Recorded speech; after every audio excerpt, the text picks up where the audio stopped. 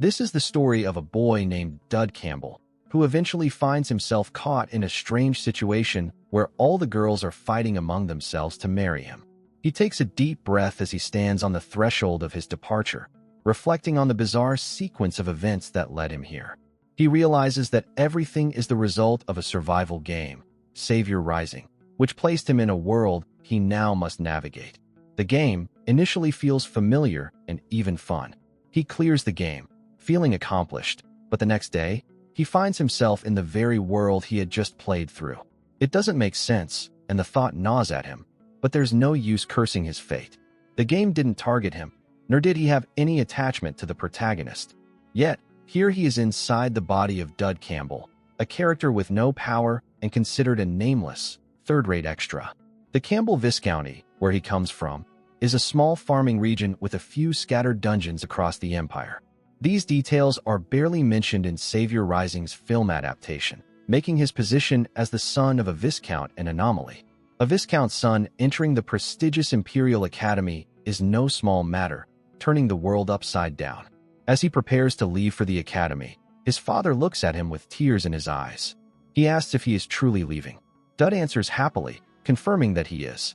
During the farewell, his father earnestly tells him that he is the pride of their family, wishing him well and advising him to take care. His father warns him not to cause any trouble, mentioning the Elfin Academy where all the nobility gather, and advises him not to draw attention to himself. Dud smiles, reassuring his father that he understands and will be careful. After saying goodbye, he checks his status. His strength, agility, endurance, luck, and authority are all F. He has no skills, no proficiencies, and no special gift. He reflects seriously on how even the most experienced players would find such a low starting point ridiculous. Still, he knows what must be done. His mission is to enter the academy and be appointed to a class. If he fails, the academy will fall into chaos due to the violence of the villains. He decides to play it safe, avoid attention, and not make any attempt to raise his family's reputation. He reassures his father, promising not to worry him. As he embarks on this new chapter, he wonders whether the main character, a powerful figure in the game, will handle things on her own. But he quickly comes to understand that the way to survive in this world is to keep a low profile. His life at the academy has just begun, and he is determined to make it through. On the way to the academy, he notices a beautiful girl sitting across from him, drinking tea. He watches her curiously, wondering why she is traveling in the same carriage. As he looks more closely, he recognizes her, Eleanor, feared by all. She is the final enemy in this world, constantly battling the main character in the game. Eventually, only the main character can face her once reaching the peak of development. Suddenly, she turns and looks at him with a serious gaze. She asks why he hasn't responded and if he is curious about something. He quickly reassures her, smiling and commenting that she looks kind and beautiful. She is taken aback by his response and asks if he's heard something bad about her or if they've met before.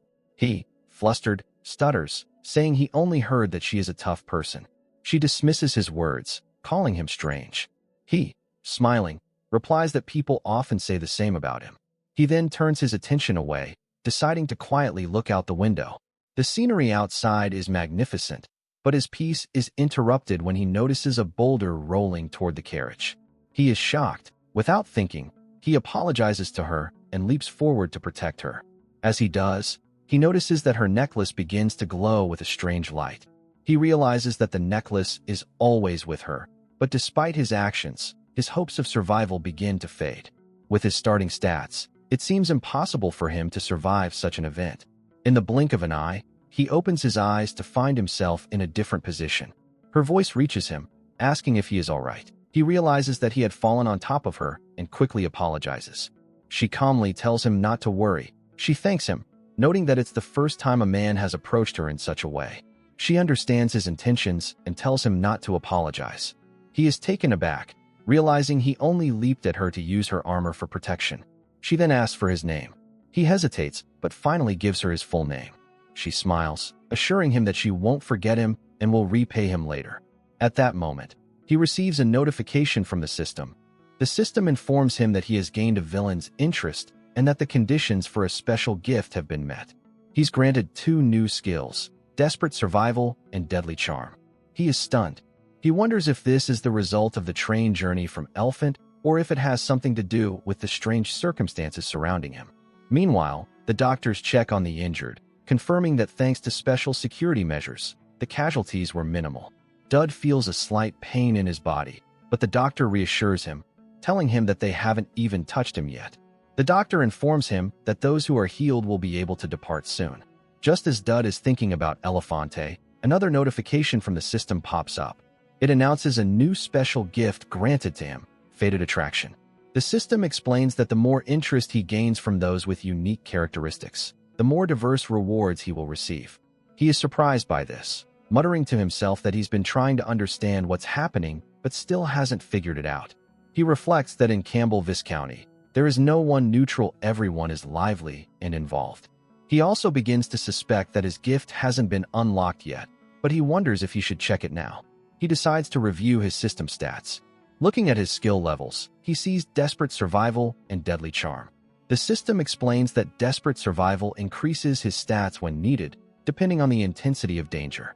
He then opens the Deadly Charm skill, which reveals that it makes it easier for him to gain the interest of people with unique traits. The more extreme the circumstances, the stronger the effect. He thinks about the implications of these skills.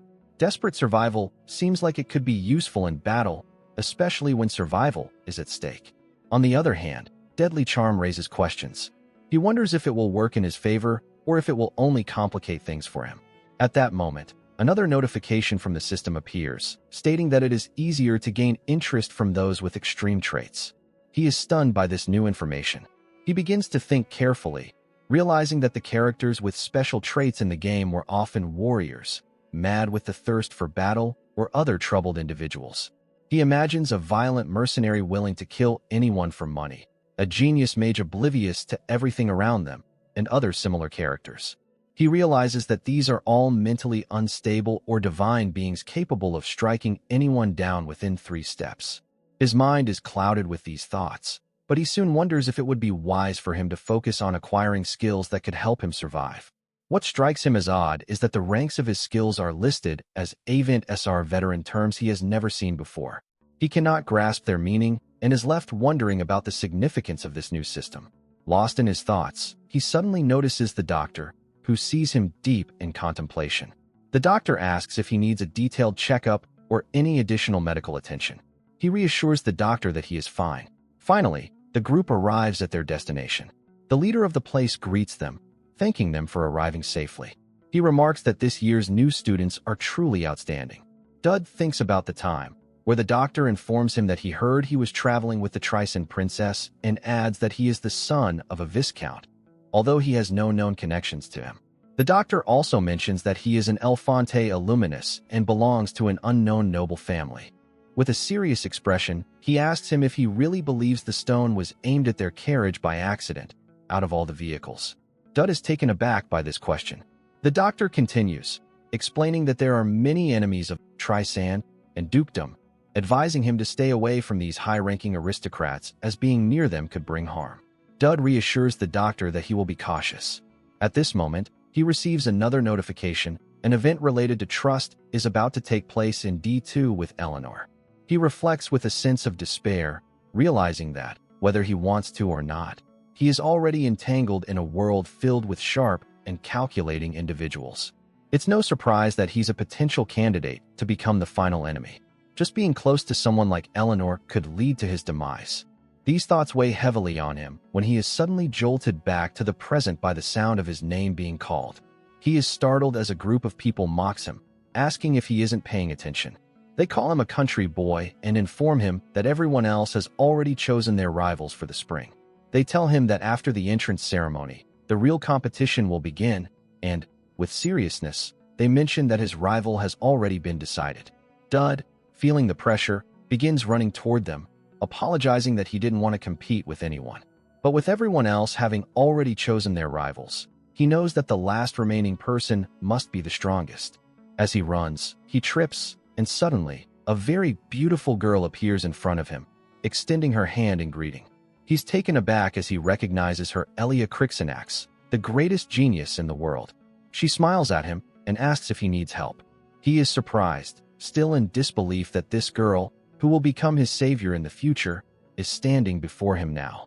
Elia is the main character of Savior Rising. The scene shifts to a quiet room where a woman listens to news that Count Crichton and Marquis Galantier have just arrived. She sits in silence, pondering the implications, and wonders if she's gone mad. She informs her companions that the entrance duels are about to begin and, with curiosity, asks when Lady Tristan will arrive. She's concerned by the fact that Lady Tristan has arrived late and questions why this is so. Just then, Lady Tristan enters the room. The woman calmly asks where she has been and states that they need to talk. Tristan and she casually explains that she was finishing some work. The woman, taken aback, sighs in disbelief. She apologizes and says that it seems they need to address some matters first. With concern, she asks if anyone has died. Tristan answers in a composed manner, saying that not many, just about 12 had died. She explains that they had been trying to assassinate her. They had dropped 2 boulders on the academy train, trying to make it look like an accident. But she had discovered their true identities, and, since she was nearby, she took care of them. The woman listens intently, and then calmly suggests that she should have left such matters to the school. But Tristan looks at her in surprise, and explains that the situation was much more complicated. She asks if the woman expects her to be like everyone else, someone who would forgive those who tried to kill her. The woman takes this in and reassures her that it's fine, but suggests that she prepare herself for the entrance tournament. She mentions that if she leaves now, she will have the chance to face Elia Crixinax, the genius, and Dud Campbell. Upon hearing his name, Tristan is shocked and presses her for more information about him. The woman notices her reaction and asks how she knows him. Explains that he had seemed completely unremarkable at first, but is, in fact, quite strange.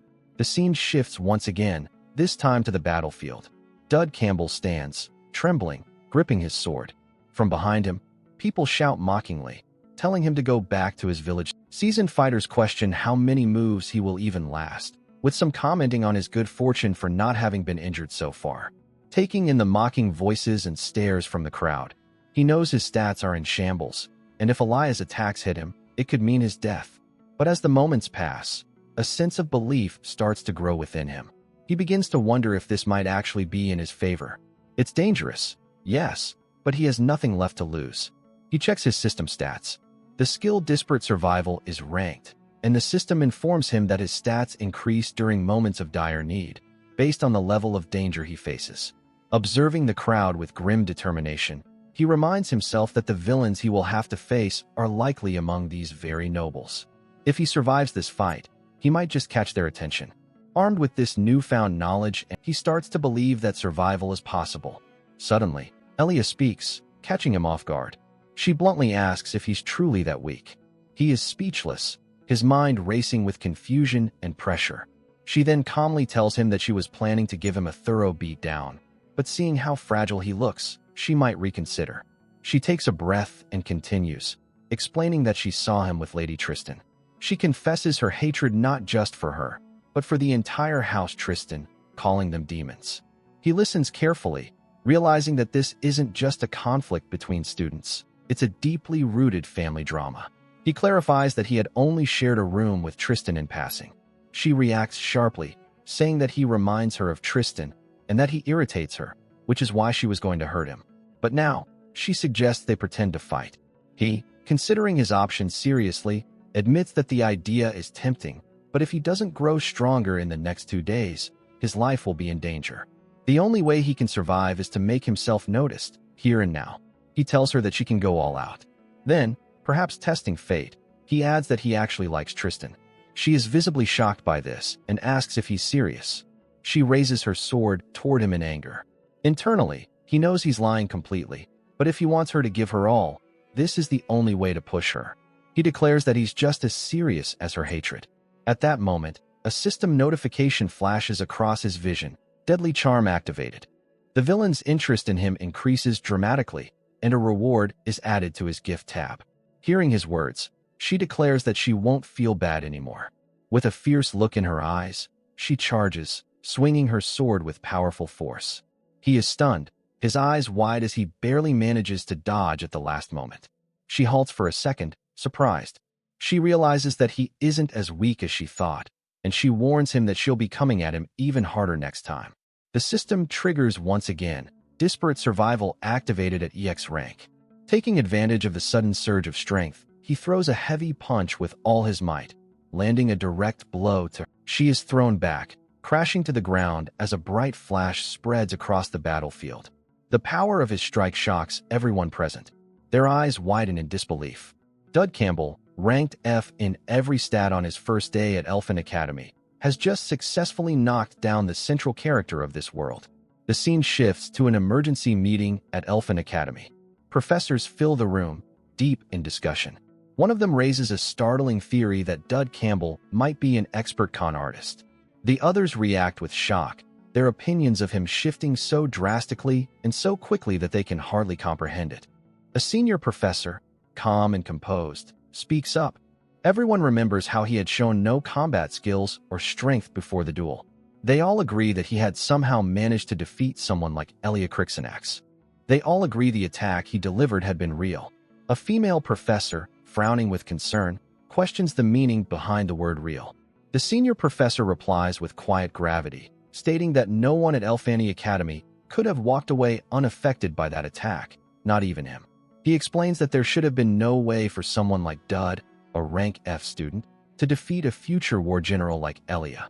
The only logical explanation, he speculates, is that Dud must have used some illegal item or external means to temporarily boost his power. But then, with equal seriousness, he offers a second possibility, that he might be an extraordinary, non-ordinary genius. Even then, the female professor nods thoughtfully. It is difficult to accept his victory without a proper explanation. And Elia's sponsor, whoever they may be, won't remain quiet about this. The situation is starting to feel like a major institutional risk. If they overlook a student who may possess incredible potential, the academy could suffer deeply. After some further discussion, the female professor speaks calmly but firmly, stating that it will soon become clear whether Dud is truly a fraud or something far more. They decide to wait and see how things unfold. Her colleague, still puzzled, asks her what exactly she means by that. She replies with quiet seriousness that this year, the Academy has welcomed some very interesting entrant students so unique that they require special attention. If he is truly one of them, as the signs suggest, then she believes he is destined to play a role in the Academy's future whether they recognize it now or not. Meanwhile, Dud's face begins to appear in newspapers, under breaking headlines. The entire world is now watching him. Speculation rises about whether he is the secret child of the Royal Knight Commander or perhaps the greatest talent ever admitted to El Fonte. Beneath his photograph, bold text declares that he is now the new star of Margrave Candgrade, the boy who, right after entering the academy, brought down Elia in single combat. Dud stares at the newspaper in shock. He can hardly believe what he's reading. This attention feels overwhelming. Just then, a system notification flashes across his screen: gift update, character information upgrade.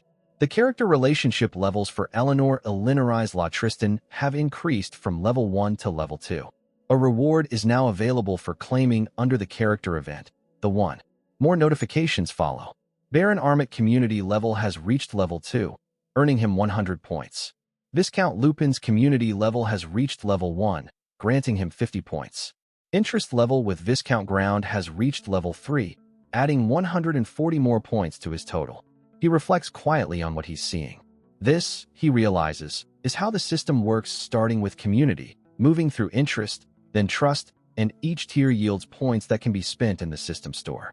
As he continues scrolling through the notifications, he notices something that surprises him. The highest level of interest so far is from Eleanor. Confusion washes over him. Eleanor, the boss who seemed completely uninterested in him, is now showing the strongest engagement.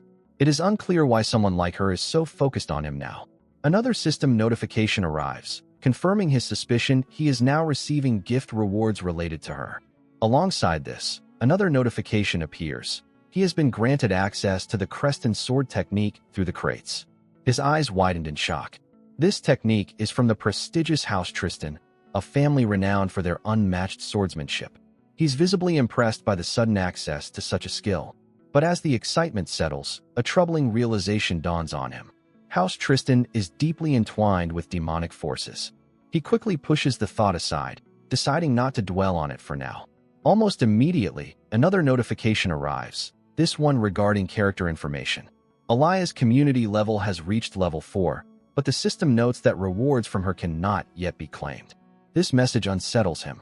He sits in silence. Alia's level is rising, even though gifts are only supposed to be granted by villains who hold positive interest in him. But she is neither a villain nor someone who shows affection for him.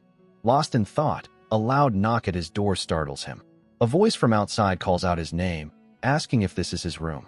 The voice sounds familiar. It's as if he's heard it before.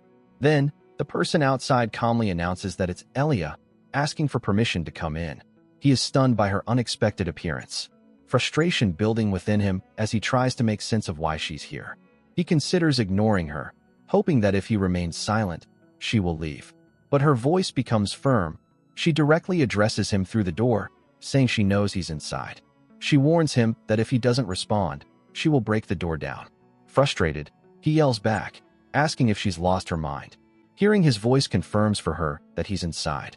She then politely asks if he can open the door, saying she only wants to talk to him for a moment. Still behind the door, he asks seriously what this is all about. She responds calmly that she just wants them to understand each other a little better. Elia walks away. She has acted impulsively, chasing after someone who clearly doesn't want to be around her. She realizes how pathetic she must have seemed, trying to force a friendship when he didn't even acknowledge her presence. There's something unsettling about the boy, something that leaves her confused and introspective. Becoming friends with someone like him is not easy. Lost in these thoughts, she unexpectedly bumps into Eleanor. The force of the impact causes the packets she is holding to fall to the ground. Without looking up, Elia instinctively picks them up. As she does, Eleanor speaks in a calm but firm voice, remarking that she should have been more careful, asking if she is hurt. Before Elia can respond, she glances at her face. In that instant, memories come rushing back. She recalls the moment when her brother, in trouble, told her to run. A cold shiver runs down her spine as anger begins to rise. She trembles slightly, unsure of how to proceed. She hesitates for a moment, her hand instinctively reaching for the sword at her side. Eleanor's calm demeanor strikes her as strange because she does not seem to sense the threat. She extends her hand to retrieve the items, still showing no sign of concern. Elia watches her carefully, her mind racing with questions. Eleanor isn't reacting. It could be that she feels so confident she doesn't even need to worry about her. Finally, Elia hands the packets back, her thoughts continuing to spiral. She wonders if Eleanor is subtly trying to tell her that she doesn't pose a threat. But the thought is fleeting as her mind shifts to Dud. She's baffled that he is somehow connected to someone like Eleanor. As she begins to walk away, she casually tells her that if she turns right at the end of the hallway, she'll reach Dud Campbell's room. Eleanor stops her and asks sharply how she knows the way to his room. Confused by the intensity of her hostility, Elia calmly smiles and replies that she was simply trying to befriend the new students. But Eleanor's expression hardens. She tells her that mingling with the opposite gender is forbidden for new students. Elia, surprised, asks if such a rule has ever been mentioned before. Eleanor replies, flatly, that she has just made the rule now, and from this moment on, she is not allowed to visit his room. Hearing this, Elia addresses her formally as president and apologetically asks what relationship she even has with him. Eleanor, walking away, answers with quiet seriousness that he means nothing to her. But before leaving, she warns her to remember everything she just told her. Elia's mind begins to churn with this new information, and the memory of something he once said about his serious feelings toward Tristran resurfaces. There's more to them than she had realized, and she senses it. She resolves to stay close to him, whatever the cost, even if only to gather information. The scene shifts to the day of the class assignment exam at Elefante Academy, a day designed to evaluate every aspect of a student's abilities. Dud finds himself placed in the highest-ranked group, a result of his victory in the one-on-one duels. As he scans the crowd, his gaze lands on Elia. She stands there, smiling at him, and his thoughts turn serious. His biggest problem right now isn't the exam, it's her. Just yesterday, he had managed to push her away, yet here she is again, in the same group as him. His mind races with confusion. At that moment, the system sends him a ratification alert, informing him that Elia's curiosity level has reached 5, though he can't receive any rewards just yet. When her interest status changes, a special event will occur. He is stunned. Her interest in him has increased again, but he has no idea why. His mind drifts back to the previous night, when snacks and a letter had mysteriously been delivered to him. The letter had wished him good luck on today's exam. The stage announcement interrupts his thoughts. Group 1, it is your turn now. He takes a deep breath, focusing on the exam. He reminds himself not to overthink Elia's involvement. It's all part of the main scenario. Just then, a notification appears from the system, informing him about the character Eleanor La Tristan. It states that the trust event has reached level 2 and that a character event will occur soon. Eleanor steps forward. She introduces herself, informing the group that she will be overseeing the exam. He is shocked to see her here. It doesn't seem like a coincidence. Eleanor's event was supposed to happen today, and now she is in charge of their group. He begins to wonder if nothing happens during this exam. It would be more than strange. The previous day, all the professors at Elefante Academy had gathered for a meeting. They discussed his unexpected victory over the warrior candidate and agreed that if he truly possessed such remarkable skills, they were eager to see how he would perform in the class assignment exam. They concluded that the test's supervision should be entrusted to the student president. Thus, the responsibility and authority were formally handed over to Eleanor. Now, she stands in front of the students, calmly instructing them to head toward the exam location. She informs them that the questions will be revealed once they arrive, and many students speculate that a great deal of preparation must have gone into this setup. In quiet compliance, they follow her. As they step into the hallway, the lights suddenly go out. The entire area is plunged into darkness. The students are taken aback. Elia, sensing something unusual, turns toward Eleanor and asks with calm seriousness whether this situation is part of the test. Eleanor remains silent, offering no response. Dud, observing the unfolding situation, begins to think seriously. He believes he can answer the question himself after all. The entrance is sealed, and the lights are completely gone. At that moment, he receives a system notification that Eleanor's event has begun. The notification shifts his focus. He starts to suspect that what he's witnessing isn't a test, it's a trap. Another system notification follows, giving him further details about Eleanor's event type, assassination attempt. The notification warns that surviving members of the Grove still target her, and he is instructed to protect her. As he scans the room, he notices a few students whispering among themselves, discussing what their next move should be. They seem to believe they will be safe, but they remain uncertain about the events unfolding. Some mention the possibility of leaving immediately, unsure of what to expect in the darkness. It's then that he has a sudden realization. These students are all part of the main character's core party. His memory sharpens, and he recalls that this is the very scene where they all meet for the first time. Everyone in this room is essential to the plot, and this moment marks the beginning of their interactions. Turning to the wall map, he calmly speaks up, suggesting that the central hall would be the most strategic location to head toward. The others look at the map, surprised by its existence. Dud explains that the central hall likely contains supplies and emergency equipment, but most importantly, it's a large open space. It would be far easier to defend against an ambush there than in the narrow hallways they are currently in. The mention of ambushes causes the group to take notice. Dud glances at Eleanor and Elia and tells them that they must have felt it too. They're not alone here. With the gravity of his words, he declares that he will go somewhere else, which catches everyone by surprise. Elia, now concerned, questions him seriously, asking why he would choose to head in the opposite direction from the central hall. He responds calmly, saying that it's necessary, though he can't explain why at the moment. He assures them that he will explain later, but for now, he knows that his course of action is vital. The others, still unsure but trusting his judgment, begin moving toward the central hall with Eleanor. Dud, however, turns down a quiet, deserted hallway. He feels that perhaps having her by his side earlier had given his words more weight. For now, he resolves to remain hidden until the event concludes. After all, the target of the assassination is Eleanor, not him. If he stays out of the way, no one will pay much attention to him. However, someone calls out to him. A man appears, looking vaguely threatening. The man claims that he's here to fix the power issue and asks him if he can guide him, explaining that his vision is impaired in the dark. At that moment, Dud receives another system notification that a dangerous situation is detected. On the other side, under Eleanor's leadership, the group reaches the Grand Hall. As soon as they arrive, one of the girls in the group, visibly anxious and turns toward Elia. Her voice trembles as she asks whether she truly believes Dud will be fine on his own. Elia remains calm. She answers the girl without hesitation. Whatever he is doing, she says, there must be a plan behind it. He wouldn't take a step like that otherwise. Then, as if sensing something more, she adds that it's not just him they should worry about. There's a strong sense that something bad could just as easily happen to them too. Meanwhile, down a hallway removed from the others, Dud leads the stranger forward. The man walks beside him. His mind lingers on Eleanor, how she managed to eliminate the advance party.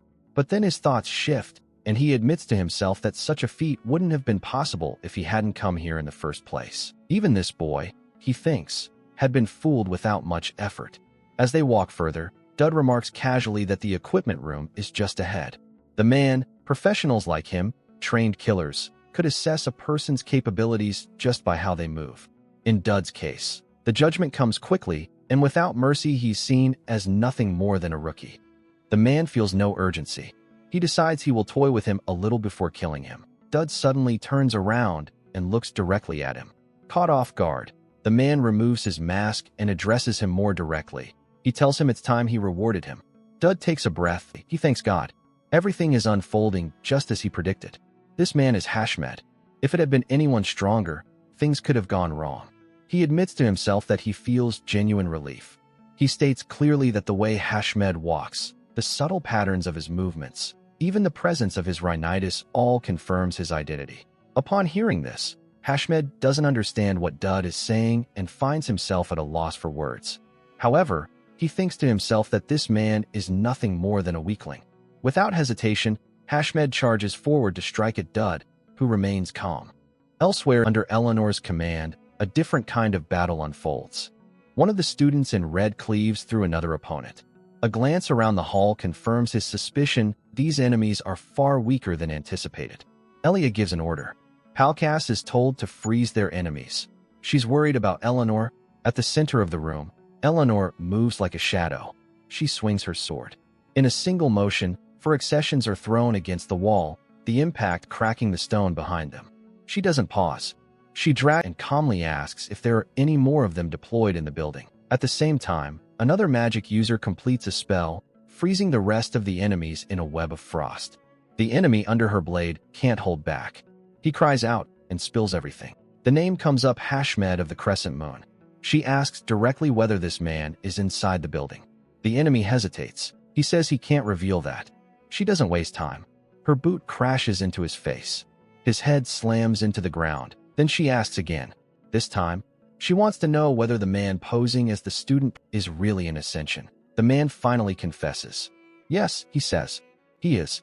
He came with them. Elia steps forward slowly. She asks what kind of person would go this far. Eleanor looks at her quietly. She answers that they tried to kill her. Hashmed, she says, is an accession who can copy someone's appearance after killing them. Then, her voice steady, she asks Elia who in this building would be the easiest target. Elia thinks carefully. Her thoughts, almost against her will, drift toward Dud. The realization dawns like a blow. It's possible that he used himself as bait to lure out someone like Hashmed. She doesn't understand the reason behind it. No one should go that far. The assassins were after Eleanor. Dud had no reason to put himself in such danger. There's uncertainty about what exactly his relationship with her is. Eleanor's voice breaks the stillness. She says again what she said before: they're nothing to each other. At least, that's what she knows. Elia doesn't know what to say anymore. Far from them, Dud and Hashmed continue to fight. And now, Hashmed is losing badly. This shouldn't be happening. Hashmed, a trained killer, begins to panic. His thoughts spin. The activation of Guardian's soul makes no sense. That barrier only reacts to weapons, yet Dud is wielding a wooden staff. He tells himself that this school is ancient, that maybe it's full of strange phenomena. Still, he clings to one last excuse. An accession is a weapon in himself. But even with that, nothing explains the beating he's receiving. Dud stands calmly. Then another system notification flashes into Dud's vision. He has successfully executed the SWAT technique. His proficiency in the Tristan sword technique has increased. He is momentarily surprised. The system is recognizing his growth. But the fight continues. Hashmed, he falls, his body broken. He lies on the ground. His voice trembles as he speaks. He says he used him, that he was a pawn from the start. Then he states that no one truly knows who he is. The system responds before Dud can. Another message appears. Deadly charm has activated. The villain is awestruck by his detailed plan. Hashmed begins to understand. The plan wasn't random. Dud brought him here deliberately. Safe zones forbid weapons. But Hashmed, being in accession, became a weapon inside that zone, and Dud had used that fact against him. He tells him that if he won't explain, then just kill him. Dud's voice is quiet. He says he doesn't intend to kill him. Hashmed is stunned. He demands to know why. Dud's answer is simple. He tells him to spread the word that no one is to approach Lady Tristan. And they should remember that even someone like him barely made it out alive. He doesn't know who sent the assassination order, but he knows they'll try again. If they do, there's a risk the gray demon inside Eleanor might awaken. That cannot be allowed to happen. Hashmed listens. After a moment, he asks, almost amused, what he will do if he comes back. Dud answers without hesitation. Then try again, he says. Because next time, he'll be there too, protecting her. There's a pause. Then Hashmed asks if Lady Tristan is really that important to him. Dud looks at him steadily. He says yes. The system responds again. Deadly charm has activated. The villain's favorability is rising exponentially. The notification repeats. And just as he turns to walk away, he freezes. From the shadows ahead, Eleanor is approaching, her eyes locked on him. The scene shifts inside the principal's office of Elefante Academy. She speaks, voice serious and worn, telling Eleanor that she understands why the chancellor is outraged. The whole situation has spiraled out of control, and yet somehow, they're expected to track down the perpetrators immediately. She admits a chilling possibility this situation is not just mismanagement or coincidence. It feels like the academy is breaking down from the inside. The details surrounding the assassination attempt, the timing, the path chosen, all of it suggests the presence of a spy. Someone on the inside. Eleanor listens quietly. The woman continues, saying that she knows political attacks against her are now becoming routine. Still, the fact that this is the second attempt on her life means their enemies are no longer just testing the waters. They're committed. Eleanor gives a small nod. The woman's tone grows heavier. She confesses that something about this particular attack feels different. There's a structure to it, a certainty. Whoever arranged it will undoubtedly strike again. And yet, all the students who were involved with her during the incident have received formal recognition for their actions. Commendations were distributed without hesitation. Not a single injury was sustained, and everyone contributed in some way except for one person. She frowns. The one anomaly is Dud Campbell. Despite being present, he has received no commendation, no recognition, and no explanation. She says it plainly. There's no logical reason for his exclusion. And she admits openly that she doesn't understand why. A pause follows. Then she looks at Eleanor. She says it feels as if he is deliberately avoiding attention from the academy's upper staff. Eleanor, still composed, agrees quietly. She's thought the same. The woman narrows her eyes. Her voice sharpens. If Eleanor says I wonder one more time, she warns she'll hit her. Eleanor remains unfazed and tells her to go ahead. That breaks the woman's restraint. In a burst of irritation, she grabs a nearby cup and hurls it toward her. She demands to know what her problem is. Still seated, still composed, Eleanor simply asks what she means. The woman's tone shifts. She tells her that she has been disconnected all day, her focus lost, her thoughts elsewhere. With a serious expression, she says that she doesn't know what's going on inside her. But unless Eleanor explains, she's done helping her. Then Eleanor finally speaks. She says she thinks she's become interested in something. That surprises the woman. Her brows rise as she leans forward, asking what exactly she means. Eleanor answers without pause. She thinks she's grown interested in someone. Then she exhales the name that's been circling her mind since the start, Dud Campbell. A silence falls again. The woman stares. Then she asks with disbelief if she actually likes that country bumpkin. Eleanor answers firmly that she never said that. Not yet. That one word yet stuns the woman even more. She stares at her like she's grown another head. She mutters that she doesn't have the slightest idea what he could have possibly done to catch her attention. She wonders what Archduke Tristram would say if he heard about this. Still, Eleanor doesn't waver. She says clearly that she does not fancy Dud, but the woman's face shows she doesn't believe a word of it. Her expression says she's convinced Eleanor is lying to herself. She leans back in her chair, then asks if he was treating her kindly. Before Eleanor can answer, the woman continues. She says someone like her should have started out suspicious. That's the expected reaction. After all, she's not just anyone. She's a daughter of House Tristran. She has to be careful. Elnor agrees softly. She's merely going to test him. As long as she keeps observing, she says, she'll be fine. The scene changes. Inside a quiet room, Dud lies on his bed, a letter clutched tightly in his hand. The letter explains that no class can be assigned to him yet. The academic team is still analyzing the situation to find the most suitable placement. They assure him that a favorable outcome is likely and ask him to remain patient. He frowns. Then, with a frustrated breath, he clutches his head. He doesn't want any of it. He wishes they would just dump him into some low-profile, worthless class and be done with it. But the thought lingers. The academy is not following its rules, and there is no logic behind his exclusion from something like Elias' party. Then, a notification appears before him. The system message announces the completion of the first main quest. Additional information has been unlocked. His new objective: resolve the incident that will occur during the freshman reception ceremony. The reward exclusive equipment materials will be granted upon success. He focuses. The freshman reception ceremony, that's the moment when classes are finally revealed. Every role, every specialization, from archer to priest, is determined there. The system has confirmed it. His future build depends entirely on his training choices. He considers this. If Elia focuses on swordsmanship, then he'll aim for physical strength.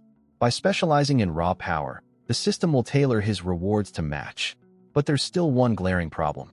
Another notification flashes. This one shows Elnor's character details. Her trust level has surpassed level 5, and affection has temporarily increased. A reward is now available. She is listed as a notable figure. Upon her emotional shift, a special event will be triggered. The countdown is 3 days. Another message follows immediately. Elia's interest level is also at 5. Her emotional change nears. She, too, is flagged for a special event. And the timing is also 3 days. He closes his eyes. It's all happening at once. The final boss, the protagonist, the main quest. It's all converging. Then, one more notification. The gift reward from Elnor has been received. A skill duplication pass. He stares at it, stunned. The ability to copy a skill is beyond broken. He almost laughs at how ridiculous it sounds. He thinks about using it to steal a final boss's power. He regains his calm. No, not now. Using it would be a waste. Elnor and Elia may be strong now, but they're only going to grow more powerful. When they gain their true, absurd abilities, that's when he'll strike. For now, patience is key. 3 days. That's all the time he has. Fortunately, he already has a plan. Night cloaks the sky in black. Inside an old equipment warehouse, he walks carefully. A mask covers his eyes. Each step is measured. He inhales slowly. The point store is more useful than anyone could imagine. A flashy system message greets him. His haste position offers slight agility. The shadow mask boosts it further. Catwalk shoes now muffle his movements. SR tryhards once called this the ultimate treasure farming spot. After bypassing every security measure, he's finally here. He begins searching. The system notifies him again. A stamina recovery biscuit. Its effect sounds ridiculous, like something out of a sales pitch, but he has a hunch it might work. He presses forward. After scavenging through crates and forgotten piles, he starts collecting what he came for. Almost everything is already in his possession. All that's left now is the most important item. He digs deeper. Finally, he finds it buried under layers of old equipment. The Ultima of Divinity. A burner pulsing with ancient strength, said to contain power sealed for 1,000 years. Relief floods him. He holds it close, quietly thankful. Then he sees movement. A mountain of equipment trembles nearby. Pebbles fall. Then, from within the shifting clutter, a girl collapses. He rushes to her without hesitation. It's Yuria. He lifts her. His mind races. Yuria is also known as the Grey Haunter. Chapter 2's boss. The cursed SWAT goddess. It hits him then. The Ultima of Divinity, this warehouse, it's hers. That's why she's here. Before he can do anything more, a faint glow surrounds her. In the blink of an eye, she breaks free. A sudden system warning strikes him. Lethal threat detected. Another follows. Desperate survival mode activated X rank. His instincts kick in.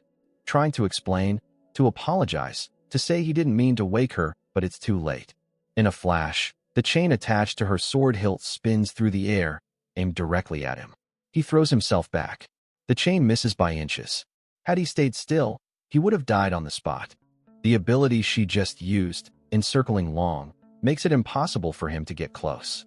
Even if he wanted to counter, he wouldn't have the range, and even if he had the range, the power disparity is too overwhelming.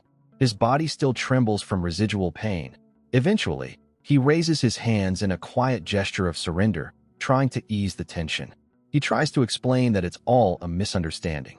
She doesn't listen. Her chained weapon spins at a constant rhythm, its blade gouging into the ground with each rotation. He keeps defending himself, struggling to buy time. But before long, she drives him into a corner.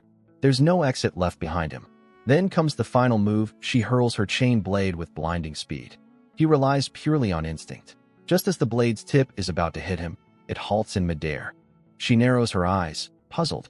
Eventually, she retracts the weapon. He already knows why. It's the curse. The boundary of 3.5 steps. Any opponent who steps within that cursed radius is destined to lose. But the condition works both ways. She herself cannot move beyond that range. That's the binding placed upon her by the weapon she carries. She grips her sword tightly. She questions whether he has the courage to take a single step forward. He doesn't answer immediately. He wonders aloud if that's what she wants to provoke him into stepping forward so she can end it. Realization dawns on him. He can't escape. He has no other route. The place they stand in is her space cut off from others. Even the academy staff do not frequent this corner of the grounds. She has been left alone here, with nothing but her weapon and her silence. Then, a small moment, he suddenly asks if she wants a biscuit. He extends his hand, holding out a few stamina recovery cookies. She studies him. The hostility doesn't vanish, but it's no longer escalating. She responds with suspicion, questioning whether he thinks food can bribe her. Without speaking again, he tosses one of the biscuits toward her. She moves. She dashes after it and acts almost mechanical in its speed. Once she has it, her posture changes. She seems more centered now. A thought stirs in his mind. Maybe she really couldn't communicate while hungry. He had come dangerously close to dying. She asks who he is and why he came. He hesitates. The truth is sharp and ugly. He came to steal. But he can't say that. So instead, he tells her that he was sent to bring her food. That someone he knows asked him to look after her. This answer catches her attention. She begins to question who that someone is. He chooses silence where it matters. He knows that the current misunderstanding could be useful later. By all rights, he should not be meeting her this early in the game. He then speaks again, telling her not to worry. Her sister is safe in the Holy Empire. That sentence changes her expression completely. Her eyes widen. He continues, telling her that for now, the Emperor isn't paying attention to them, but it won't stay that way forever. She needs to remain hidden. He assures her of that, and then he walks away. Before leaving entirely, he tells her he'll return. She hails from the Holy Empire. Her presence in Elefante is due to an explicit order from the Holy Emperor. The sword she wields is infamous across continents, believed to be of demonic origin. She isn't just its wielder, she is its vessel. And because of that, she is cursed and bound by the 3.5 step rule. This is why he believes it is necessary for someone like her to be reminded that family still exists, that she hasn't been forgotten entirely. He knows that she must be shouldering an unbearable amount of pain, and there's likely very little left in her to hope for. The day rolls forward. The following morning, all students gather atop a high cliff that overlooks the academy sprawl. Before them stands a professor named Ophelia. Ophelia then informs them that the freshman reception ceremony is just a few days away. On that day, every student will be required to choose both a major and a minor. She continues, stating that there are 5 main departments: knighthood, spellcraft, engineering, production, and clergy. In the midst of this, a student raises a question. He asks whether the same curriculum is taught in the tribal association as it is in the Holy Empire. Ophelia nods, affirming it with calm warmth. Yes, they do follow the same structure. The education given at the furnace of battle and the Great Temple is the same as what they're receiving now. She adds a caution that there's no reason for them to consider transferring out. Then she begins to explain the majors in more detail as Dud stands in the crowd. He doesn't speak. He listens with quiet focus. He knows this is a tutorial event, a designed segment to explain the mechanics and world structure. But even if he knows that, he cannot afford to skip it. Skipping it would mean throwing away everything he's done so far. Time flows. After a while, another student steps forward and points at the horizon. He asks whether that glowing land in the distance is the White Zone. Ophelia pauses. She reflects. Then she confirms that yes, it is the White Zone. She warns everyone that it is a forbidden region. Entry without authorization will bring punishment. Everyone turns to look. A strange, red glow pulses across the vast land in the distance. Dud's gaze lingers. That place is not ordinary. It is where the divine clashed with the damned heaven and hell, gods and demons. Messengers and warriors empowered by the divine sealed the demons there. Even now, centuries later, the tension between death and divinity still pulses in the air. This is why the Holy Empire, the tribal aliens, and the Empire forged a pact with the Golden Triangle to monitor the area constantly. The network includes Elfanti and the other academies. As he reflects on this, another student asks whether they're allowed to go there just to take a look. Ophelia responds with clarity. It's permissible to walk near the border just inside the Seraph's protective barrier. Beyond that, it's unsafe. Inside, it's secure. Dud smiles faintly. He's already thinking ahead. The planned excursion is meant to go from half-launch and back. But his intentions are drifting toward something else entirely. He thinks about the Seraph, beings above angels, entities said to flip mountains, stir oceans. It was they who built the divine barrier. He knows that without it, this academy wouldn't exist this close to the White Zone. Eventually, the students reach the designated spot. Ophelia announces that they'll eat lunch here. Dud stays quiet. The divine protection is what makes this proximity possible. He eventually walks to her, asking politely if he may eat alone. He explains that he feels uncomfortable around the others. She studies him. She's aware of the whispers of what others have been saying about him. She gives him a warning not to go too far. It could be dangerous. Dud nods and walks away. Some students mutter, sneering. They think the country boy is getting full of himself. Unbothered, Dud begins to set up. He pulls out his supplies. A unicorn's horn, a phoenix's feather, a fan made from coral berry leaves. His preparations are methodical. Finally, he draws out the artifact given to him by Uriah the night before, one he had not revealed to anyone. He places all components inside. He lights them. A violet smoke begins to rise. He blows on it sharply, and the smoke grows denser, the scent sharper. He feels something realization creeping in. As he begins to wonder whether he's missed something, the magic activates. A presence thickens around him. The object hums softly. Then it becomes clear. This is why he came. This is the access point. Suddenly, the world in front of him erupts. A radiant burst of light blinds the area, and he hears a voice echo through the veil, asking aloud where the Allied forces are. Before he can form a response, another voice breaks in with a sharp tone, pointing out that instead of leveling the ground as instructed, someone merely dug a drain and left. Immediately after, the first voice returns, now directing its words toward another figure, noting that the Jurian group has once again been blamed for the mess. Their attention shifts entirely to him, standing just nearby, observing them. For a brief moment, they simply stare at him.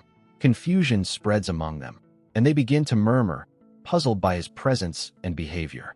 The angels begin returning to their tasks. One attempts to take a brief rest, only to be met with irritation from his partner, who scolds him and demands to know why his shovel isn't moving.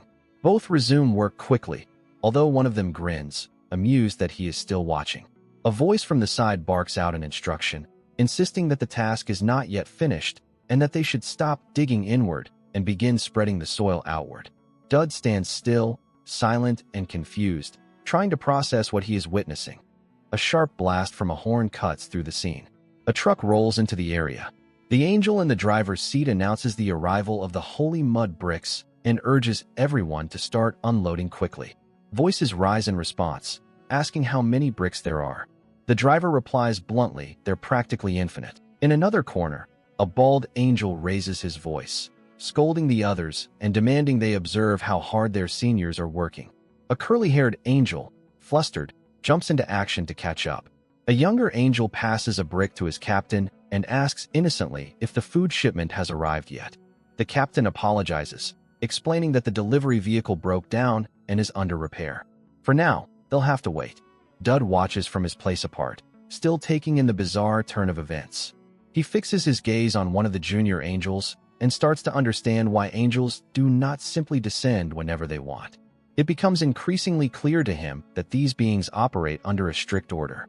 Their world is a military system disciplined, hierarchical, and bound by chains of command. The realization sinks in. The rules of this realm are nothing like the physical one. He recalls the in-game progression meeting angels was something only possible after Chapter 2. Direct interaction with the high-ranking ones happened far later. Lost in these thoughts, he is suddenly faced with a large spread of food placed before him. There's a variety of items, more than he had expected. Gratitude stirs in him, and he quietly thanks the angels in his heart. As he begins to eat, he notices whispers rising among them. They are surprised he is still watching them so intently. They begin speculating about what he might have brought and are amazed at how much he is eating. A few start eyeing the food with longing, murmuring among themselves about asking for a little. A female angel breaks their thoughts with a sharp reminder that the human hasn't fulfilled the conditions for descent yet. She sternly orders them to return to work and unload the rest of the bricks. Dud observes this dynamic with quiet calm. He speaks in a measured tone, advising them to eat first before tiring themselves out with more labor. His words reach them clearly, and the offering transfers. The food appears in the hands of the angels. Eventually, their captain grants a short 10-minute break. The angels dig into the meal eagerly. They find sweet rolls among the food, and even a stick included, and their surprise grows. Watching their reactions, Dud thinks to himself how different the laws of this world are and how his single portion is enough to feed all of them. Their captain then turns his attention to him and gestures toward the thurible in his hand. He recognizes its importance and offers to bless it. He asks him what he would like in return, as long as it is within reason. He promises to do his best to grant it. Dud is taken aback. There's been no formal negotiation, no exchange of cards, no strategy from his side, and yet the blessing is offered so freely. He had prepared detailed plans for such an event. Now, it is unfolding effortlessly. He questions whether the original storyline had such a simple path laid out. The captain senses his thoughts. He looks at him with calm clarity and tells him that perhaps it is insight that matters here, the ability to see the nature of things just by looking. He notes that Dud seems to be informed and that this is not accidental. He adds that he has an ability he hasn't developed yet, and it would benefit him greatly to invest in it. Dud considers this in silence.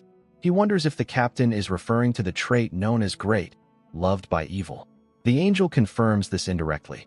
He states that the gift is far stronger than he realizes, and how it is used will be up to him. It is because of this gift, he explains, that a cruel yet strangely kind being has become interested in him. Dud hears this and quietly acknowledges it.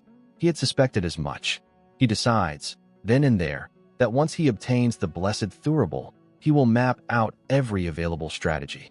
Survival will be his anchor. Elsewhere, a high-ranking angel watches him with interest. Large, majestic wings folded neatly.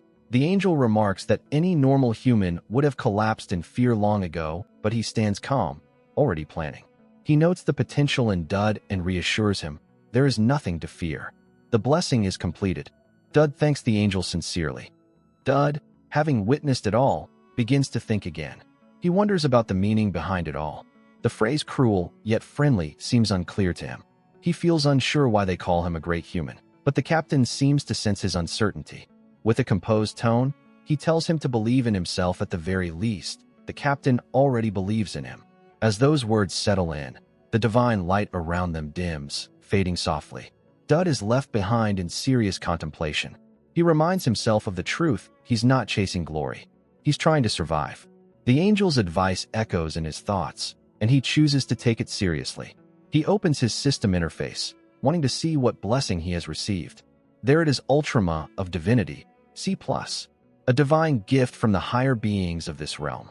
It contains 2 core abilities. The first is aestheticism, C. It lets him convert excess conditions into temporary constitution using a small amount of mana.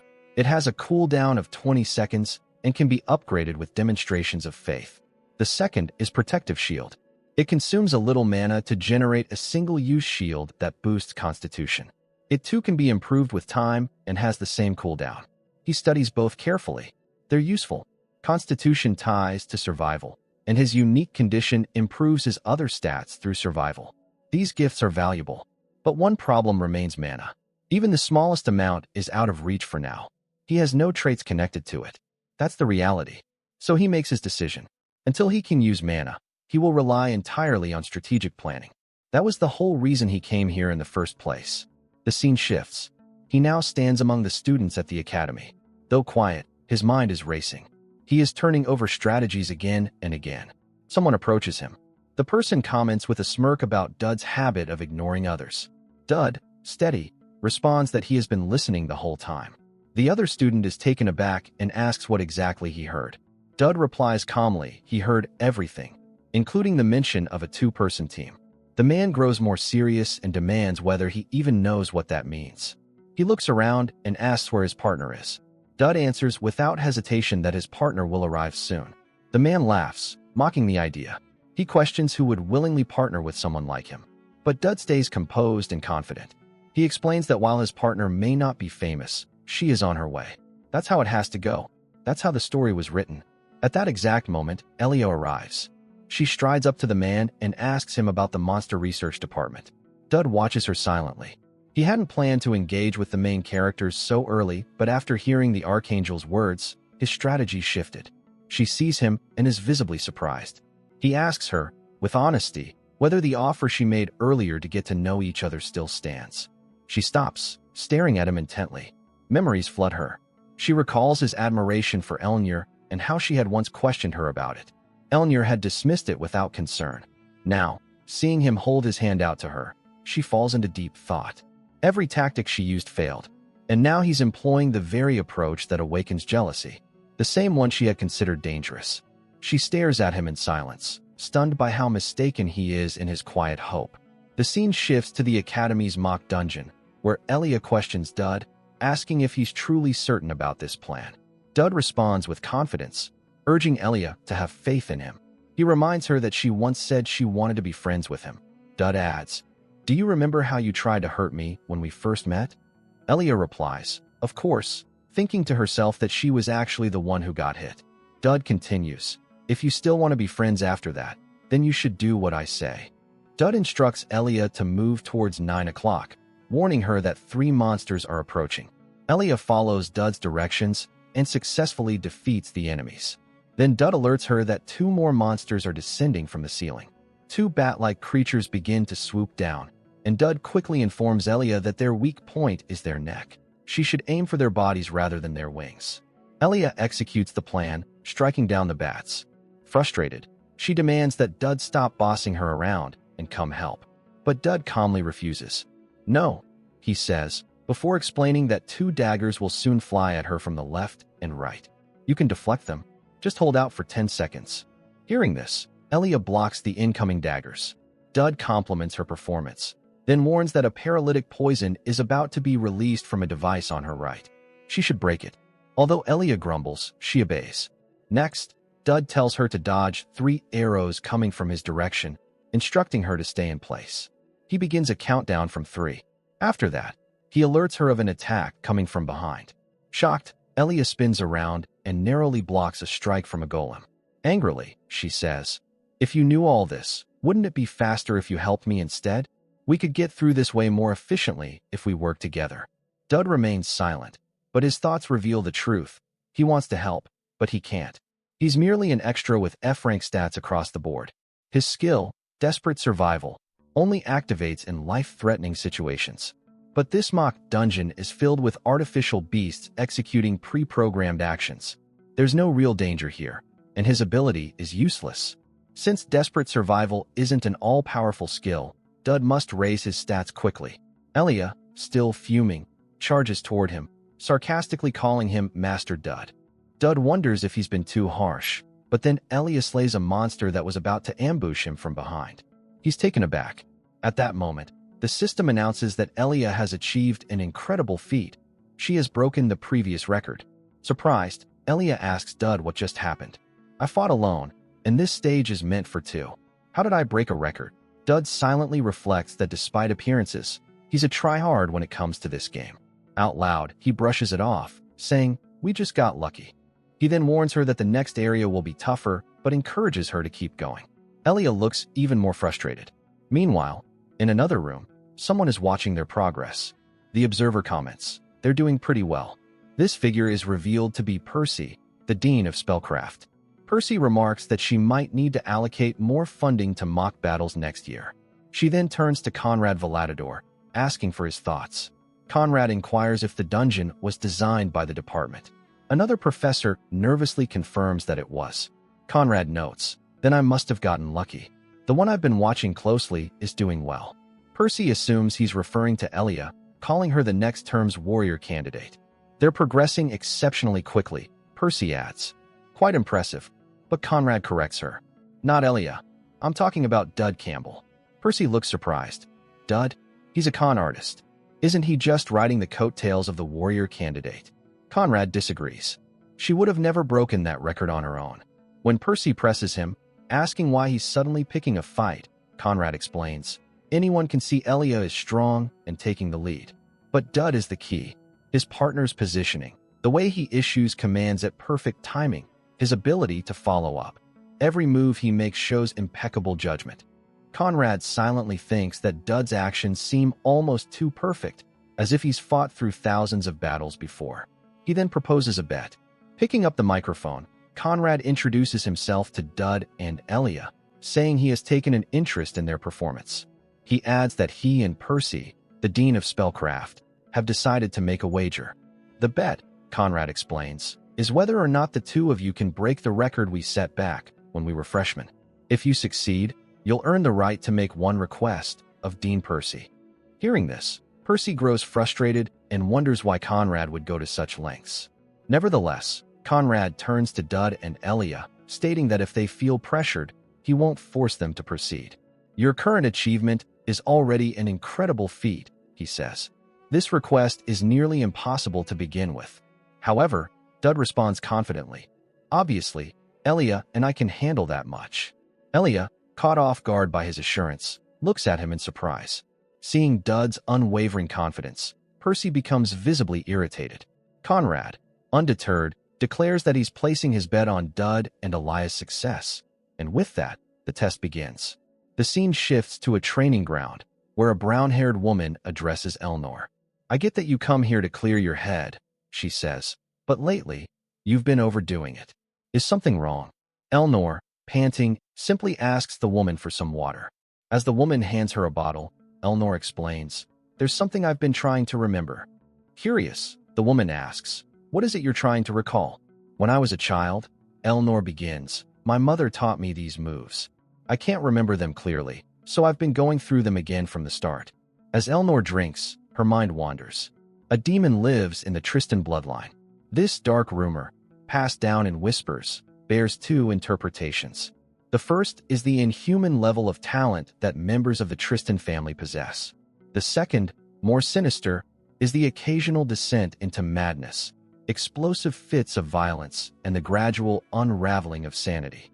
It is for this reason that, despite the awe-inspiring accomplishments of those from the Tristan household, their later years are often marked by tragedy. "Is it something serious?" the woman asks gently. Elnor shakes her head. "It's nothing to worry about. I don't think much of it now." "If you say so," the woman replies, trailing off for a moment before adding, "Then I guess I can go ahead and tell you." "Why are you being so hesitant?" Elnor asks. "I told you, nothing's going to bother me right now." The woman hesitates no longer. "It's about that information you asked me to report immediately if I heard anything. I just got word from a junior of mine. Dud Campbell is currently working under the next term's warrior candidate." That grabs Elnor's attention. The woman continues, "I'm talking about Elia Crixinax, the same girl who fought Dud earlier." "You mean those two teamed up?" Elnor asks, narrowing her eyes. The woman nods. "Most likely because the mock battles require teams of two." Elnor lets out a long breath and turns her gaze toward the horizon. "Take me to them." The woman looks puzzled. "Wait, didn't you just say you don't think anything of it?" The scene shifts to the mock battle dungeon, where Elia asks Dud what he plans to do. She acknowledges that while Dud is clearly skilled, challenging the all-time record seems excessive. "Is it really worth it?" she questions. Dud responds simply, "Yes." Elia, taken aback by his self-confidence, asks if he has a solid reason for doing this. Dud, thinking to himself, knows he can't tell her the real reason, that artificial monsters follow consistent movement patterns, making it easier to target their weak points. Instead, he looks at her and says, "Because you're here with me." Elia scoffs, "I can't believe you." Just then, Conrad asks if they're ready. Dud replies confidently, "We've been ready." Conrad informs them that the difficulty level of the final section can be adjusted, and the higher the difficulty they overcome, the more bonus points they'll receive. Without hesitation, Dud tells him to set it to the highest level. Percy, now clearly frustrated, mutters that she can't believe these freshmen. She dislikes the reckless energy they're giving off. This is going too far. The highest difficulty level simulates near-real combat, meaning Dud and Elia could be seriously injured. Still, Dud insists there's value in taking the risk. Conrad agrees and initiates the challenge. Dud turns to Elia. "Don't be nervous," he tells her. "We're just getting started." Back in the professor's room, Percy sips her tea, visibly annoyed. "I can't believe Conrad," she mutters. Conrad chuckles. "You're acting like this is new. Didn't we do the same thing with our last freshman class?" Percy replies, "That was entirely different. These students could get seriously hurt." Conrad remains calm. "We'll see. I'm sure Dud has a reason for his confidence. And if it gets too dangerous, we'll step in and save them." Inside the dungeon, the monsters rush Dud and Elia in unison. "The highest level has been activated," Conrad announces. "Time to prove yourselves." Frustrated but determined, Elia yells, "Let's go, Dud." Dud then receives a system notification, "Danger detected." As the monsters close in, another window pops up, threat level classified as life-threatening. Instantly, Dud activates his skill and, with one clean strike, takes down a monster. "That's it," Conrad shouts. "That's what I was waiting for. Did you see that?" Percy is stunned by his outburst. Watching Dud in action, Elia thinks to herself, "I knew it. He had a plan all along." Percy, shocked, mutters, "So he was pretending earlier." Dud then charges forward with incredible speed, taking down monster one after another. "I don't blame you," Conrad tells Percy. "I'd have reacted the same if I hadn't seen Dud's transformation myself." As the battle progresses, both the monsters and Dud will continue evolving. They'll grow together. Percy is left speechless. We then see Elia and Dud fighting side by side. Elia gets pushed back by a powerful strike, but manages to block it. She calls out to Dud. He immediately responds, leaping into the air and using the Tristan sword technique La Volpe. With multiple swift strikes, he defeats the monster. Suddenly, an announcement rings out. "Congratulations, Dud Campbell and Elia Crixinax. You have broken the all-time record." But the celebration is short-lived. A surviving monster rises behind Dud, preparing to strike. At the last second, Conrad intervenes, taking the monster down and saving Dud. "It looks like Dud has set an unbreakable record, one that may last for years," Conrad says. Who would have thought a freshman could clear Elfante's artificial monsters like they were nothing? Elia lights up upon seeing Professor Conrad. He congratulates her on her effort, and Percy arrives shortly after. Conrad turns to her with a smirk. "Looks like I won." Percy, annoyed, mutters, "Must be nice." Later that day, Dud and Elia receive a document entitling them to rent one item from the Vision Warehouse and granting them the right to request a favor from the Dean of Spellcraft. Elia is amazed. Dud, however, downplays it, saying, "Isn't this something any freshman can access?" Elia shakes her head. "I've noticed something about you, Dud. No matter what happens, you always seem calm, like you already know how everything is going to play out. It's like you've planned it all in advance." Dud doesn't respond. Internally, he admits the truth. "Of course. I already know how all of this unfolds." Elia then extends her fist. "Don't guys always do this with their friends?" she asks with a grin. They bump fists, and a window appears. Elia's curiosity stage has reached level 5, nearing trustworthy stage. As Elia turns to leave, she says with a smile, "See you tomorrow, Dud." Watching her go, Dud reflects. I don't know if she's just being friendly, or if she's just odd. At that very moment, he's caught off guard. Elnor appears, having come to meet him. Wasting no time, Elnor asks Dud if he likes that freshman. Dud is surprised by the sudden question. In his mind, he thinks, since desperate survival isn't activating, it seems like Elnor doesn't plan on doing anything to me. Wait, isn't that obvious? It's not like I'm her boyfriend or anything. Elnor, unfazed, says calmly, "I'll only ask once. Do you like that freshman?" Suddenly, a system window appears, "Danger detected." Dud realizes he needs to say something. After a brief hesitation, he replies, "I've been training with Elia this whole time, but I still wanted to see you."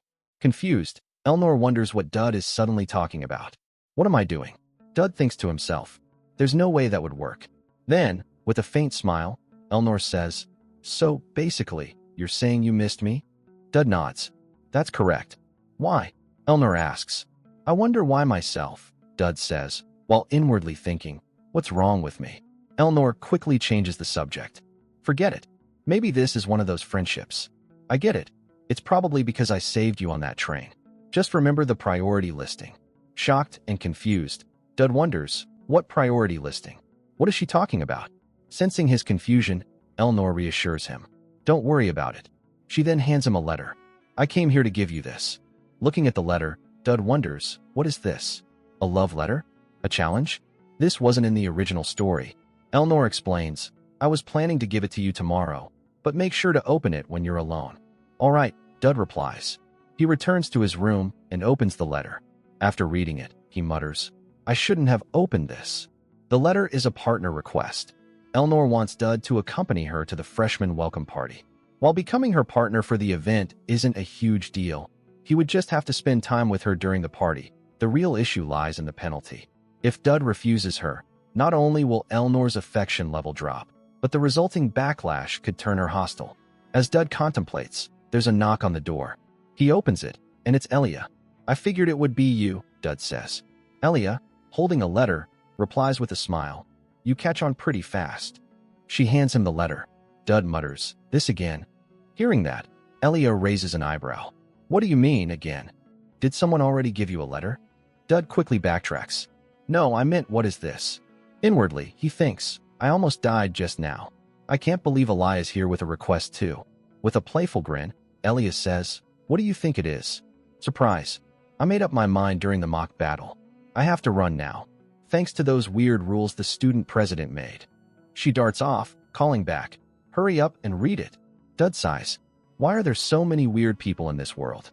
He opens the letter, expecting a challenge. There's no way she's also asking to be my partner, right? But he's wrong. It's another partner request. The final boss and the main character, Dud thinks. And I have to choose one of them? This wasn't supposed to happen in the original story. Why couldn't they give me an easier choice? If he chooses Elnor, he'll become a villain in the eyes of the main character. But if he picks Elia, he risks earning the wrath of the final boss. He might even die, especially considering that mysterious priority list Elnor mentioned. If I refuse both, what do I even do? Dud wonders. This is probably happening because both Elnor and Elia are still in the interested stage. This is a huge problem. Eventually, Dud mutters, "I'll just accept both." The scene shifts to the ceremony, where all the freshmen have gathered.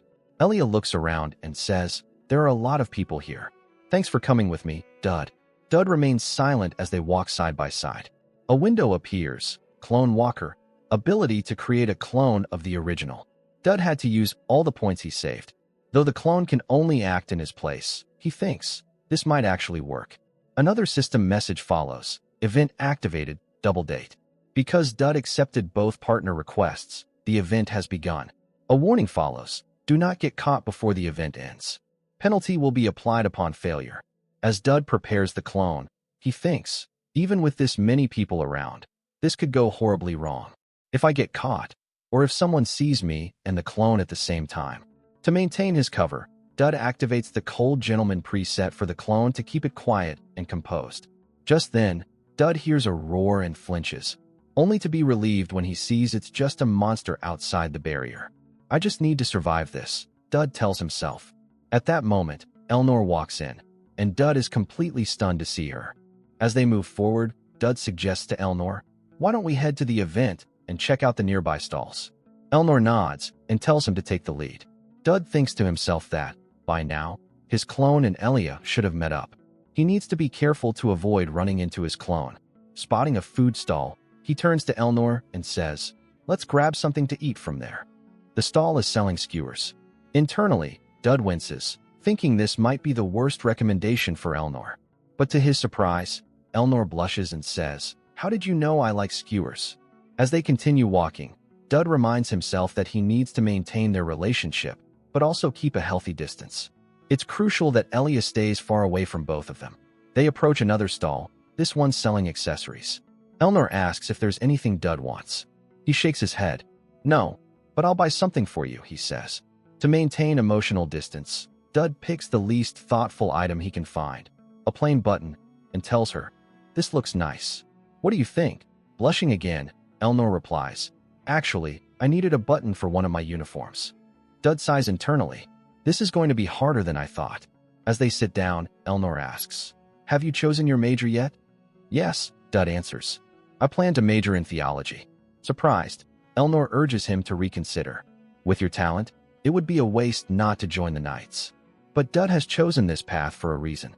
"There's something I want to learn in the theology department," he says.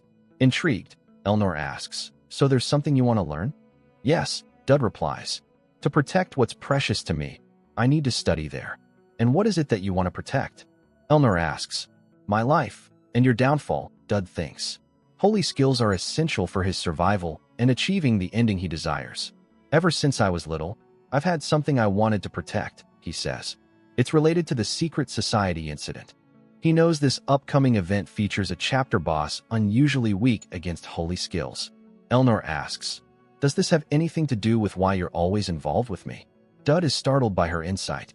"I'm aware of the Tristan family curse," she says seriously. "Yes, I'm talking about the curse that turns all members of the Tristan bloodline into deranged individuals. Isn't the only way to prevent it through mental training?" With a grave expression, she continues, "Do you know the real solution?" Dud nods. The angel's blessing. A miracle where two archangels grant their blessing to a single person, or so the legend says. "Exactly," Elnor says. "That's why, despite the accomplishments of the Tristan household, we're still feared. So I want to know, how are you able to stay close to me? Why are you always around when someone tries to assassinate me?" She looks him in the eye. "What are your intentions, Dud?" Dud answers honestly. "The thing I want to protect is you." Elnor's eyes widen slightly. "And what am I to you, that you want to protect me?" Dud responds, "If I don't protect you, I'll die." Elnor is silent for a moment, digesting his words. Then she replies, "I knew it from the start. You really are a strange man." "I've been told that plenty of times," Dud says with a faint smile. He thinks to himself, "I told her everything, with no lies. I hope that's enough to satisfy her curiosity." The scene shifts to Elia, who is walking with Dud's clone. She wonders if Dud is mad at her. He hasn't said much. As they move along, she says, "How did we end up in the basement?" The clone remains silent. Elia thinks, "I need to get closer to Dud. I have to learn more about the Tristan family, but I'm not sure how to deal with guys like him."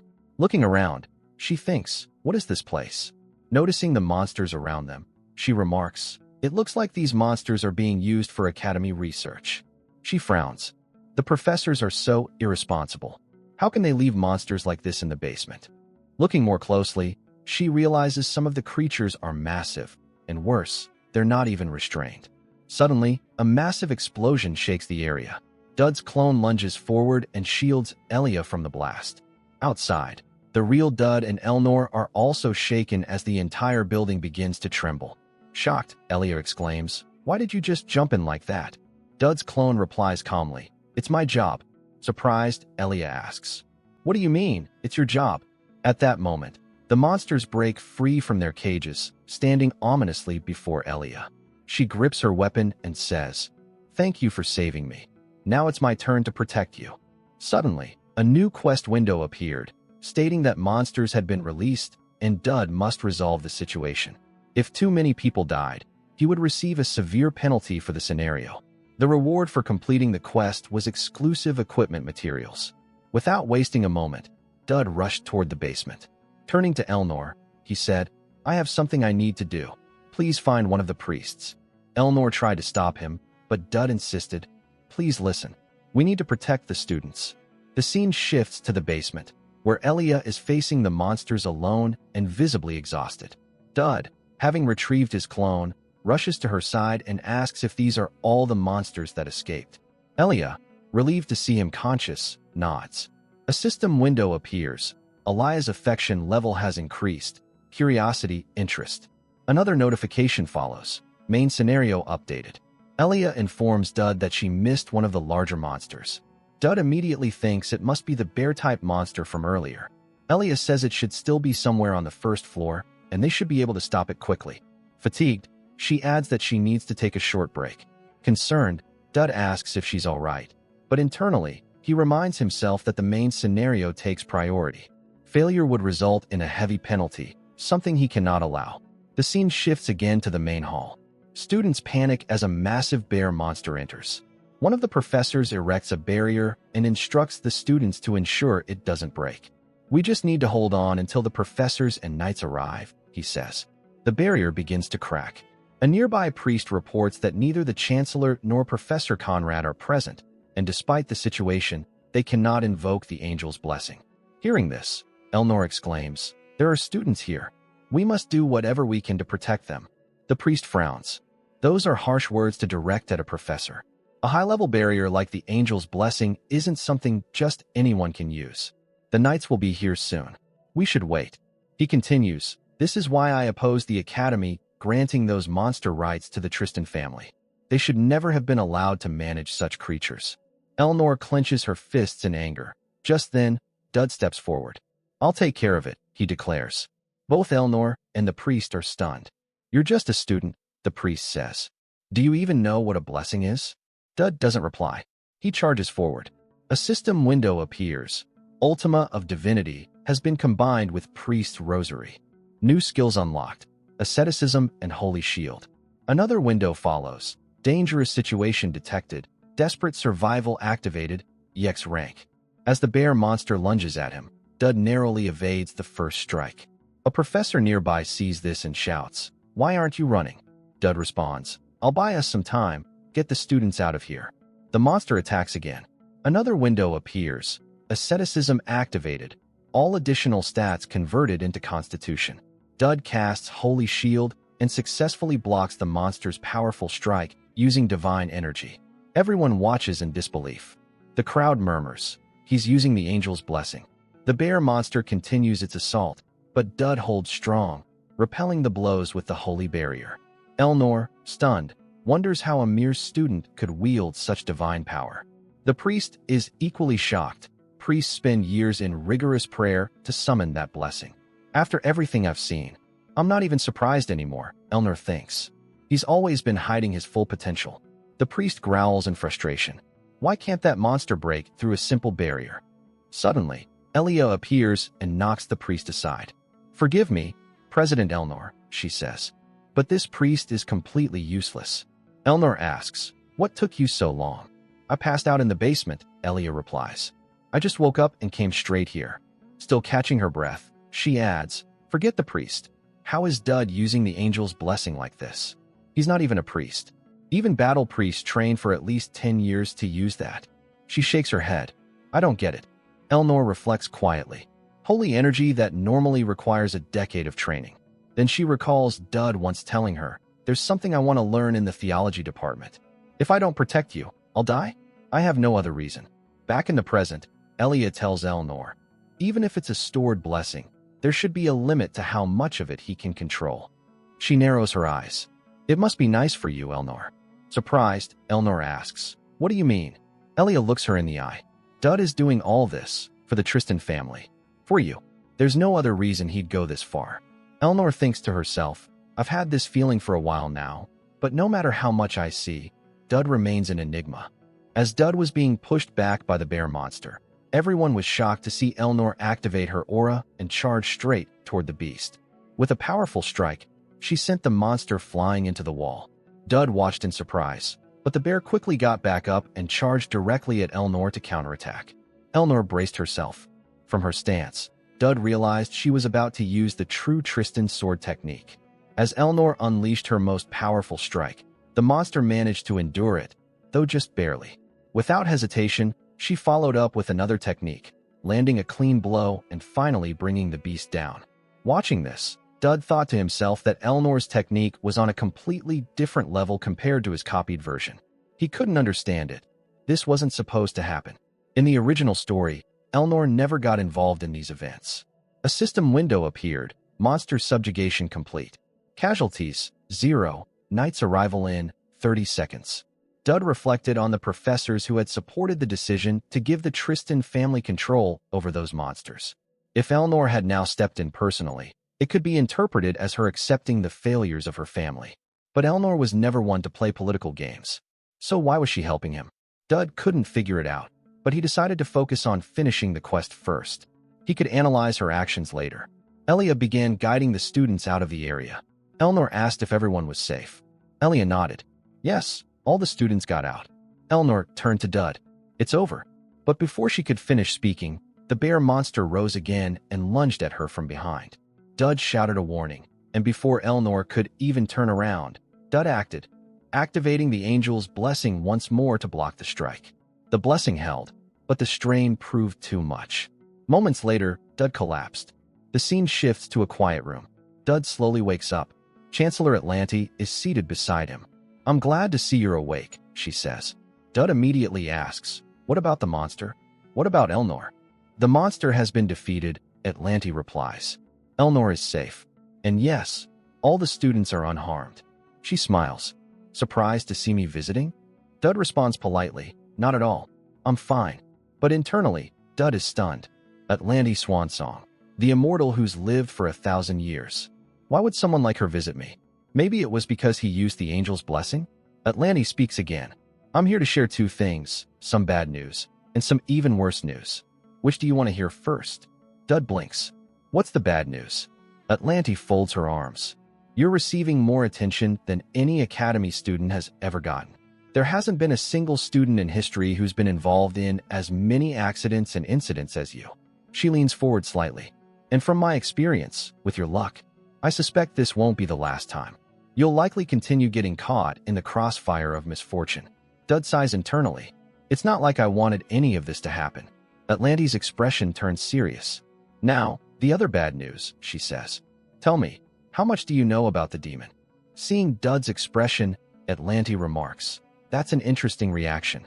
You don't seem even slightly worried, despite the president of the academy bringing up the topic. Dud replies calmly. I don't think I should reveal how much I actually know. If I did, I have no idea what you might be scheming. With a slight smile, Atlanti asks, scheming? What do you mean by that? Dud responds, I'm the only one who hasn't been assigned a class yet. I can't even attend regular lectures. Atlanti nods. I can tell the situation annoys you. She leans closer and continues. Thanks to the recent events, I've had to do some damage control. You may not be aware, but the current hegemony has little real control over society. The timing is unfortunate for them, and they're willing to do anything to recruit talent, even if it means dragging them up from the depths of hell.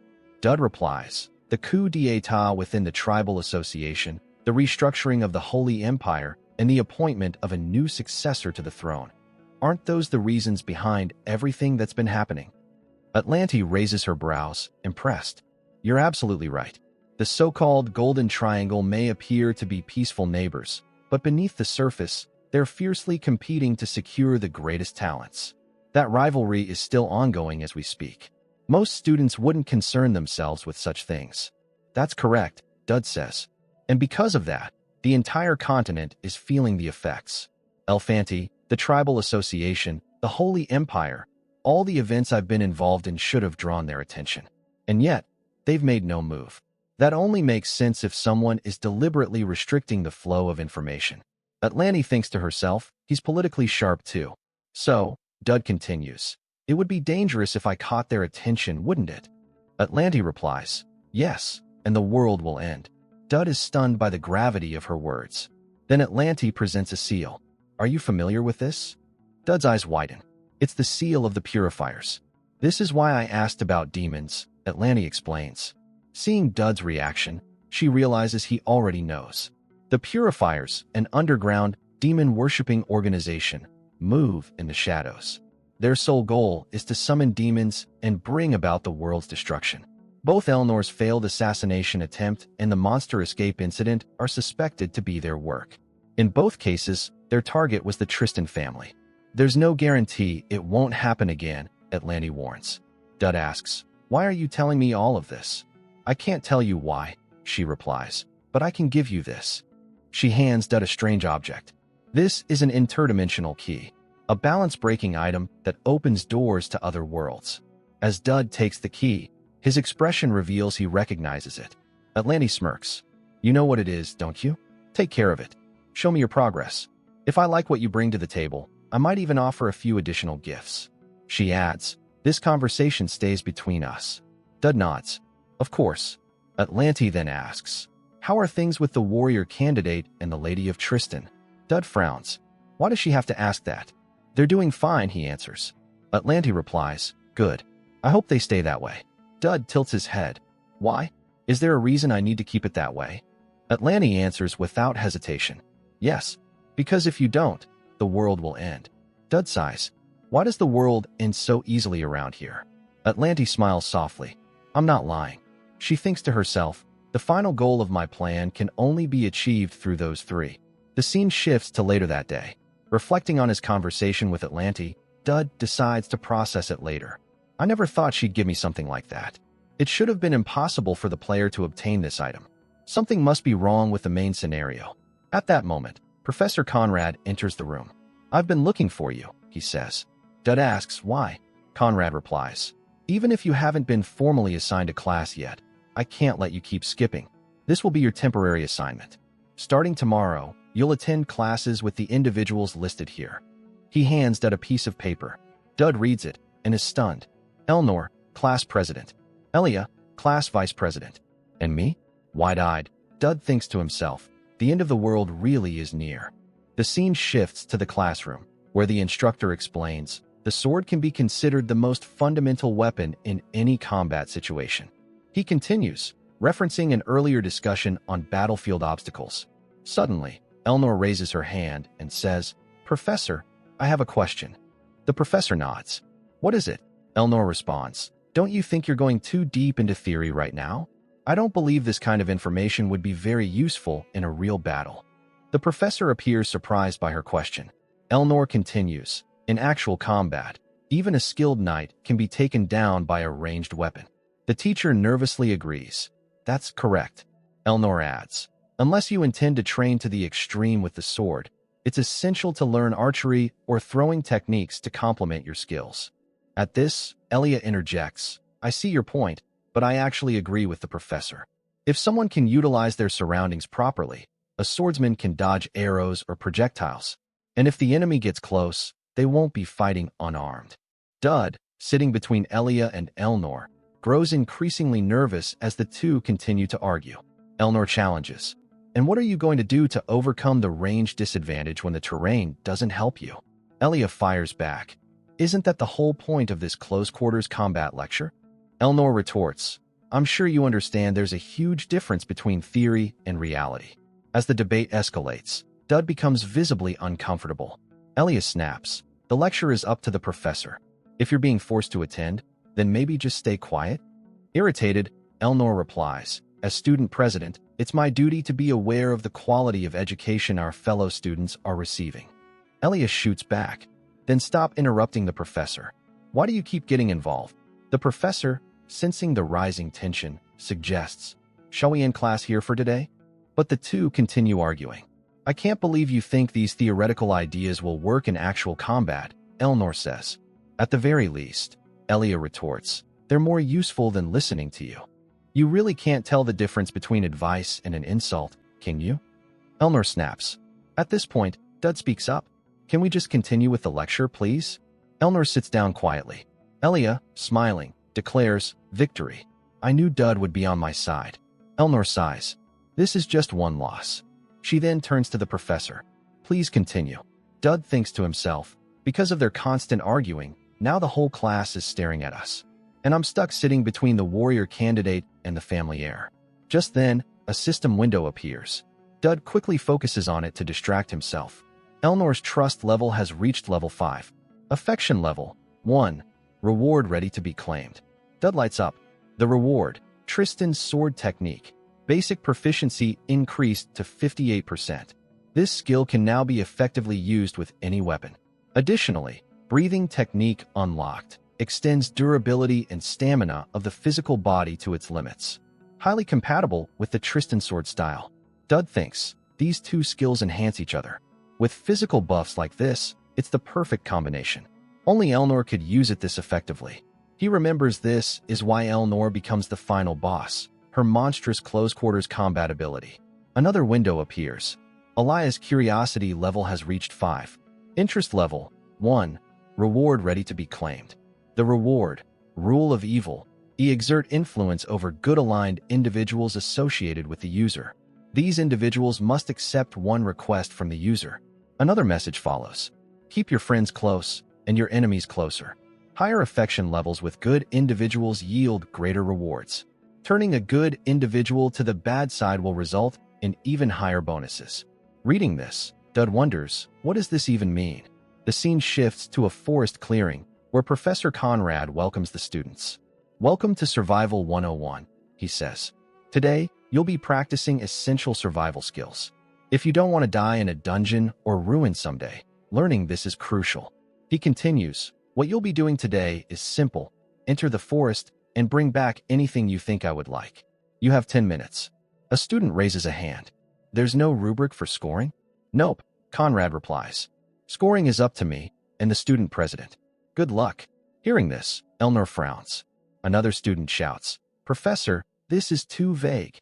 Conrad shrugs. Life is vague. You'll get used to it. The challenge starts in 5 minutes. Elia smiles in anticipation, while Dud sits alone, deep in thought. What does the system mean by keeping my friends closer and my enemies closer? He wonders. And how am I supposed to make good people turn bad? Just then, Elia approaches Dud and asks, Want to team up? Dud replies, Elia, you should work with your friends. Elia smiles and responds, But you're my friend too, Dud. So why don't we work together?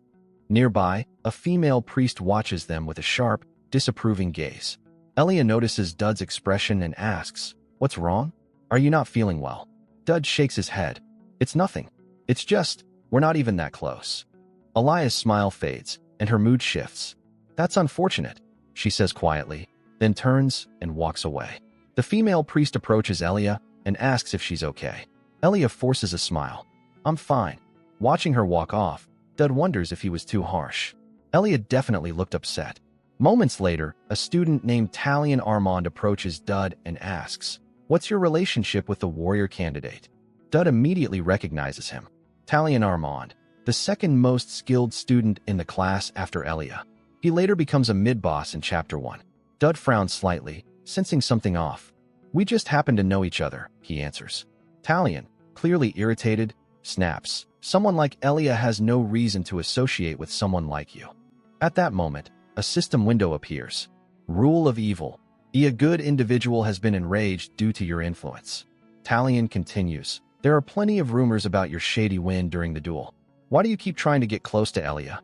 Seeing the system update, Dud realizes he has fulfilled the temperament condition of making a good individual angry. This might be useful, he thinks. Since Talion becomes a mid-boss, maybe I can leverage this and activate Rule of Evil again later. Standing up with a serious expression, Dud looks Talion in the eye and says, The duel wasn't a sham. But maybe you wish it was. Maybe watching your goal get crushed in a single strike made you realize the gap between us. Talion's face twists in anger. Unbeknownst to them, Elia is standing nearby, and she's overheard everything. Frustrated, Talion turns to Dud and says, Why don't we make a bet? Whoever scores higher on this assignment wins. How about that? Dud smiles, thinking to himself, Perfect. The scene shifts to Elnor, where Professor Conrad says, I asked you to help score the students. Aren't you taking this too lightly? Elnor responds calmly, I've been serious the whole time. Really? Conrad raises an eyebrow. Then explain to me why Dud Campbell already has a max score, when he hasn't even submitted his assignment yet. Elnor answers, Because he deserves it. Conrad questions, And why do you say that? It seems you're not satisfied with the score I gave, Elnor says, folding her arms. Try looking at it from my perspective, Conrad replies. In that case, Elnor says, Why don't I observe Dud directly and justify my assessment? Then you'll see why I think he deserves the max score. She turns to leave, but Conrad stops her. You're trying to stay close to Dud, aren't you? Surprised, Elnor quickly replies, Of course not. I just don't want him alone with the warrior candidate. Who knows what might happen between them? That's why I'd like your permission to check on them. Conrad shakes his head. I may not allow you to participate, but I can still kick you out. How's that? Elnor falls silent. Meanwhile, on the other side of the forest, the female priest Trisha observes Elia, noting that something feels off about her today. A red-haired student comments, All the strong monsters are gathered here. Is something nearby? Another student replies, Yeah, this area contains rare minerals. If we collect a few gems, We can avoid getting a low score. At that moment, Elia is seen fighting monsters alone. Trisha watches closely and sees dark emotions swirling around Elia. She may not show it, Trisha thinks, but Elia is angry. Trisha approaches and asks, "How have you been lately?" With a forced smile, Elia replies, "Not much going on recently." Even so, Trisha says gently, "If something's bothering you, I can help." "What are you talking about?" Elia replies, "Nothing's wrong." Trisha thinks, even if she says so, I'm worried her emotions might overwhelm her. She says aloud, "You don't have to hide it from me. I can tell something's bothering you." Elia sighs and sits down. "Was it that obvious?" "I can't lie to you, Trisha." Then she opens up. "It's Dud Campbell.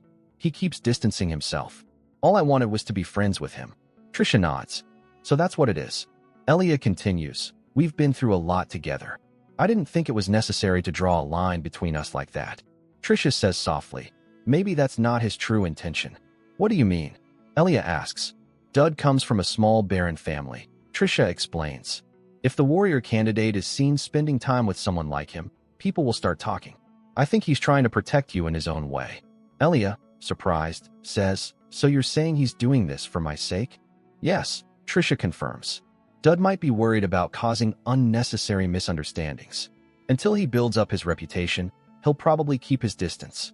But I'm sure he values you as a friend." Elia looks thoughtful. "I see." Meanwhile, Dud is running from something. A system window appears. Talion's rage is reaching its maximum limit. Lasting shame inflicted. Rule of evil. Activation reward earned. One command unlocked. Talion, filled with fury, chases after Dud. Suddenly, he begins attacking with his spear. Dud narrowly dodges while sprinting through the forest. "Stop running and fight me like a man." Talion shouts, "Why do you keep stealing the final hits after I've done most of the work?" Dud stops and says, "All right, how about we split the rewards in half?" Infuriated, Talion thrusts his spear at him again. Dud quickly retreats. Gathering his aura, Talion activates his technique, Mille Éclair, and hurls his spear at Dud with deadly force. But just before the spear lands, Elia appears and blocks the attack midair, shattering the weapon with her sword. Furious, she turns to Talion and says coldly, "Keep your hands off my friend." Talion is surprised to see Elia. "It's been a while," he says. "I think this is the first time we've seen each other since the monster escape incident." Elia closes the distance between them in an instant. "You're wrong," she says coldly. "This is the first time since you lost to me." Shocked and frustrated, Dud wonders where Elia even came from. Laughing nervously, Talion responds, "Well, it's good to see you too." Elia narrows her eyes. "What were you just doing to Dud? Don't tell me you were bothering him." No.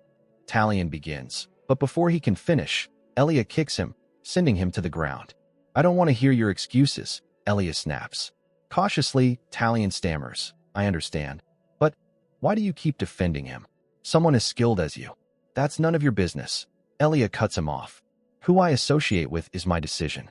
Dud tries to step in to calm her down, but Elia continues, "I hate people who think they're better than others and lash out when they're not." Flustered, Talion shouts, "Dud's lying to all of us. He's doing this to teach us a lesson." Dud's eyes widen in shock. "He actually noticed?" Talion goes on, "Still, Dud's not someone who'd do something cruel without a reason." Angrily, Elia asks, "Do you want to get knocked out in one hit again?" Talion pales. "Wait, that was really Dud? I could have died back then." Lowering his head, Talion apologizes. "I'm sorry, Dud. I promise I won't approach you again without permission." Elia, satisfied, replies, "Good. Let's try to get along." Then, without saying a word to Dud, she walks away. Watching her leave, Dud thinks, as expected of the warrior candidate, she really knows how to put people in their place. He wonders whether they're still friends. For now, he decides, "I guess we still are." Shaking his head, Dud reminds himself to get his assignment graded. Soon after, he runs into Trisha, who introduces herself. Dud recalls that she's Elia's friend. "I have something I want to ask," Trisha begins. Dud thinks to himself, in both the original story and now, she always drags out her conversations. "This might sound intrusive," Trisha says, but Elia. Before she can finish, Dud cuts her off. "Let me get my score first." Trisha sighs. "Okay." In her mind, Trisha thinks, Dud made Elia fight with Talion. Normally, she would have talked things out. For her to draw her sword like that, it must be because of him. When Dud reaches Professor Conrad and Elnor, he's shocked to find them in the middle of a scuffle. And of course, Elnor is lying on the ground while Conrad sits, seemingly unfazed. The student president insisted on entering the forest, Conrad explains. So I told her she'd have to get past me first. I won. Dud stares, stunned. This school is insane. Conrad nods toward Elnor. She's improved a lot. Hey, stop playing dead. Elnor stays silent. I'm here to get my score, Dud announces. Conrad eyes the pile of resources Dud presents. Why did you bring so much? Dud shrugs. I wanted to be sure I picked the best ingredients. Conrad grins. It's perfect. You're in first place. I'm pretty sure Professor Percy would love these if you gave them to her. He adds, you already have the wish agreement. Why not earn some brownie points? I'll be sure to do that, Dud replies. Just then, Trisha arrives. Are you done? She asks. Conrad claps his hands. Class dismissed. You're all free to go. He turns to Trisha. Take care of Elnor. Of course, she responds. Before Dud can leave, Trisha says, please take care of Elia. But don't be too nice to her. Whenever she talks about you, she completely loses her composure. I'm afraid it might get worse. Dud nods. I'm grateful for the warning, but also kind of terrified. It's fine, he assures her. Don't worry. I'll do my best. With that, Dud walks away. Trisha then kneels beside Elnor and begins healing her. Trisha thinks to herself that Dud better tread carefully if he wants to make it out of all this in one piece. Elia may not be aware, but Trisha is. Elia could easily cross the line if pushed too far. The scene shifts to the spellcraft department, where Dud approaches Professor Percy. I'd like to use my one wish, he says. Already. Percy raises an eyebrow. Yes, Dud confirms. There's something I need from you, the goddess of spellcraft. Percy sighs. Cut the flattery. I can't handle anything complicated right now. Dud replies. It's not like you'll be the only one working to fulfill my request. Percy retorts. No one would need to work at all if you just didn't use your wish in the first place. Dud thinks to himself, in order to survive the upcoming Purifier boss fight, I need to be fully prepared for anything. Percy then says, Chancellor Atlanti asked me to assist you however I can. As long as your wish doesn't have malicious intent, I'll help. So, she continues, what exactly do you want? Before Dud can answer, a system window appears. Elia's gift reward. You've received 500 points and 1 seed of evil. This may be exchanged for special skills in the point store. Purchasable skills updated. Elia, negative seal, 1 stack. Rule of evil, usable once. Talion Armand, negative seal, 1 stack. Rule of evil, usable once. Dud reads the prompt and thinks, the effects of special skills are far more valuable than any item. This is good for now, but there's still more I need to prepare. Dud Campbell is still too weak to handle the varied attack patterns of the purifiers, which is why I need a cannon, Dud says to Percy. A cannon that could blow away the entire academy. Percy stares at him, stunned. Upon hearing this, Percy inquired if Dud had lost his mind. Making the cannon was one thing, but where did Dud plan on using it? Dud then told Professor Percy to wait and showed her a document stating that she was required to fulfill any ordinary requests, emphasizing that something as simple as this should be easy for the Dean of Spellcraft. Frustrated, Percy remarked that what Dud was asking for wasn't an ordinary request, it was a weapon. Dud replied that a promise was a promise, wasn't it?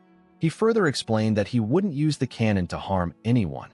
Rather, he had something specific he needed to take down with one strike, before it became troublesome. Hearing this, Professor Percy admitted that it made her even more nervous. She sighed and finally relented, saying, All right, I'm sure you have your reasons. And since you did help with the monsters recently, I'll make you that cannon. Dud thanked her, and Percy muttered that she couldn't believe the Chancellor, who genuinely believed Dud would save the world.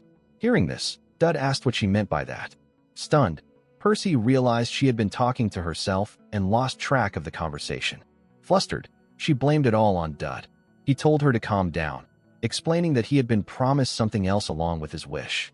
Percy, intrigued, asked what that was. Dud revealed that she had promised both Elia and himself one item from the Vision Warehouse. Dud then inquired if he could ask Professor Percy to fulfill that promise now. A few moments later, the scene shifted to Dud walking down a corridor. He thought to himself that he had secured permission for the cannon, and now all he needed to do was gather the materials to build it. Professor Percy had given him a list of required materials that could be obtained using the interdimensional key. For now, everything seemed to be going according to plan. At that moment, a man, who appeared to be a noble, approached and asked, "Is your name Dud Campbell?" Dud replied, "Yes." The man commented on what a coincidence it was to meet him here, then introduced himself as Galdera Riverback. Galdera mentioned that he operated the charity foundation, Purifying House. Hearing this, Dud thought to himself what a joke it was, recognizing it as a scheme for laundering money. Galdera was, after all, the final chapter boss, the purifier, and the leader of the Fury Fire. Galdera handed Dud a card, stating that he had heard rumors of Dud's bravery in stopping an escaped monster on his own, something that ordinary people couldn't accomplish. He expressed that he found it truly impressive. Dud accepted the card and replied, "Is that so?" Galdera added that whenever he saw an extraordinary student like Dud, he couldn't help but be curious about their future. He then said he would love to have dinner with Dud if he were free, and that he also looked forward to having a conversation with him. Dud replied that the current conversation was more than enough for now. Internally, he reflected on how this seemed just like the original story. Galdera was supposed to approach Elia and bother her, not him. Dud wondered why Galdera was suddenly showing interest in him. Perhaps the system recognized him as the main character, though he couldn't believe that to be true. He told Galdera that he would think about it. Galdera, unfazed, declared, "3 days from now, I'll see you at the Eyes of Twilight," referring to a high-end restaurant just outside the academy. Galdera said he would be waiting for him. As Dud left, he noticed that the card Galdera had given him had begun to shine brightly. Seeing this, Dud thought to himself that, in reality, there was no way he could avoid this main event. He told Galdera, "All right, I'll go." In his mind, Dud reflected that, just like before, everything boiled down to a yes or no. What could he do? What did he know? What didn't he know? Weighing the factors and risks involved, Dud concluded that, if he considered everything in this situation, defeating the Purifier wasn't impossible.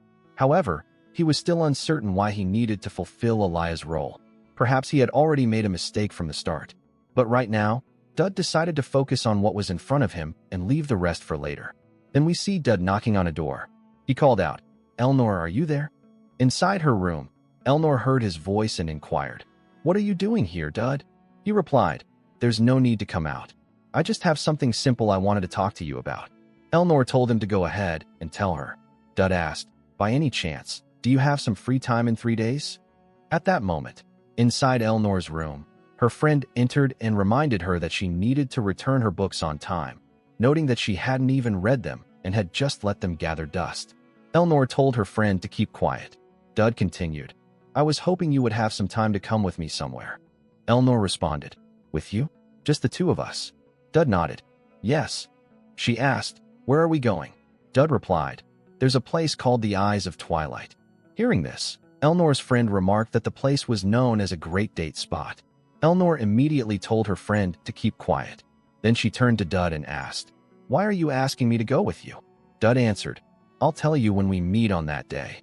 Blushing, Elnor hesitated and asked softly, "Are you buying?" Then the scene shifted to a memory of Elia as a young girl, furious with her older brother because he had pushed her. Seeing Elia crying, her brother, named Calivan, immediately apologized. To cheer her up, Calivan told her that he had bought cookies from the Baron's house. Elia took the cookies and began eating. Calivan explained that thanks to the Baron, he might be promoted to apprentice knight right away.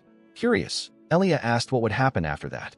Calivan replied that he would leave for the battlefield, where he would experience new things, see the world, and perhaps even earn the title of Guardian. Hearing this, Elia scoffed, "Keep dreaming. How can someone like you, who keeps bothering his little sister, become a Guardian?" Calivan responded, "You never know. Is there a rule that says I have to stay exactly where I am in life?" Elia, worried, asked, "If you go to battle, will you die?" Calivan replied, "I could, if I'm unlucky. But I've always been pretty skilled, so I don't think that will happen." Frustrated, Elia snapped, "I hope you get unlucky and just leave me. You're always bothering me, making fun of me, never listening to mom and dad, and always fighting with that sword of yours." Smiling, Calivan said, "If I ever become a guardian, I'll always be there to protect you." At that moment, the scene shifted to the present. Elia awoke to the sound of knocking at her door. She opened it to find Dud, who apologized for his behavior earlier. Dud explained, "Since I'm from the countryside, I'm still not used to how things work here. Also, I'm sorry for what I said about us not being friends." He then revealed a small package, adding, "I brought these cookies from the kitchen. They're pretty good." Elia, taken aback, replied, "Why are you apologizing? That's so uncool of you. We're friends." Dud was surprised to hear this. Elia then told him to get some sleep and began closing the door. But before she could, Dud said, "Wait." With a bright smile, he continued, "I need your help. Can you come with me? It's urgent." Frustrated, Elia muttered under her breath, "Is this guy insane?" Meanwhile, the scene shifted to Elnor's room, where she was writing something at her desk. Her friend entered and said, "We've done everything we can with the teaching materials, and I'll double-check the fees from each of the clubs too. All that's left is the matter of the transfer students. Apparently, we're getting one from the Tribal Alliance." Her friend continued, "I'm pretty sure this transfer student is from the sect that collapsed due to the coup d'etat. She's the daughter of one of the tribal leaders, and they're basically exiles at this point. Quite a few of her aides will be coming with her as well. In reality, though, her entire family is seeking refuge here." The transfer student's name was Lilu Garuda. Elnor's friend asked if Elnor had heard of this name before, adding that Lilu Garuda was quite famous. Elnor replied, "Maybe." Her friend continued, mentioning that in the next semester, a real saintess from the Holy Empire would be arriving.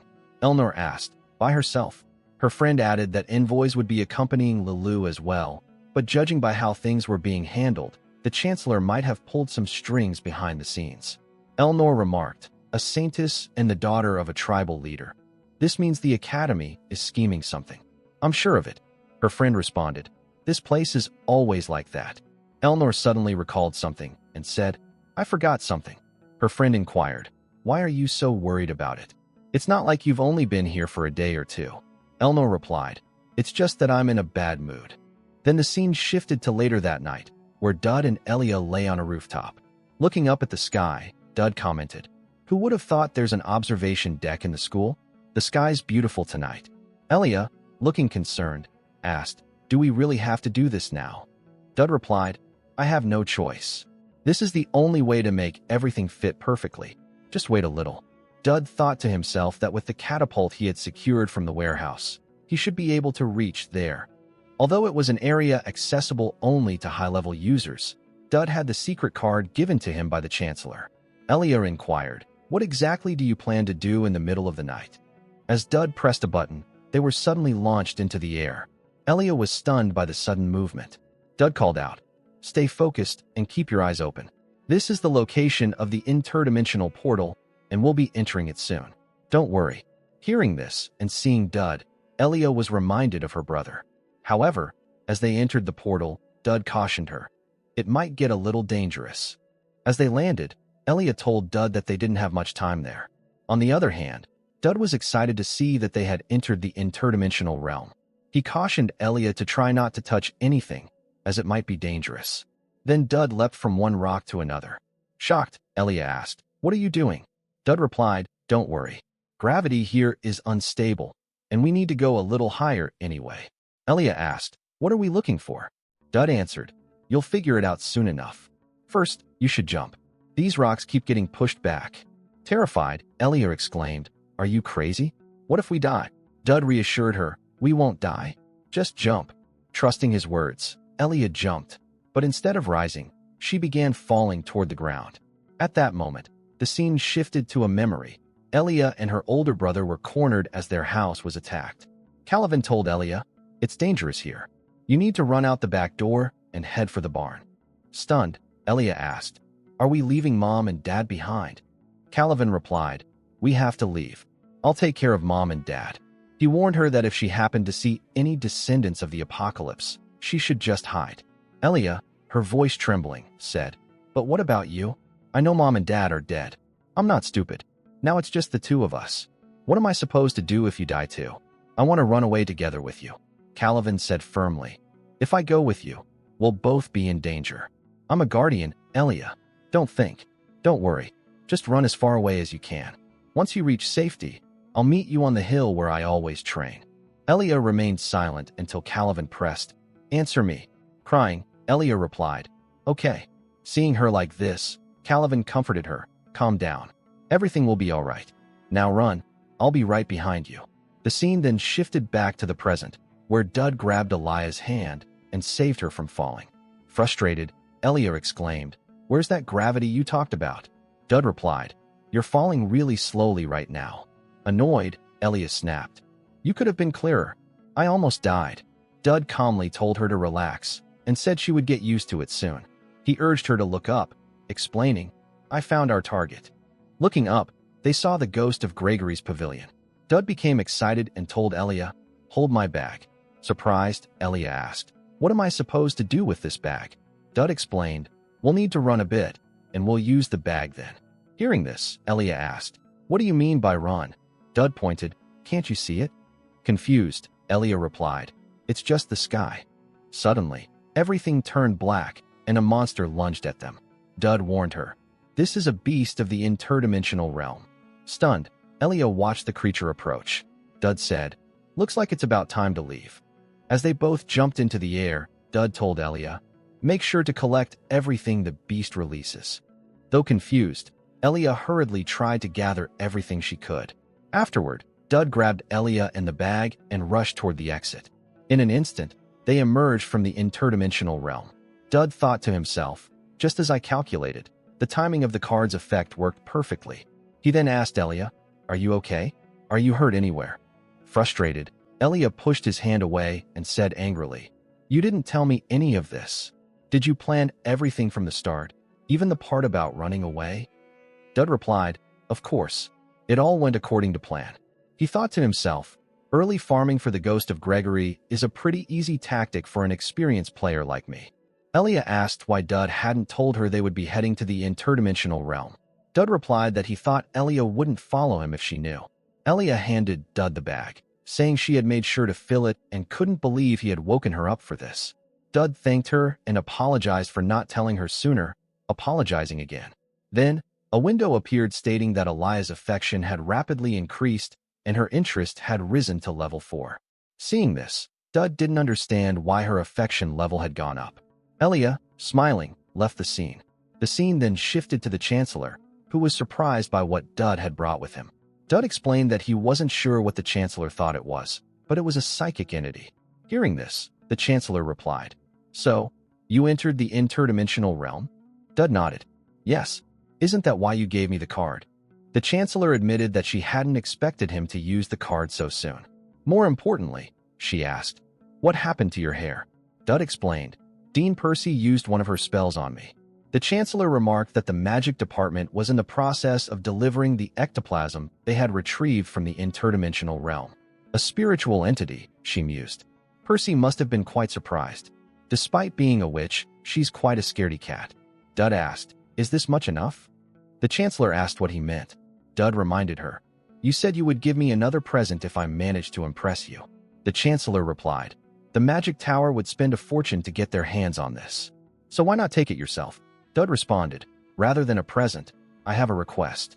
Psychic entities are the consciousnesses of great people with incredible achievements. I'd like you to grant me an item with one." Hearing this, the Chancellor replied, "If I do that, the consciousness within it will slowly awaken and grow stronger. I find your decision forward-thinking, and in my opinion, you're making the right choice." Just as Dud was about to tell her the specific item, the Chancellor interrupted. "Before that, I have a question," she said. "Why are you doing this? You took down an assassin without any equipment, defeated a warrior candidate with a single strike, and recently held back monsters as well. So why are you so focused on getting stronger?" Dud thought to himself, "That's because the bosses in the main story are demon-level threats. The end of this story involves Elnor and Elia, and I've already gotten involved with both of them." That's what he wanted to say, but instead, he said aloud, "I also have a question. Why do you favor me so much?" The Chancellor asked, "What do you mean by that?" Dud replied, "I'm sure you have many things you'd like to ask me. How I knew the location of the interdimensional realm, how I knew about psychic entities, how I defeated Elia, and how I stopped the monster. I know things that no normal student should know. Not to mention, I'm just a freshman, yet it feels like the academy has started revolving around me. I know that sounds like an exaggeration, but I truly feel that my studies and daily life have been completely influenced by you. So, I'm wondering, What exactly are you going to ask me to do in exchange for showing me so much favor? The Chancellor replied, speaking to me that way, Student Dud, I don't quite approve of your tone. However, I see that you are well aware of the situation. After all, why is it that I'm giving you such special treatment? The truth was that maybe it was simply because the Chancellor found Dud cute. Hearing this, Dud thought to himself, since I'm not telling the Chancellor everything, why would she tell me anything? Still, the Chancellor agreed to help Dud obtain an item with a psychic entity. If Dud could raise the synchronization rate, the psychic entity would awaken. If he continued nurturing it, it would become incredibly helpful from Chapter 2 onward. Before that, though, Dud needed to complete the main quest, Chapter 1, Purifier. The scene shifted to later that night, where a window appeared, stating that an incident would occur at the Eyes of Twilight. Dud thought, I need to finish the quest first, as he moved forward and saw Elnor. Dud asked, did I make you wait? Elnor replied, no, I didn't wait too long, just about 6 hours. Seeing Elnor looking so beautiful and elegant, Dud remarked, somehow, you look completely different from the freshman reception ceremony. Internally, Dud was taken aback by the realization that Elnor had been waiting for 6 hours, meaning she had arrived even before sunset. Elnor explained, it's my first time coming to a place like this in a while, so I found a spot nearby and got ready. Hearing this, Dud thought, Elnor is way too thorough. Elnor continued, this is your first time outside the school, right? Dud replied, yes, it is. Elnor asked, then why won't you look me in the eye? Dud thought, that's because it's my first time being with a girl off campus. Honestly, this isn't like the freshman reception at all. This is a date. Elnor grabbed Dud's hand and told him to let go, saying, the line is too long. Seeing the gathered crowd, Dud thought, the Eyes of Twilight. It's just as crowded as I thought it would be. He voiced his concern. Will we even be able to get inside? At that moment, the restaurant staff called for customer number 27, but since they had canceled, they called for number 28. Dud noticed that it was Talion and asked, what are you doing here, Talion? Talion replied, I'm working part-time here. My family doesn't send me an allowance. Surprised, he added, and the student council president is here with you too? Talion then asked, what's your relationship with the president? Are you two here together? Dud thought, why am I with the president anyway? Isn't this a date? Elnor stepped forward and told Talion, may I enter by the authority of the student council president? Talion replied, of course. At that moment, Dud noticed Talion was wearing a necklace. Talion confirmed, yes, I'm wearing one given to me by the Foundation of Purity, the one Marquis Riverback runs. Suddenly, a system window appeared, stating that the skill rule of evil, authority over target Talion would be activated. At that moment, Dud told Talion, don't wear that necklace today. Talion was surprised, and Dud added, make sure to tell the other part-timers not to wear theirs either. Talion agreed, replying, okay. Dud thought to himself, after raising Elnor's and Elia's affection, the main story is changing. Now I need to shift Marquis Riverback's favor toward me. The chances of just getting to eat at this restaurant and leaving are zero, as the story has twisted this way. As they entered, they were met by Marquis Riverback, who greeted them, saying, it's nice to meet Lady Tristan and Student Dud. Dud thought, I need to at least prepare for a counter. Then, a window appeared stating, main quest, defeat the food cart possessed by an evil spirit and take down the slimes. Marquis Riverback told Elnor that he wanted to speak with Dud alone for a moment, as he had something to discuss. Elnor was surprised to hear this and said, who said you could just talk with Dud? At that moment, Dud reassured her, it's fine. Marquis Riverback then stated, Lady Tristan will be guided to her room. Dud told Elnor, this won't take long. Just wait a little while. Seeing this, Marquis Riverback commented, it seems like you have a good relationship with Princess Tristan. As they sat down, Marquis Riverback asked, do you know why you've been called here? Dud replied, you're planning to revive a demon. During the Moon Festival, when security is weakened, you intend to kill many people, gather massive amounts of demonic energy, unleash monsters everywhere, and use assassins to eliminate knights, spreading chaos and fear. You'll then attempt to awaken the demon sleeping within Princess Tristan's lineage, right? Marquis Riverback was stunned to hear this. Dud continued, the assassination attempts and monster attacks were you're doing from the start. But here's the thing. I've already reported all of this to the headmaster, and the proper countermeasures have been taken. So what now? Marquis Riverback couldn't believe what he was hearing. He now understood why the seer had taken a liking to this boy. Dud appeared harmless on the surface, but was far more cunning and perceptive than anyone else. Marquis realized Dud was not ordinary. It's impressive, Marquis Riverback said. But by now, my subordinates have already captured the princess. You couldn't have predicted that. At that moment, Eleanor burst into the room, breaking down the door. Marquis Riverback was stunned to see the princess there. The scene shifted to moments earlier, when Marquis' subordinates had approached Eleanor and told her to come with them, claiming they had to go somewhere. At that moment, Eleanor heard the demon's voice telling her, "The Marquis' subordinates will storm in any minute now. About your mana, it's been rough lately. Even if not now, sometimes it's better to let it out." Eleanor then stated, "According to Imperial law, it's acceptable to subdue demon followers before reporting the incident." One of the men questioned, "Are you capable of subduing us?" In response, Eleanor released her aura and, with a single strike, took down the man. The other subordinates were shocked to witness this and charged at her with swords drawn. Drawing upon a small amount of the demon's power inside her, Eleanor swiftly dispatched them one by one. Returning to the present, Marquis Riverback was incredulous at what had just happened. Dud asked Eleanor, "Are you okay?" Eleanor replied, "I do feel refreshed now." A window appeared stating, "Eleanor's affection level has risen above fondness. Her mana has improved thanks to Dud." Eleanor commented, "This doesn't feel like a proper date or social interaction at all. Let's go out together again next time." Another window appeared stating, "Special quest activated. Gideon La Tristan has taken an interest in Dud." Surprised, Dud wondered why Eleanor's father was suddenly interested in him. Still, he figured that marked the end of the quest. At that moment, Marquis Riverback said, "I didn't think I would have to use even this," revealing a demon essence. Shocked, Dud couldn't believe Marquis was resorting to such a thing. Marquis consumed the essence, and suddenly, dark mana erupted from the restaurant. Dud stood up, shocked to witness Marquis Riverback transform into a demon. The Marquis smirked and said he hadn't planned to use this power until the messenger had been dealt with, Dud Campbell. Releasing a dark, suffocating aura, Marquis Riverback declared, "Let's see if you can handle my new power." He had become a demon who consumed the essence of the devil, allowing him to wield a portion of its might. Dud immediately recognized this from Chapter 1 of the novel. A notification window appeared before him. "Defeat the Purifier. Failure will result in mass casualties." The Marquis raised his hand. "It's time for purification," he announced. Frustrated, Dud thought to himself that the real problem wasn't just Marquis Riverback, it was also the man-eaters. The demon worshippers that Eleanor had once defeated had been resurrected and were now charging toward him. Just then, Talion unleashed one of his new techniques, a move he had learned directly from Dud, and took down several man-eaters.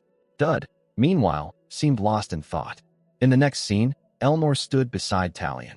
Talion looked around in confusion and asked, "What's going on? What are these monsters? And where is Marquis Riverback?" He then added with a grin, "By the way, did Dud see my new move? I'd appreciate some feedback." Dud responded grimly, "These monsters, they're all your comrades. They've changed." Talion's eyes widened in shock. Dud continued, "If you had been wearing a necklace like theirs, you'd have ended up just like them." "Was this orchestrated by the Marquis?" Talion asked, alarmed. "Listen carefully, Talion," Dud said firmly. "If you want to survive, follow my lead." "I understand," Talion replied. "But what are you planning to do?" "I have to protect the civilians and stop the Marquis. There's something I must take care of first." Hearing this, Talion was impressed. Even in the middle of a disaster, Dud's strategic thinking is remarkable. Dud nodded. "Let's move." Talion charged ahead. Then Eleanor asked Dud, "Do you know where the Marquis went?" "Yes," Dud answered. "I have a strong idea.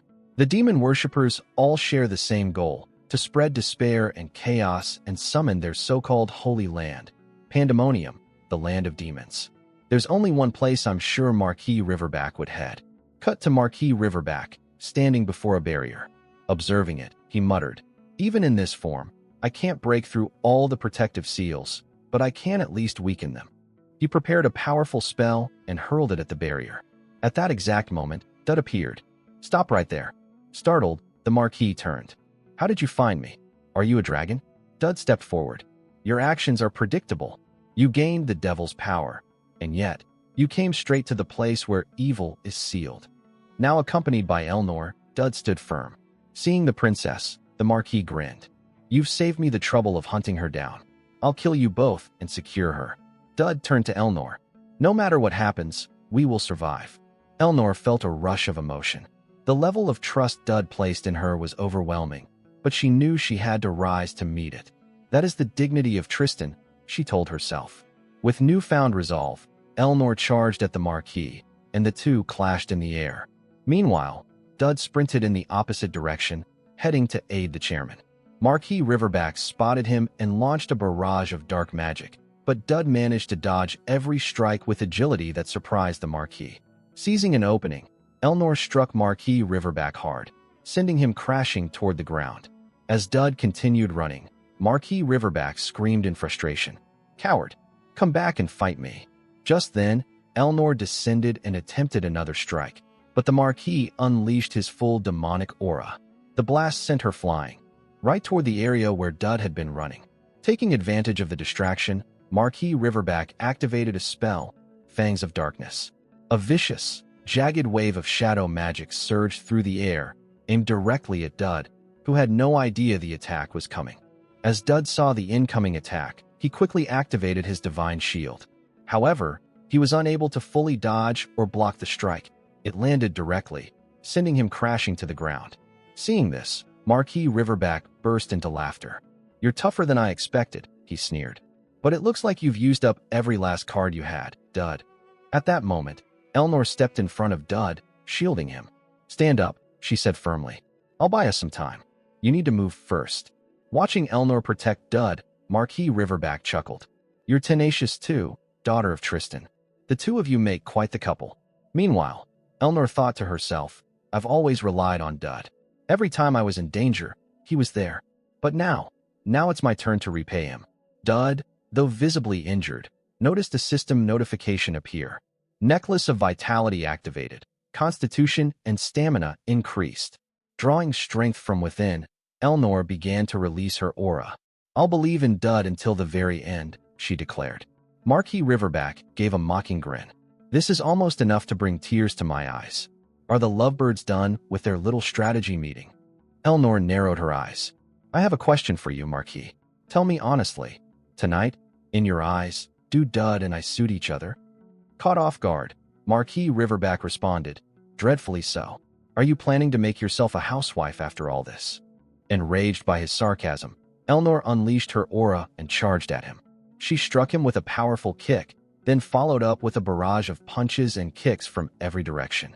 Finally, she cast one of her high-level spells, Maxima Tramontana, and it landed directly. Marquis Riverback was knocked to the ground, slightly injured. He stood back up and smirked. Dud's already scurried away like a coward, he said mockingly. To Elnor's surprise, Marquis Riverback turned and rushed in the direction Dud had previously run. What else could he be hiding, he muttered. Elsewhere, Professor Conrad observed the scene. Looks like things are nearly settled here, he commented. Elia nodded. We were lucky, Professor Percy, and you were here. If even one of you hadn't come, this could have ended badly. Percy added, That's right. It's fortunate we arrived after Dud warned us. Conrad agreed. He only came here expecting to share a meal with Marquis Riverback. If the professors hadn't been present, it could have ended in disaster. Elia questioned, Could all of this really be coincidence? A frightening coincidence, Conrad replied. The scene shifted to Dud, who, though injured, appeared to be searching for something. He soon spotted it and said, Good thing Talion left this here. He picked up the item just as Elnor was thrown toward him, injured and exhausted. Marquis Riverback approached with a twisted grin. Elnor, you truly are relentless. Suddenly, he launched another attack at Dud, striking him directly. Elnor watched in horror. A system notification appeared. A deadly charm has been activated. To Dud's shock, Elnor began to change, her body now transforming into a demon. Simultaneously, the system issued emergency warnings. Dud realized that a portion of the system had been neutralized. His abilities were being stripped away. The cause was clear. The system was using Elnor as a medium to manifest a fragment of the Grey Devil. Then, another system window appeared. Fatal Allure activated. Easier to gain favor from those with evil tendencies. The more extreme the personality, the stronger the effect. Demon Elnor placed her hand on Dud's injury and cast a spell. Instantly, the wound healed, and a strange mark appeared on Dud's chest. A system window popped up. Stigma of the Fallen obtained. Special effects granted. Dud looked down, shocked to see his injury completely healed. As Demon Elnor smiled at him, Dud thought to himself, a top-tier being in this world's hierarchy. Acting this familiar feels strangely familiar. He didn't know how the future would change, but right now, he had to take what he needed. Another window appeared. Using skill copy token, suddenly, Dud felt immense pressure radiating from Demon Elnor. He focused, knowing exactly which skill he needed, not just now, but for the battles to come. As he activated the token and copied the skill, Demon Elnor smiled again and began to fade. Before disappearing completely, she looked at him one last time. "I'll see you again, Dud." The scene shifted to the present. Marquis Riverback unleashed his most powerful magic spell toward Dud and Elnor. But to his shock, Dud dodged it effortlessly. Confused, Marquis Riverback scanned the area. Where did he go now? Before he could react, Dud appeared from behind and landed a powerful strike directly on the Marquis, slamming him into the ground. Still disoriented, Marquis Riverback struggled to understand what had just happened. Then Dud landed in front of him, and a system window appeared. Crisis situation detected. Threat level, lethal. Activating EX grade emergency protocol. Skill activated. King of Pandemonium. Dud began to transform. His body emitted a dark, overwhelming energy as he ascended into the form of a high-level demon.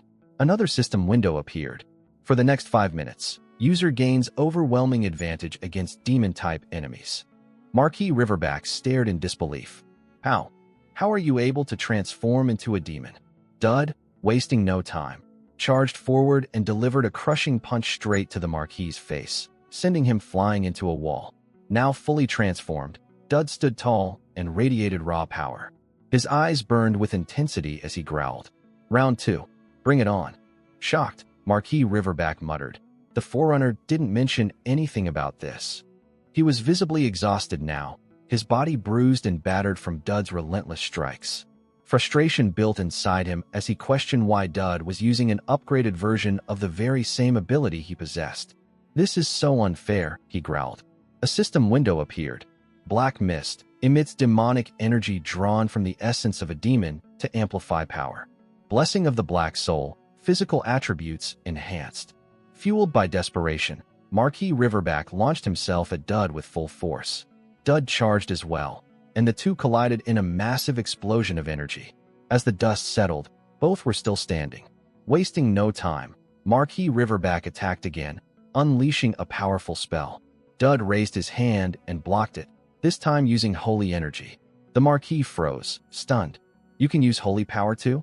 Dud spotted an opening and landed a swift, punishing kick to the Marquis's face, sending him crashing into a nearby building. Without hesitation, Dud leapt into the air and landed in front of him. Just as Dud was about to strike again, the transformation duration expired, but he still had one final trump card, the cannon switch. He activated it, launching the item Talion had left for him earlier. Dud caught it midair and immediately triggered its function. Any last words, Marquis Riverback? Dud asked. The device unleashed a massive beam of concentrated mana, striking the Marquis directly. The explosion echoed through the city as Marquis Riverback was finally defeated. Later, Dud sat atop a building, catching his breath. A system window appeared. Main quest completed. Rewards: 1 Essence of Evil, 1 Hero's Fragment, 5,000 points. Dud blinked in confusion. Why am I receiving so much? Normally, he would have been allowed to choose just one reward. Perhaps the rewards have been scaled based on the task's difficulty. Now, he had 2 new items capable of twisting the scenario, one of them being Elnor herself. At that moment, the Chancellor arrived and approached Dud. The Student Council President, Elnor, is safe, the Chancellor reported. More importantly, that was incredible, Dud. I'd like to hear everything, about what happened, and about the Grey Devil. Dud looked up, surprised to see the Chancellor in person. Dud asked, What do you mean, Chancellor? The Chancellor replied, I'm asking you because I already know. You got involved with the devil, didn't you? The scene shifted to Elnor, who was severely injured. Fortunately, a priest was able to heal her, and we see Elnor slowly opening her eyes. Back in the Chancellor's office, Dud explained that one of the Grey Devil's powers, erosion, had manifested extensively, centered right where he was. He added that the Holy Kingdom's Inquisition would undoubtedly take an interest. The Chancellor nodded. "You've now become the eye of the storm," she said. "Did you anticipate something this serious would happen?" Dud thought to himself, "I gave up living as a background extra a long time ago. In a situation like this, directly entangled with a devil, what choice did I have?" Aloud, he answered, "Honestly, I just got lucky." The Chancellor continued, "The Grey Devil, strongest among the rulers of Pandemonium." Hearing this, Dud realized, as expected, the Chancellor was already using Student Council President Elnor as the Grey Devil's vessel. "You already knew, didn't you?" Dud asked. The Chancellor nodded. "First of all, thank you. You fought for the school and protected Elnor. You can relax now, but listen carefully. What I'm about to say is highly confidential." Dud leaned back and rested his head on the Chancellor's lap. She continued, "After the final battle of the last hero, the devil fragments scattered across the world. If even one of them manifests in this world, the others begin to gather around that person. Since the Grey Devil awakened, even if only briefly yesterday, the other fragments will begin to converge soon." Dud thought to himself, in the original story too, devil vessels always brought disaster. The Crimson Devil's vessel caused the Red Knight incident, a tragedy that wiped out Elia's entire family. These vessels and fragments are usually assigned randomly each playthrough, except for Elia and Elnor's. The Chancellor went on, "The Holy Kingdom's intelligence network is formidable. They've already shortlisted potential vessel candidates.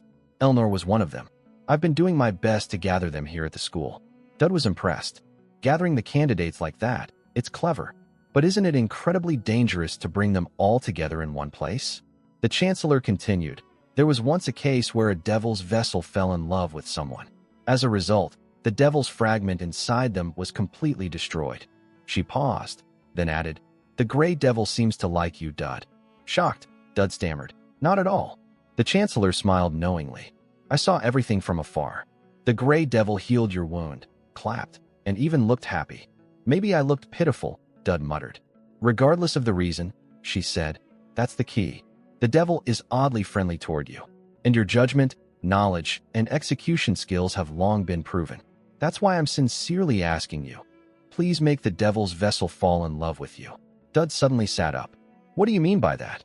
"I'll do my best to support you," the Chancellor assured him. "That's not the issue here," Dud exclaimed. "Don't worry," she said lightly. "Every known candidate so far is female. This is a golden opportunity. You even made the Grey Devil clap for you. Surely, you can charm the other devil vessels as well." Dud looked stunned, unable to process what he had just heard. The Chancellor pressed on. "Use whatever means necessary. Make the devil's vessels fall in love with you, and destroy the fragments within them. If you succeed, the world will be saved." Then she bowed deeply. "Please, Dud, save humanity." Dud sighed. "I think I know the answer already, but what if I fail to make the vessels fall in love with me?" The Chancellor's voice turned grave. "Then humanity will be destroyed. The world will crumble, and an evil empire ruled by devils will rise." Dud sat in silence, stunned. "I hate the devil route," he thought bitterly. Elnor woke up and wondered, did we win against the Marquis? At that moment, she heard a commotion outside. Someone was saying, "She came yesterday too, and even skipped class for this." Moments later, Elnor's friend entered the room and was surprised to see Elnor awake. Smiling, Elnor teased, "Did you skip class just to see me?" Her friend rushed in and hugged her tightly. "I thought you were going to die." Elnor gently told her to calm down and then asked, "What happened to Dud?" Her friend replied, "Dud's already been discharged." Elnor's eyes widened in surprise. "He wasn't really hurt anyway," her friend continued. "You were the one who got seriously injured. I honestly thought you weren't going to make it this time." Elnor looked stunned. "I was that badly hurt, and Dud was fine?" The scene shifted to the day before, when Dud came to visit Elnor. At the time, she had been unconscious for 2 days. Her friend, worried, had said, "What if she doesn't wake up?" Dud responded calmly, "Don't worry. Elnor isn't someone who'd die from something like this. I guarantee she'll wake up in a few days." Her friend asked, "How can you be so sure?" Dud smiled, "Because I'm still alive. And Elnor's the kind of person who'd risk her life to protect someone like me." The Tristan family is not weak. Back in the present, Elnor's friend smiled and said, "So, do you have enough strength to hold a pen? Since you're awake, there's a lot of paperwork that needs your approval." Elnor groaned playfully. "I'm still a patient, you know." Then her friend's tone shifted. "Now it's time to give you some unsettling news. 2 major figures are coming to the academy." "Two?" Elnor asked. "The first is Saint Lucien." Elnor frowned. "Wasn't Lucien supposed to join next semester?" Her friend nodded. "He was, but not anymore. The Chancellor decided Lucien will be enrolling next week instead." "Why the sudden change?" Elnor asked. "Because of an incident. The Holy Kingdom and the Inquisition have started to move." Elnor's friend hesitated before continuing. "I wasn't going to mention the second person, but..." "Who is it?" Elnor asked. Her friend took a breath. "Sir Gideon. He's coming to the school soon." Elnor's eyes widened in shock. "My father." The scene shifted to the next day, where Dud received a letter from his parents.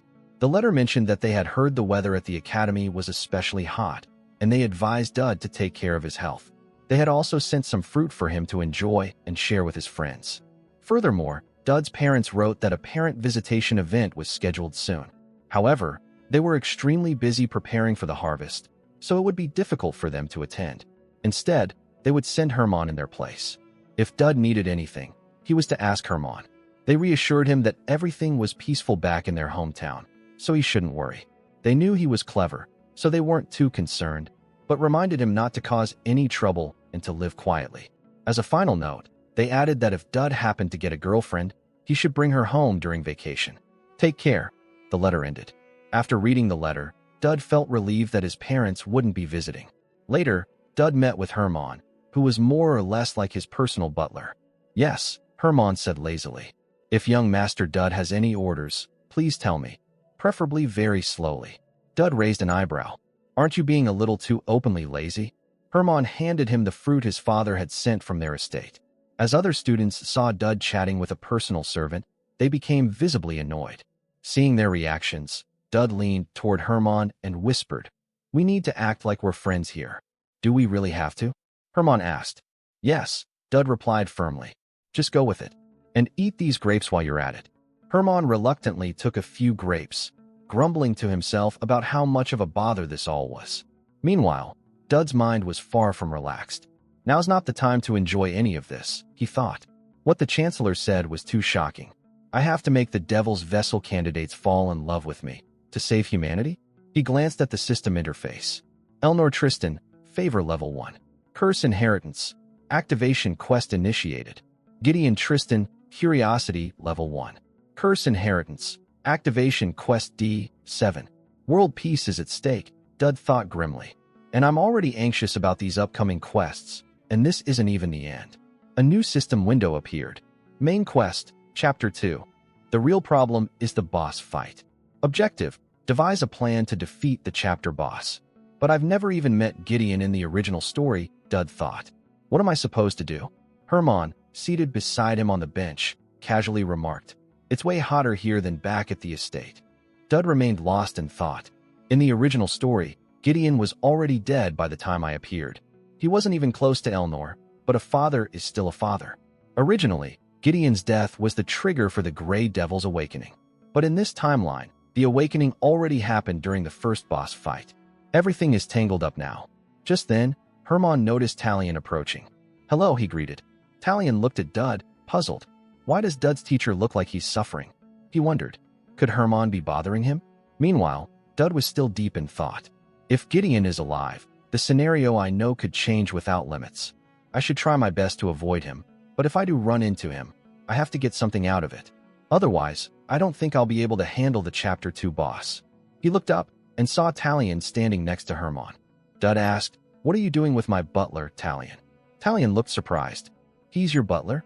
Dud nodded, then said with a smirk, "Since you touched my butler, I'm going to borrow your sword for a day." Without hesitation, Talion handed over his sword. "It would be an honor," he replied. "I'll return it later," Dud said casually. The scene shifted to later that day. Dud was with Elnor, who raised an eyebrow and said, "You applied to the Divine Department, and now you're asking me to teach you swordsmanship?" Dud nodded. "I learned something from the last demon incident. My divine power alone leaves me weak in close combat." I want to learn the basics of Tristan swordsmanship. Thanks to the villain affinity gift, Dud thought, Elnor will keep getting tied to me anyway. Elnor smiled slightly. This is the first time you've said something I actually like. A productive request from a junior. I suppose I can help a little. Excited, she unsheathed her sword. This is my chance, Dud thought. If I can copy as much of her swordsmanship as possible, it might help me deal with Gideon later. Swordsmanship seems like the only peaceful way to approach him. At that moment, Elia appeared.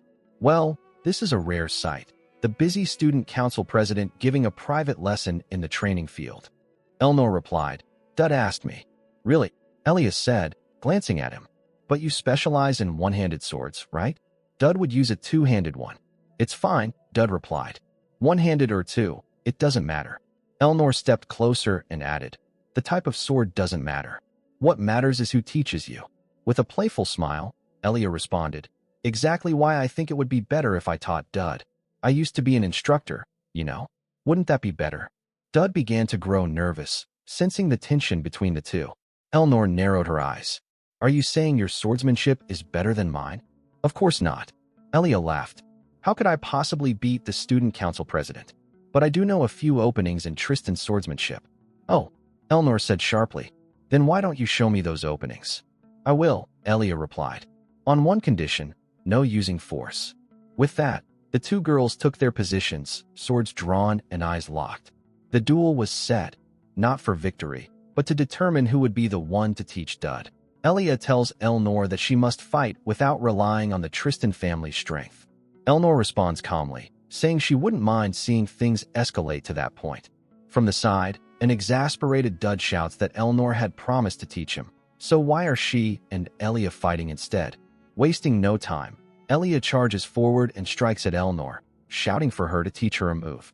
Elnor responds coolly, noting that Elia's movements are too large.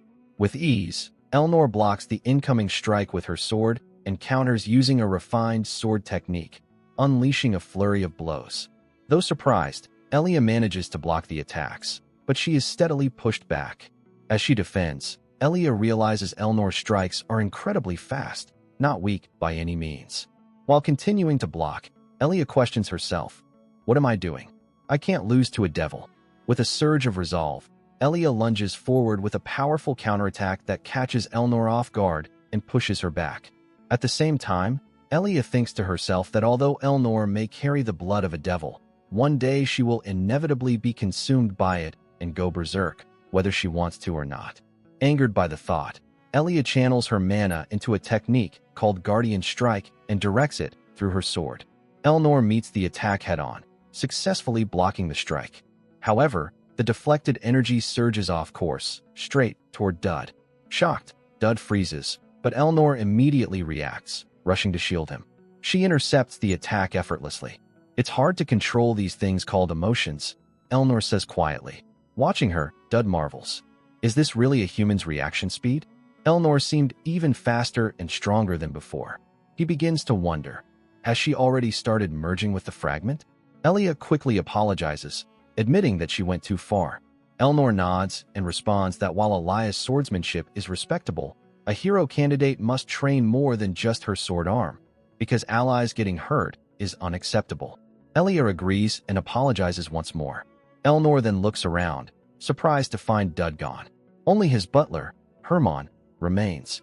The scene shifts to a quiet forest, where Dud stands near a secluded house, wearing a mask. Deep in thought, he reflects on Elnor's condition. I can't just sit around anymore. If I slack off, I'll never improve. He knows he's not destined to become a pure swordsman. Holy power is essential for survival. He must grow in both swordsmanship and divine power. Later, we see Dud meeting Yuria, the saint's true younger sister. He greets her, noting that she looks healthy. But Yuria wastes no time. She immediately draws her sword and strikes at Dud. Dud smiles to himself. Now it's Yuria's turn to help me. The scene shifts to a memory. A voice speaks to Yuria, asking, Are you hoping someone will save you? Hoping someone will be your friend? That kind of hope will only bring you more pain. The figure continues, telling her that she needs to realize it quickly. Hope is nothing more than a prelude to despair. He insists that Yuria should accept the truth, just as her sister did. Yuria's eyes widen in fear and worry. The man goes on, his tone cold. You are nothing more than a cursed sacrifice. You must remain alone until the day you die. That is the only way to protect everyone. It is your duty. Suddenly, Yuria wakes up. It was just a dream. The scene shifts to a tranquil forest. Yuria is picking apples from a tree. As she bites into one, Dud appears to meet her. Without hesitation, Yuria lunges and swings at him. Dud reacts swiftly, drawing his sword and blocking the strike. Surprised, Yuria asks sharply, "Why did you step into my attack range? You know how dangerous that is." Without giving him time to respond, she launches another attack. Dud dodges her strikes with precision. In her mind, Yuria thinks he should step back. He could get hurt. The duel continues. Yuria swings her blade in a wide arc, and it comes from behind to strike at Dud. He notices just in time and evades the blow. Breathing heavily, Dud eventually falls to the ground, exhausted. "Judging by how you're swinging that sword," Dud says with a tired smile, "you must be in good health." Yuria blinks in confusion. Dud then continues, "You haven't forgotten me, right? I know I didn't really know what you liked, so I brought a bit of everything. It should be enough for 2 or 3 days." He looks at her gently. "Don't you get lonely staying away from everyone? If I dropped by now and then to keep you company, you wouldn't mind, would you?" Yuria stands still, stunned. As Dud turns to leave, he adds, "Make sure you eat well." He walks away, leaving the food behind. Yuria slowly picks it up and goes inside the house. She stares at the bread, then clutches it tightly.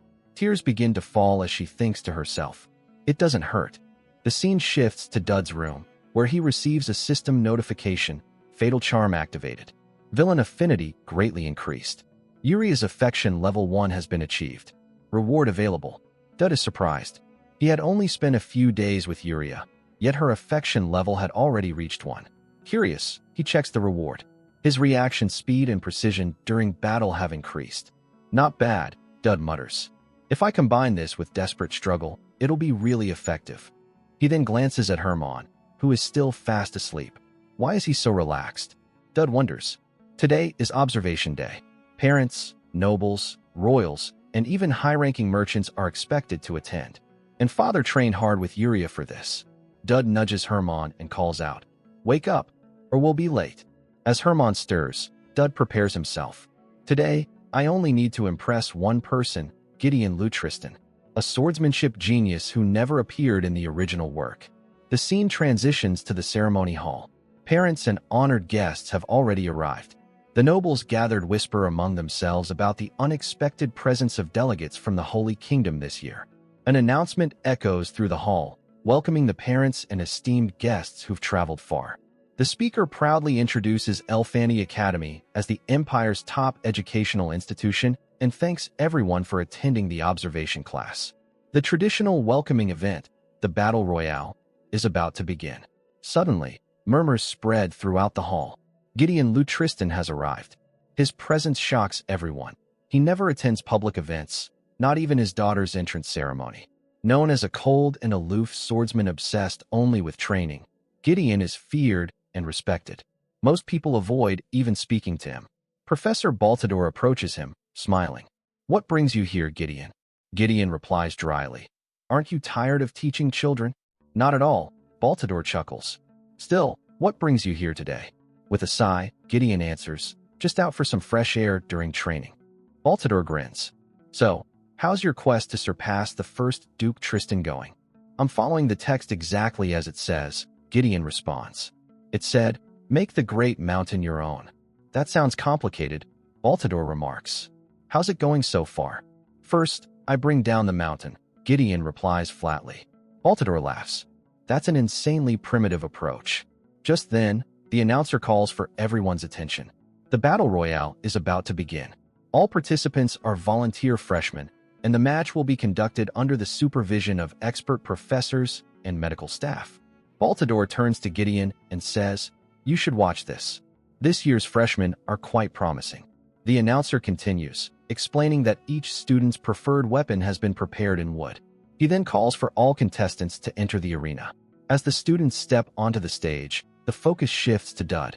Now that he's actually out there, nerves begin to set in.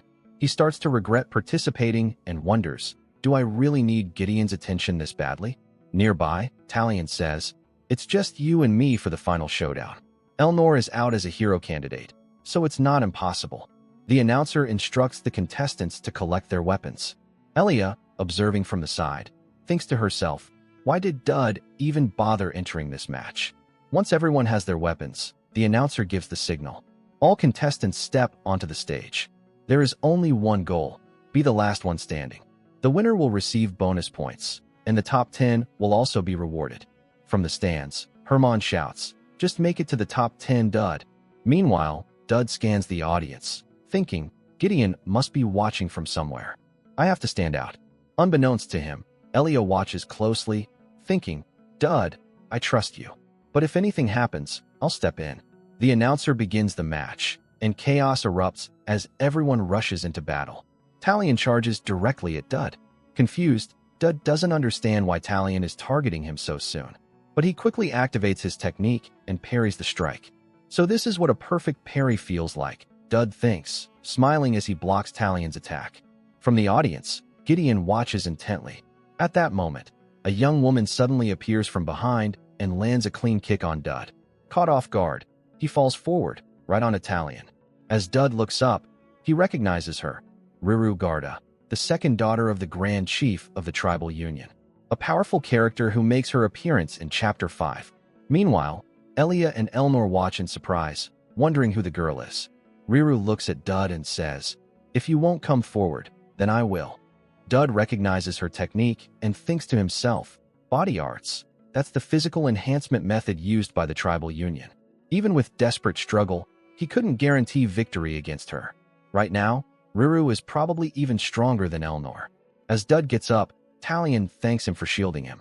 Tears well up in Talion's eyes as he recalls how Dud protected even an opponent during their fight. Dud steadies himself, preparing to face Riru. Why is she even participating in this event? He wonders, is this before her identity becomes widely known? Talion steps forward as well. I'll do my best to help you take first place, he says earnestly. Dud responds, you should take this chance to run. Ignoring the suggestion, Talion turns to Riru. If you want to face Dud, you'll have to get through me first. He introduces himself and challenges her. Can you handle me? Riru simply nods. Then I won't hold back. In an instant, she closes the distance, appearing right in front of Talion. Before he can react, she lands a solid strike. Talion is unable to block it and is taken out.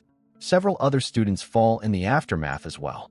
Meanwhile, Dud activates his new skill and narrowly manages to parry her next strike, though the shockwave still hits him directly. Seeing him still standing, Riru narrows her eyes. I thought you were just some nobody, but it looks like you've been holding back too. Dud is equally surprised. His new skill had actually worked. Wasting no time, Riru charges at Dud and strikes with a kick, but Dud manages to block it. She then follows up with a flurry of punches.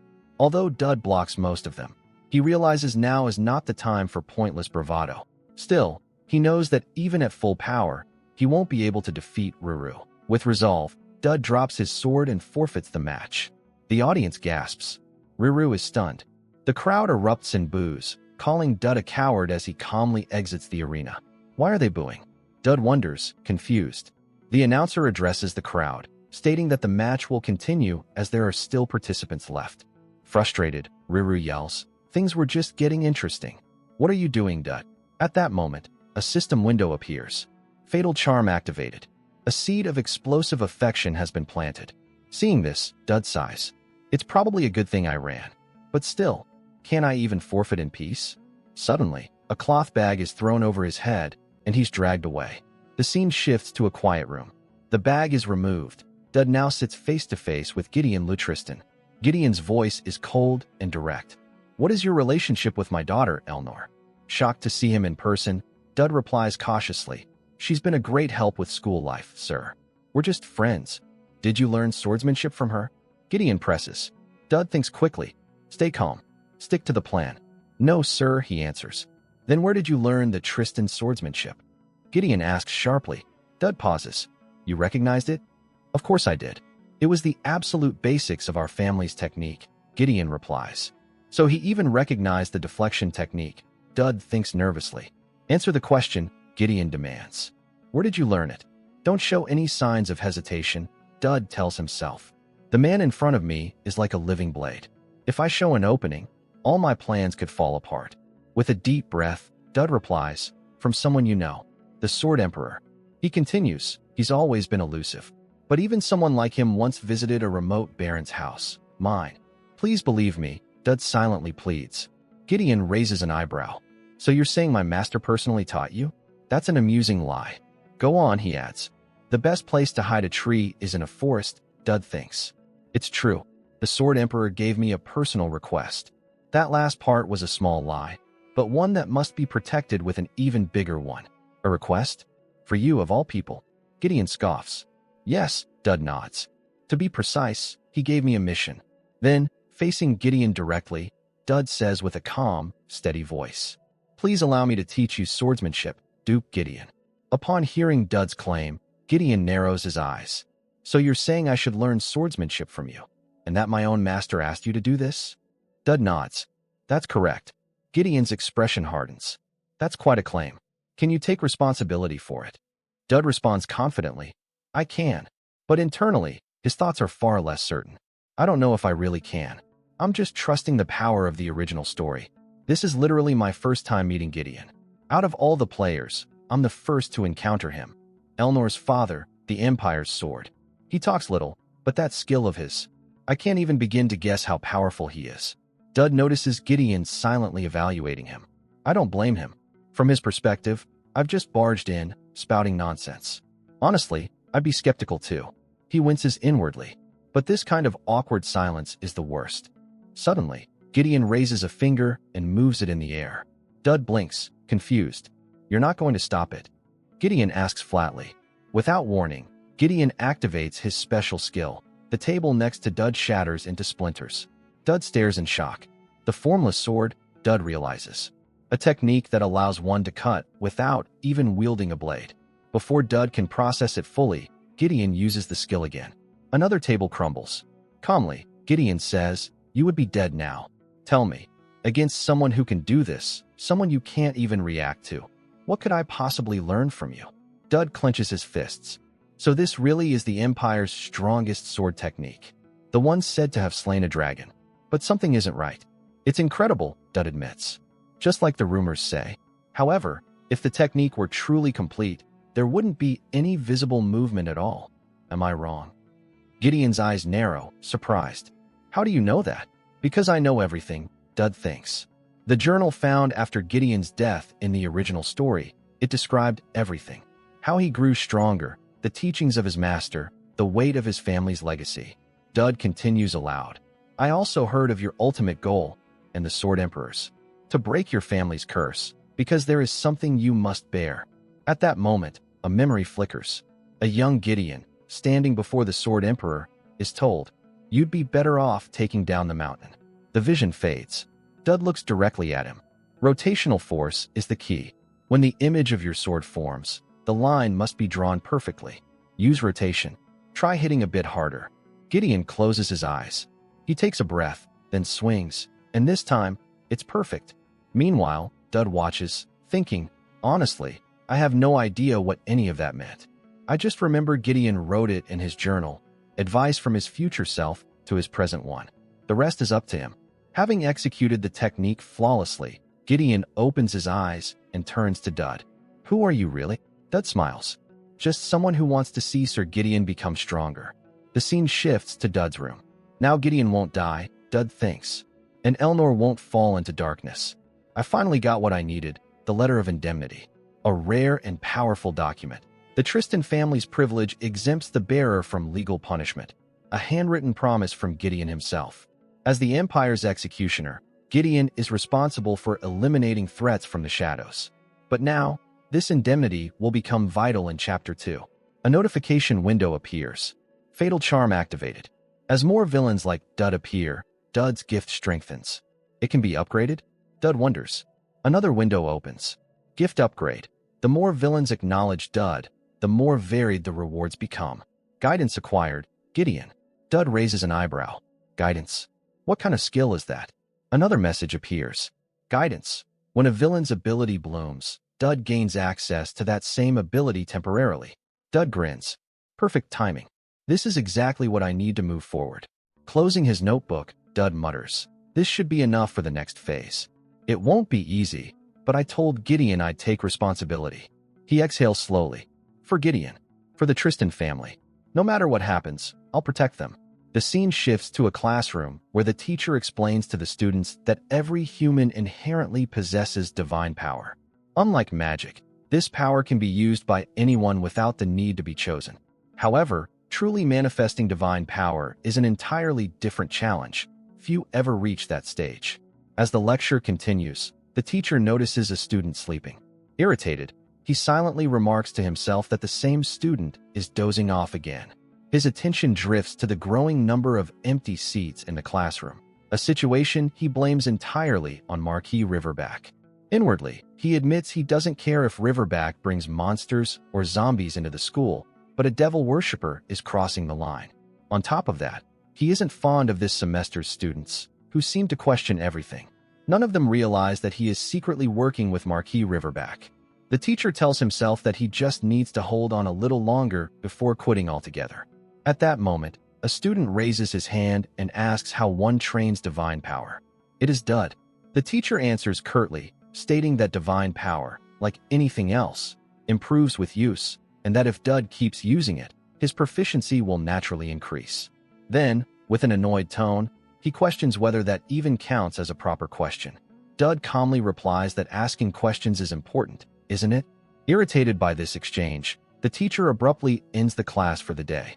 Later, in the teacher's office, he sits alone, still frustrated by Dud's earlier question. Opening his desk drawer, he notices several documents marked as classified. He thinks to himself that he could take these, find a new job elsewhere, and never deal with these arrogant students again. Perhaps he will even leave the Empire entirely. Just then, a knock sounds at the door.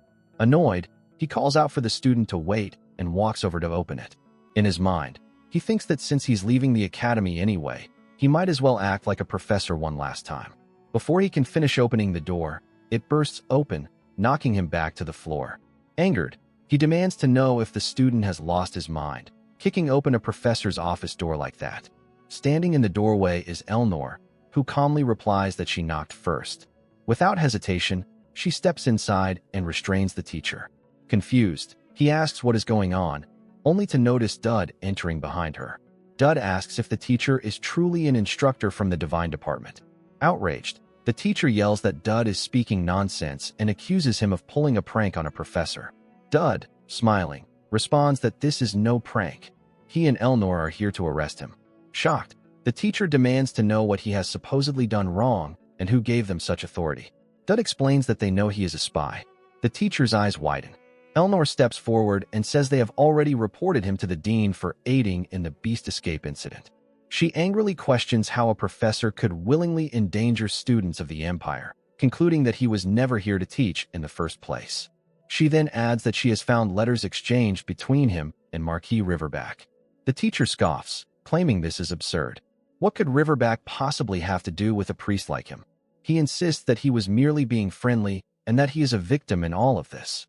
Dud cuts him off, telling him to stop with the lies. Time is short. He demands that the teacher reveal the names of any other spies in the academy. The teacher begins to smile faintly, offering no answer. Without hesitation, Elnor punches him. After just one blow, he confesses that Barrymore from the security department and Anne from the nutrition department are also spies. Dud then surprises him by using divine power to heal his injuries.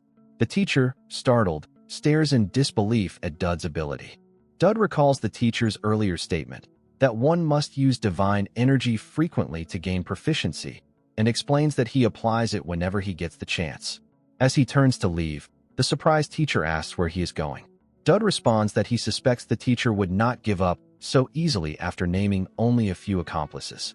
At that moment, Elnor suggests they check the teacher's desk, confident that something important will turn up. Hearing this, the teacher casts a spell to free himself, but it's already too late. Dud has retrieved several documents from the drawer. As he scans them, Dud is startled to discover that their teacher is not only part of the Divine Department, but also affiliated with the Empire's military organization. The teacher lunges forward, shoving Dud aside in an attempt to snatch the papers back. Before he can succeed, Elnor steps in and strikes him with a precise blow, sending him crashing against the wall. Smiling, Dud asks if this is everything. After gathering all the documents, Elnor confirms it appears to be all they need and asks if they should hand the professor over to the Academy Knights. Dud, however, tells her to wait. He is still a novice and would like to learn more about divine power before they part ways. Observing him, the teacher realizes why he has never been able to like Dud. He resembles someone the teacher knew before meeting Marquis Riverback. We then see Dud doing his best to learn divine techniques from the professor. Moments later, the scene shifts. Elnor remarks that she does not usually like teaching others a lesson, but before she can elaborate, a notification appears stating that her madness has been lifted. Elnor then turns to Dud and asks if there is anything he would like to tell her. He replies that he doesn't think so. She pauses before revealing that she heard he recently met with her father and pointedly asks why he did so. Shocked, Dud responds, "Me? What?" Elnor calmly replies that this isn't what she's asking. Dud admits that it's true. He did meet with her father, but insists he never shared this information with anyone else. Curious, Elnor presses him, asking what exactly he means by that. Internally, Dud is caught off guard. This is an entirely unexpected turn of events, and he quickly tries to think of a suitable explanation. Before he can speak, Elnor explains that she simply wanted to know if he was hurt or if anything bad had happened during that meeting. Relieved, Dud explains that during their last match, he used the sword technique Elnor had taught him. Her father was curious about his skills and called him over, nothing more. Elnor raises an eyebrow, remarking that the Duke of Tristan, her father, summoned him purely out of curiosity. Dud adds that the move he learned from her came out particularly well, and since few people practice the Tristan-style swordsmanship, it must have caught the Duke's attention. Elnor tells him to do as he wishes. Her father is not the type to spend his time teaching swordsmanship to a rookie, but it's not her place to interfere either. Dud then says he believes they'll be seeing her father again in the future. After all, the Duke is her family, and Dud feels responsible for protecting her. Elnor looks momentarily surprised at his words, while Dud internally admits that the statement might have sounded a little too sudden. With a faint smile, Elnor asks if he has noticed that he's been addressing her more casually lately. Dud appears confused. She tells him that before he talks about protecting her, he should first learn proper manners, and start by calling her President. The scene shifts to Dud's room, where his butler, Hermann, is shocked to hear he spent time with Lady Tristan again. The Baron, Dud's father, has instructed him to keep a low profile. Dud remarks that he only has 3 friends at the academy, and one of them happens to be Lady Tristan. In fact, he admits, he wouldn't even call them close friends. He then teases Hermann for standing out too much for a butler and asks where he got the ice cream he's holding. Hermann explains that students were handing them out for free as midterm support. Hearing this, Dud remembers that it's midterm survival season. Suddenly, a notification appears, Soul Linker Fragment Fusion. If divine power is sufficient, the spirit's consciousness can be awakened. Intrigued, Dud orders Hermann to go collect more ice cream. Without hesitation, Hermann leaves the room, and Dud wonders if his butler is truly a butler at all. Turning his attention back to the notification, Dud realizes he now has enough divine power to awaken the ghost in Gregory Hall, thanks to healing the priest earlier. Awakening a ghost summons a great soul that can aid the user's growth, but it's random. There's no telling who will appear. If the summoned soul is incompatible, it could be a wasted opportunity. Despite the risk, Dud activates the fusion. A card appears, marked only with a question mark. The scene then shifts to an arena where a lone knight stands. Dud, puzzled, tries to recall who it might be, perhaps the spear user Frederick or the tanker Johan. The figure seems familiar, though Dud can't quite place him. At the very least, the swordsman doesn't look hostile, which is already a good sign. Finally, the identity is revealed. It is the Guardian of Dawn, Caliban Chrysanax. Dud is shocked to realize that the spirit standing before him is none other than Elia's older brother. The scene shifts to a memory, a time when the Crimson Devil's vessel brought about the Red Knight disaster. The flames raged endlessly until the Imperial Guard's guardian struck him down. Among them was Guardian Caliban, who sacrificed his life to stop the Red Knight. His heroic act turned him into a spirit, yet his death was another tragedy for Elia's family. That was the day she lost everyone she loved. Determined to follow in her brother's footsteps, Elia vowed to destroy the demon responsible for making her an orphan. On that day, she declared she would become a hero. Returning to the present, all the students are gathered in the forest. The teacher announces that the midterm exams will be conducted fairly, with each team consisting of 4 members. He poses a question: who are the main enemies of the Empire? A student answers: magical beasts and devil worshippers. The teacher nods, confirming it's correct. He explains that Elfani Academy was established to combat these threats, and that combat skills and survival ability will be the main grading criteria for the midterms. Meanwhile, Dud turns to the spirit Caliban and asks how he feels, noting that Caliban's sister is doing well. Caliban is surprised to see Elia, now a hero candidate of the Empire. Dud confirms it's official. Caliban reflects that his little sister used to be nothing more than a noisy child, while Dud responds that she's now an adult. Caliban admits it was worth it, though seeing her grown up after returning as a spirit is something he's still getting used to. Dud reminds him that he was the one who brought Caliban back. Caliban then asks if Dud wants his cooperation. Dud confirms and asks if he can count on him. Caliban agrees, but requests that Dud not tell Elia about him. Dud accepts and thanks him. With a faint smile, Caliban remarks that he has the instincts of someone who has died, and that Dud might understand laws he himself does not. Still, Dud seems like a good man to him.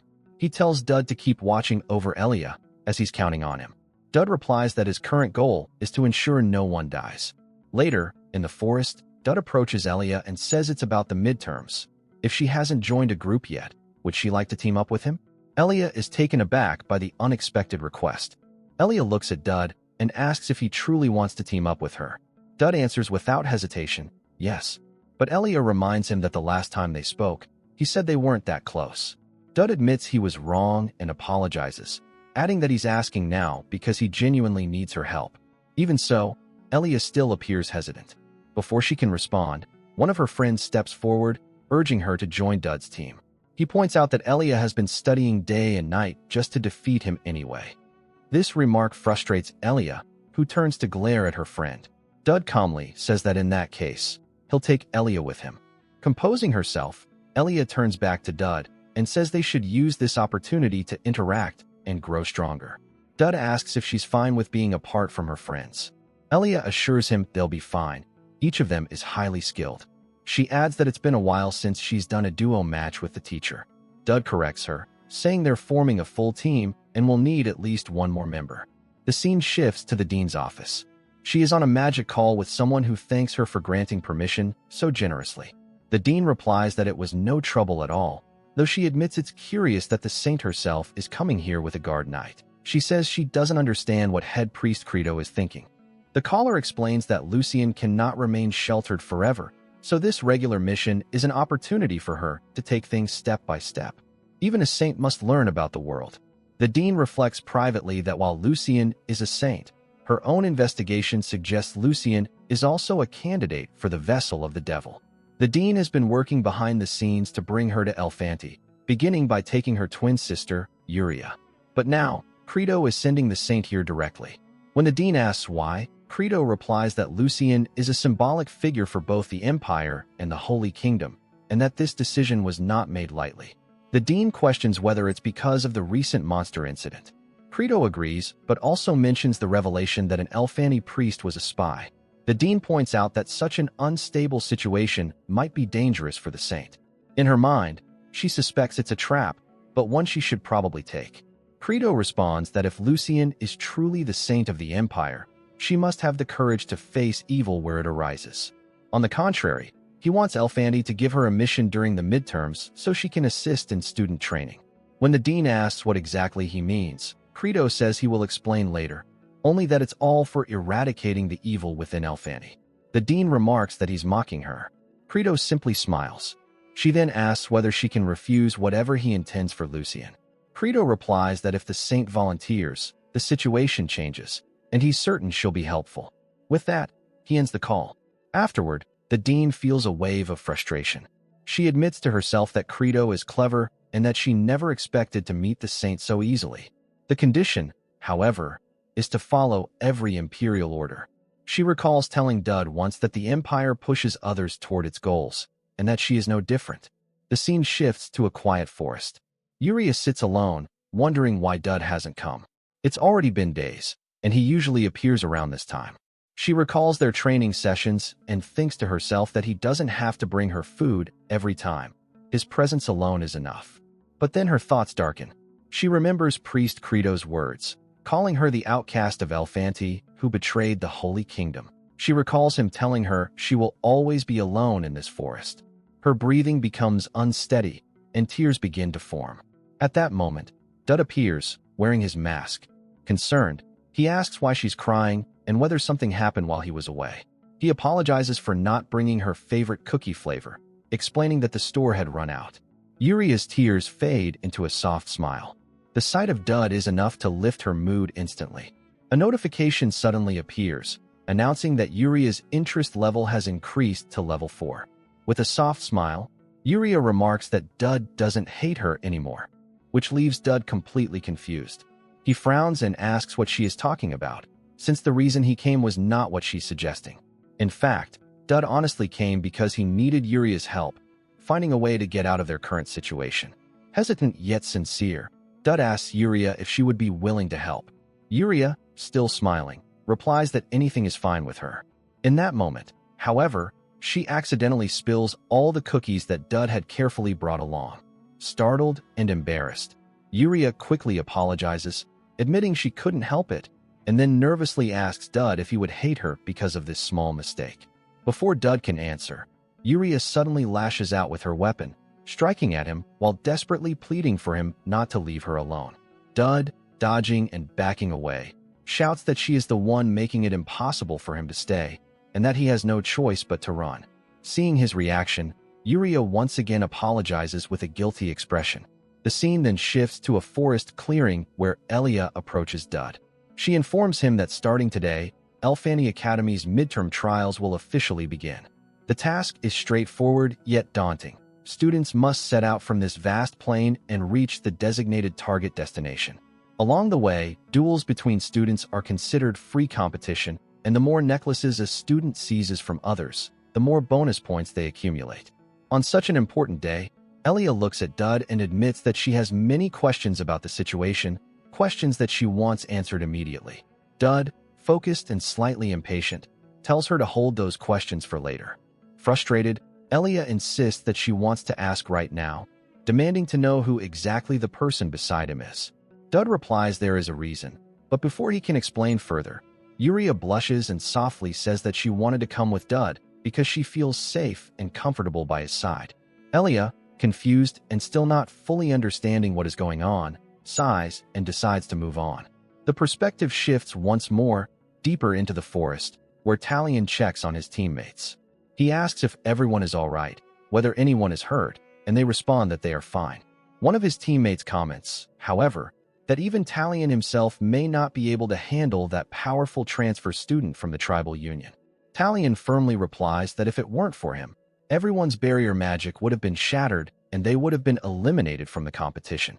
His teammate reluctantly admits that's true, but adds that the guy from earlier genuinely looked like he was ready to kill them.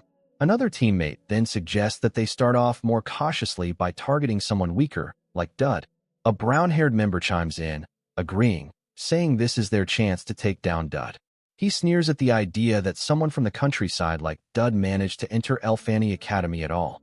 With this mindset, they ask Talion if they should just ambush Dud outright.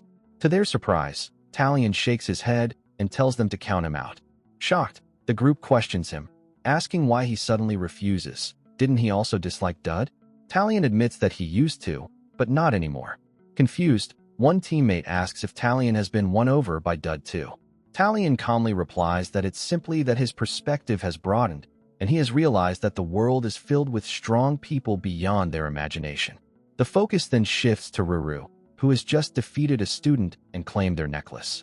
Standing over her opponent, she scornfully declares that there are far too many weaklings in this world. She complains bitterly, asking why there isn't a single opponent who can actually be useful. Whether it's a battlefield, a combat trial, or a life-and-death struggle, she feels disappointed that she cannot find that intensity here. Her frustration builds as she wonders how this academy has even managed to hold up with so many fragile nobles around. At that moment, Elnor suddenly appears, striking at Riru with her sword. Riru reacts instantly, blocking the blow with a powerful kick. A spark of excitement flashes in her eyes as she realizes her opponent is none other than the Academy president, Elnor. With practiced precision, Riru deflects Elnor's sword, and Elnor coolly comments that Riru has made herself conspicuous for a transfer student in exile. Riru smirks inwardly, thinking she has finally found a worthy opponent. But Elnor stands her ground with authority, warning Riru that excessive violence is something she cannot overlook in her role as proctor. She firmly tells Riru to show restraint from now on. Riru scoffs, replying that she doesn't want to, and challenges Elnor by asking what she will do about it. Calm yet sharp, Elnor states that if this truly were a battlefield, Riru would already be lying defeated at her feet.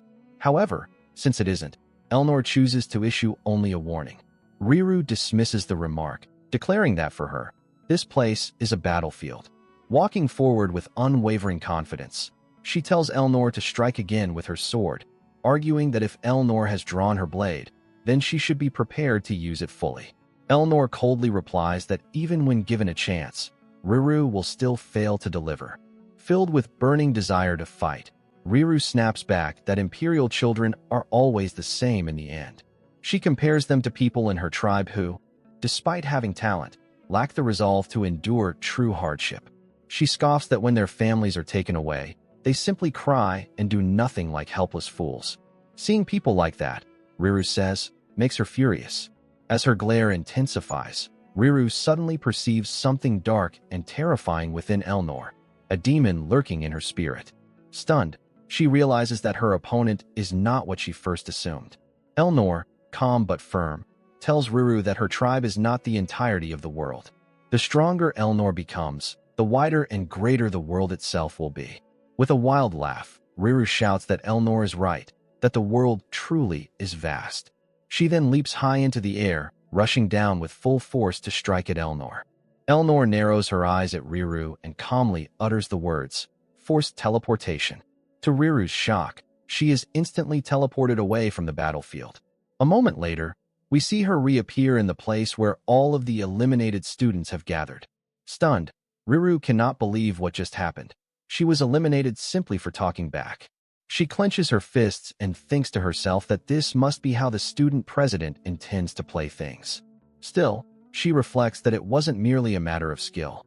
From the very beginning, Elnor had felt different from her, but what bothered Riru even more was the fact that Elnor suddenly broke her calm composure and displayed killing intent. Riru wonders what exactly angered the student president so much. Was it because she insulted the Imperials by saying they lacked resolve? As she looks around, other eliminated students are equally shocked to see her there. Riru's thoughts race. Maybe it was when she said Imperials couldn't do anything, even if someone were to steal their loved ones. That makes her wonder, just who is the student president's loved one? The scene then shifts to Dud and his group. Dud is left speechless when a notification suddenly appears, stating that Riru Garda has started taking an interest in him. Completely stunned, Dud wonders what in the world is happening and why, especially since he hasn't even seen Riru since the tournament. Before he can process this, another window appears, declaring that Elnor has been influenced by Dud and has unblocked the Divine Spirit, Bunnam scheme. Shocked once again, Dud questions what that could possibly mean. Meanwhile, Elia notices him mumbling to himself and asks what he's going on about. On the other side of the battlefield, Yuria is effortlessly taking down other students. Some of them shout loudly that they will rescue Elia. Surprised, Elia turns to Dud and suggests that maybe they should stop for a moment and clear up the misunderstanding. Dud shakes his head, insisting that he is far too busy trying to keep Yuria under control. At that moment, Yuria appears behind him, smiling, and asks where they will be heading next. Dud groans internally, realizing he really needs to clear up the unfair conman stigma being placed on him, especially since Elia's supporters keep targeting him nonstop. Elia herself begins to wonder whether they'll even be able to finish this exam properly with all the chaos unfolding around them. Suddenly, a green-haired boy appears in front of the trio. He looks directly at Elia and, with a confident smile, declares that ever since the first day of school, he has admired her strength and radiant beauty. Elia is left bewildered, while Dud raises an eyebrow and asks in disbelief if Elia really has this many fans. The green-haired student ignores him and continues, saying he doesn't understand why someone like Elia is being held by a so-called conman like Dud. He then boldly proclaims that as the 10th-ranked student in the entrance order, he will rescue her and afterward even treat her to a meal. Elia, unimpressed, retorts that the student president already destroyed everything earlier. Dud corrects her slightly, pointing out that more precisely, it was Count Riverback. Elia then firmly addresses the green-haired student, clarifying that first of all, she is not being captured or restrained, and second, Dud is absolutely not a con man. Preparing herself, she steps forward as if ready to fight him. The green-haired boy, however, quickly raises his hands in surprise and insists he isn't going to fight her. While this unfolds, Dud thinks to himself that the Night Department, the Magic Department, and even the Divine Department are all teaming up against him. Strangely enough, he realizes these chaotic conditions are the perfect opportunity to strengthen and develop his traits. Determined, he calls out to Caliban, asking him to wake up and lend his strength just once. Sleepy and hesitant, Caliban replies that he doesn't know exactly what's happening, but it seems serious.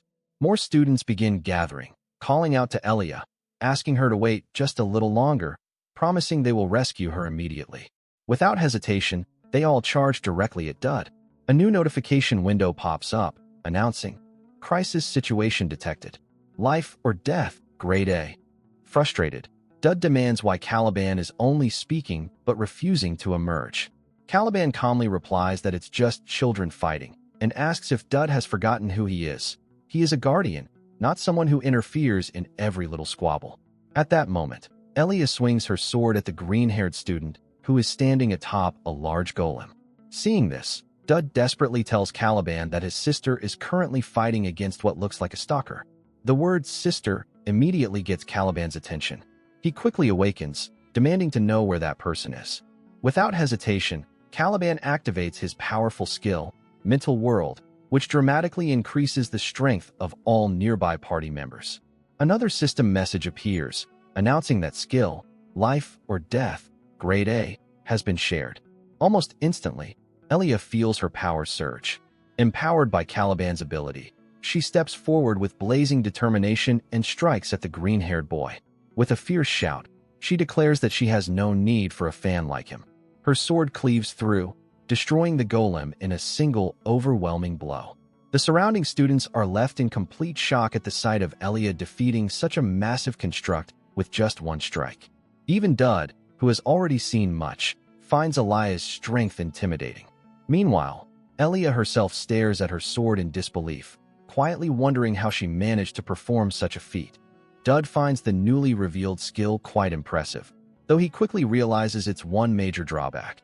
It consumes his already meager divine power and can only be used for a couple of attacks before running out.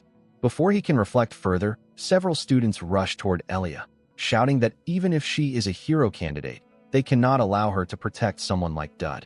But before they can reach her, Yuria steps in with astonishing speed, effortlessly striking them down one by one. Afterward, she casually states that she only brushed them aside lightly, making the feat seem almost effortless. More students, however, continue charging toward Elia. Calm but resolute, Elia readies herself. She declares that even if she is not yet a true hero, people who refuse to listen or even try to understand others are impossible to view in a favorable light. With that conviction, she dashes forward and unleashes her spell, Guardian Burst, obliterating the incoming students with a single, overwhelming strike. Dud watches in awe, his eyes widening at the sheer scale of her technique. He wonders if such power is even appropriate for this level of exam, though he consoles himself that at least all his own stats are still stuck at F rank. Caliban, equally shocked, mutters in disbelief that he never imagined his sister had grown so strong. At that moment, another system window appears, stating, "A party member has achieved results in battle. Proficiency of traits has increased." Dud sighs in relief, remarking that it's fortunate no one on their team is injured. Still, he remains uneasy about Yuria, worried she may lose control again if the fighting escalates too far. Meanwhile, Elia silently reflects to herself that being on the same team as Dud is turning out to be far more exciting, and even fun, than she originally expected. The scene then shifts to Elia's friends, fighting elsewhere. Their red-haired leader defeats another group, bringing their team's total to 9 necklaces. Proudly, he declares that for first-year midterms, This should practically guarantee them a perfect score. His teammates agree, noting that their teamwork has been excellent and everything has been going smoothly.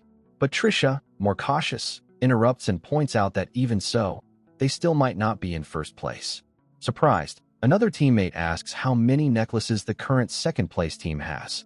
The purple-haired boy answers with disbelief. Second place is already at 15. The red-haired leader scoffs and replies that if they just gather 5 more necklaces, they'll catch up quickly. But Trisha, staring at the map, suddenly looks shocked. She hesitates before saying that second place isn't a group, it's a single person. The revelation stuns them.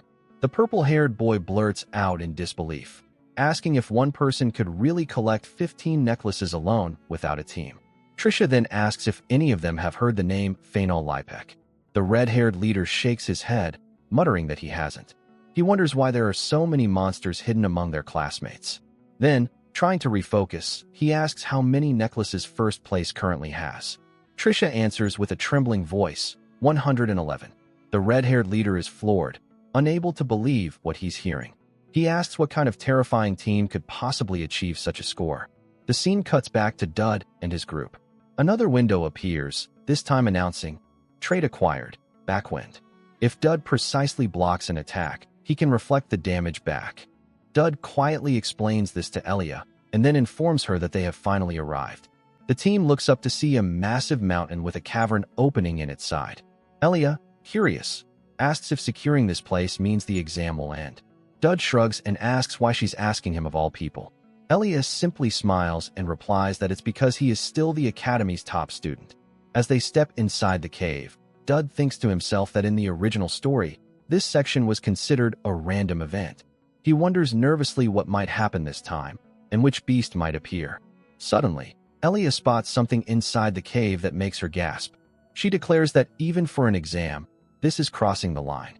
Yuria's eyes widen in shock as well when she sees her own sister standing before her. At that moment, a system window appears. Main Quest, Chapter 2, Female Princess. Objective, stop the rampage of the Curse of Weakness Bearer. Another window follows. Protection target identified, Lucian Greyhounder and Yuria Greyhounder. Elia stares in disbelief, wondering aloud if this single person has been supplying divine power to the entire plane, the blessings of the necklaces, and even the teleportation spells. Yuria, trembling, is overwhelmed at the sight of her sister standing there. Elia clenches her fists and firmly states that this is not Elfante's way, and declares that they must save this girl immediately. But at that exact moment, a knight steps forward, blocking their path. With a commanding voice, he announces that such interference will not be allowed. He introduces himself as Klein Garrison, High Battle Priest of the Holy Kingdom, and warns Elia that what she sees is the saint's voluntary service.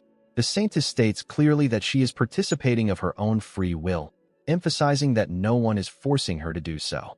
Yuria is left stunned at the sight of the saintess standing there, while Elia, visibly angered, speaks up and questions how anyone could volunteer for something so terrible by their own choice. Hearing this, Klein interjects and remarks pointedly, asking whether Elia is attempting to oppose the will of the saintess herself. He further adds that if Elia truly is doing so, then she is effectively acting against the will of the entire Holy Empire.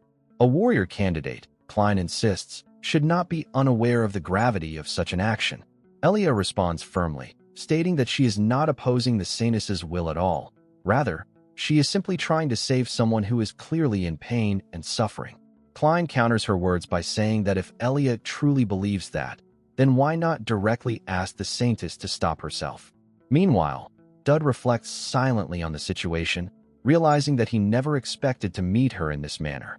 Standing before him is Saintess Lucian, one of the 3 great powers that form the foundation of the Holy Empire's hegemony. The Holy Empire is a realm where the actions of the upper elite remain largely hidden from the general public, especially those of the Holy Emperor, a ruler known for his strong interest in demons, much like the Chancellor of Dud's Academy. Saintess Lucian is regarded as the Holy Kingdom's most valuable asset and operates directly under the Holy Emperor's command. In Dud's mind, both Yuria and Lucian are nothing more than tools meant to carry out his grand ambitions, and it even appears that the system itself is pushing Yuria toward losing control in this unfolding situation. Dud then tells Klein that his team has already secured first place and suggests that the Saintess should be allowed to rest for now.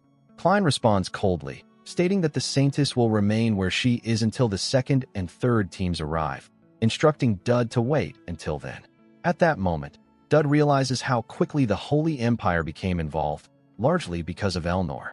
The monster incident first drew the Empire's attention, and the Purifier incident later gave them absolute certainty. Now, the Holy Empire is convinced that Elnor is connected to something far more serious, as she stood at the center of both events. On top of that, Yuria's sudden rampage only worsens the situation. With all this unfolding, the Holy Emperor will inevitably begin to intervene directly in Elfanti. Dud wonders if Yuria has already been fully exposed, and if that is the case, then there may be no remaining options left. Without hesitation, Dud throws his glove at Klein. Klein asks sharply what that is supposed to mean. Dud responds that it seems Klein does not understand the significance of such an act within the Holy Kingdom, as it is a formal challenge to a duel. Everyone present is left in shock upon hearing this declaration. Dud steps forward confidently and orders Elia to stand down. Klein then questions why he should even consider accepting a duel from Dud, but Dud ignores him and demands that Klein fight him. He instructs Elia and Yuria to escort the Saintess to the infirmary immediately. Seeing how far things have escalated, Klein warns that if Dud takes even one more step forward, the situation could turn into an international incident. In response, Dud calmly states that he will report Klein's actions involving the Saintess to the appropriate authorities. Hearing this, Klein asks Dud what his official title is. Dud replies without hesitation that he comes from a minor baronial family in the provinces, and then bluntly asks what the problem with that is. Klein states firmly that he is a high priest and therefore cannot simply accept a duel from just anyone. In response, Dud questions why Klein drew his sword in the first place, pointing out that the hero candidate Elia is standing right there. He asks why Klein, of all people, seems so wary of Dud specifically. In his mind, Dud realizes that to break this tense situation, he will need to make a bold and decisive move. With that resolve, Dud also draws his own sword, signaling that he is fully prepared. Seeing this, Klein remarks coldly that for such a rude and reckless student, perhaps some external guidance is required.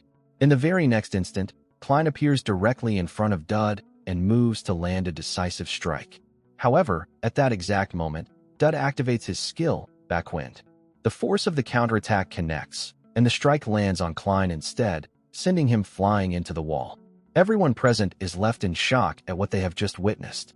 Despite the impact, Klein manages to withstand the blow and rise again, showing his resilience and experience.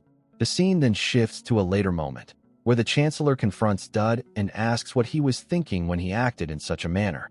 Dud calmly replies that the Chancellor herself told him to do as he pleased, so he merely followed her instructions. The Chancellor responds sharply, stating that she does not recall ever telling Dud to provoke a situation that could threaten a war with the Holy Empire. Dud counters this by explaining that it was never a threat, but simply a rightful and formal request for a duel, and that the priest was the one who attacked first. The Chancellor corrects him, emphasizing that it was not just any priest, but a high battle priest of the Holy Empire. Dud replies confidently that it is not an issue, as he possesses a letter of forgiveness from the Tristan family, and that the imperial family has agreed to take responsibility for his actions. Growing increasingly frustrated, the Chancellor states that she cannot believe his reasoning, especially since the Saintess is a direct member of the Holy Empire, making this a matter they cannot easily involve themselves in. However, she acknowledges that since it was officially recorded as a request for a duel, she must ask whether Dud is truly confident that he can win. Dud responds by reminding the Chancellor that she instructed him to earn the trust of all demon vessels, and Yuria is one of the targets she specifically mentioned. Yuria, he explains, is firmly on his side, but the problem is that she was present at the scene during the incident. The Chancellor then asks why Yuria was brought along in the first place.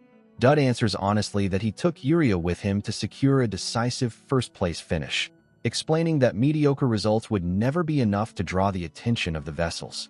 He adds that politics matter far less when the ultimate goal is saving the world from demons. The Chancellor tells Dud that he should think about Elnor and Elia before concerning himself with international politics. Dud replies that the Student Council and the warrior candidates have never been on bad terms. The Chancellor clarifies that what she truly means is that Dud should focus on his school life, make some genuine friends, and stop getting involved in strange and dangerous events. She then adds that since the Holy Empire has officially reported this duel, it is highly likely that the Holy Emperor himself will be watching closely. The Chancellor admits that she does not know what Dud has planned, but warns him that the Holy Emperor is an extremely dangerous figure and strongly advises Dud to rethink his actions very carefully. The scene then shifts to the following day, where Yuria comes face to face with her sister, Saintess Lucian. As Lucian begins walking toward her, Yuria reacts in shock and urgently tells her sister to stop and not come any closer. She warns Lucian that she could be seriously harmed due to the curse of severance that surrounds her. However, Lucian continues forward without hesitation. In response, Yuria's sword instinctively moves to strike at Lucian, but Lucian calmly and effortlessly blocks the attack. She then speaks softly, stating that she feels relieved knowing that they are twins. The scene then transitions to a grand arena, where the announcer declares the rules of the match. It is stated clearly that this is an informal duel, and killing is strictly prohibited. If a serious injury occurs, the duel will be immediately halted and a winner will be declared. Otherwise, the duel will continue until one of the participants formally forfeits. As Dud and Klein step forward to face each other, Dud reflects silently on the situation. He believes that Lucian's presence is essential to delaying Yuria's awakening, as unchecked obsession and lingering curses could ultimately destroy her. For that reason, this duel is absolutely necessary. Dud also understands that the Holy Empire is constantly monitoring Lucian, and that surveillance must come to an end. To make that happen, Dud knows he must leave a powerful impression through this single duel. Meanwhile, the Chancellor thinks to herself that even if Holy Emperor Credo cannot attend in person, he would never miss the opportunity to observe a battle like this. Back in the arena, Klein warns Dud that it is already too late to ask for forgiveness, though he claims Dud still has a chance. He adds that the faster Dud surrenders, the less injured he will be by the end of the duel. Caliban turns to Dud and asks if he is even listening to what is being said. At the same time, Dud's butler watches anxiously from the sidelines, thinking that as long as Dud surrenders once the duel officially begins, he should remain safe. Dud responds calmly, telling Klein that his words are interesting, as Dud feels he could easily say the exact same thing to him. The scene then shifts into a memory from the past, where Holy Emperor Credo gives Klein a direct order not to attack Dud with the intent to kill. A surprised Klein asks what the Emperor means by such an instruction. Emperor Credo explains that the harder Klein presses Dud, the stronger his opponent will become, revealing that this is the nature of Dud's ability. Hearing this, Klein comments that such a power is deeply unfair. Emperor Credo responds that he has witnessed something similar long ago, but never imagined he would encounter it again. Klein then recalls that during their first encounter, he was struck down by his own attack, confirming the Emperor's warning. The scene returns to the present moment, where Klein makes a conscious decision to discard any killing intent. Instead, he activates a technique known as Nested Blessing. Klein begins gathering his aura and moves in to strike Dud with focused force. At that critical moment, a system window appears, indicating that the guidance skill has been activated, with the available option listed as Rage, Elnor. Dud immediately activates the skill. As a result, Dud successfully blocks Klein's strike, and the sheer force of the impact ripples outward, surrounding the entire arena.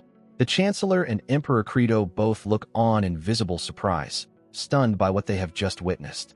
A shocked Klein struggles to comprehend what has just happened before his eyes. At that very moment, Elnor's demonoid form transcends into the arena, her presence overwhelming the space itself. Everyone present is left stunned by this sudden manifestation. Seeing this, Dud reflects internally that everything seemed to freeze the instant Elnor manifested her demonic power.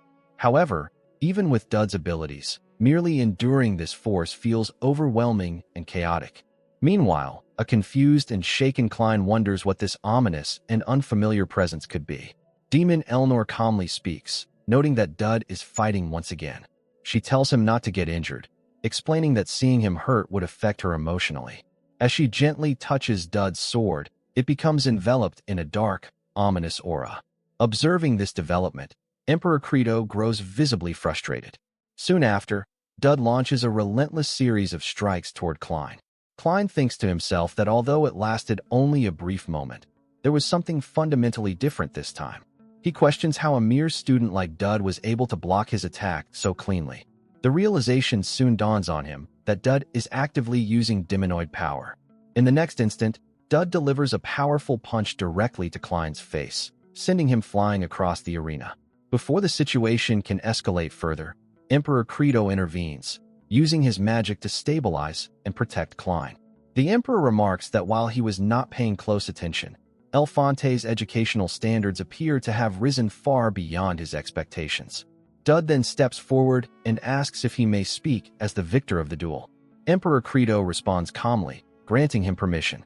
Dud addresses the Holy Emperor directly and requests that individuals like those involved be prevented from troubling the Saintess in the future. The crowd is stunned by his bold statement.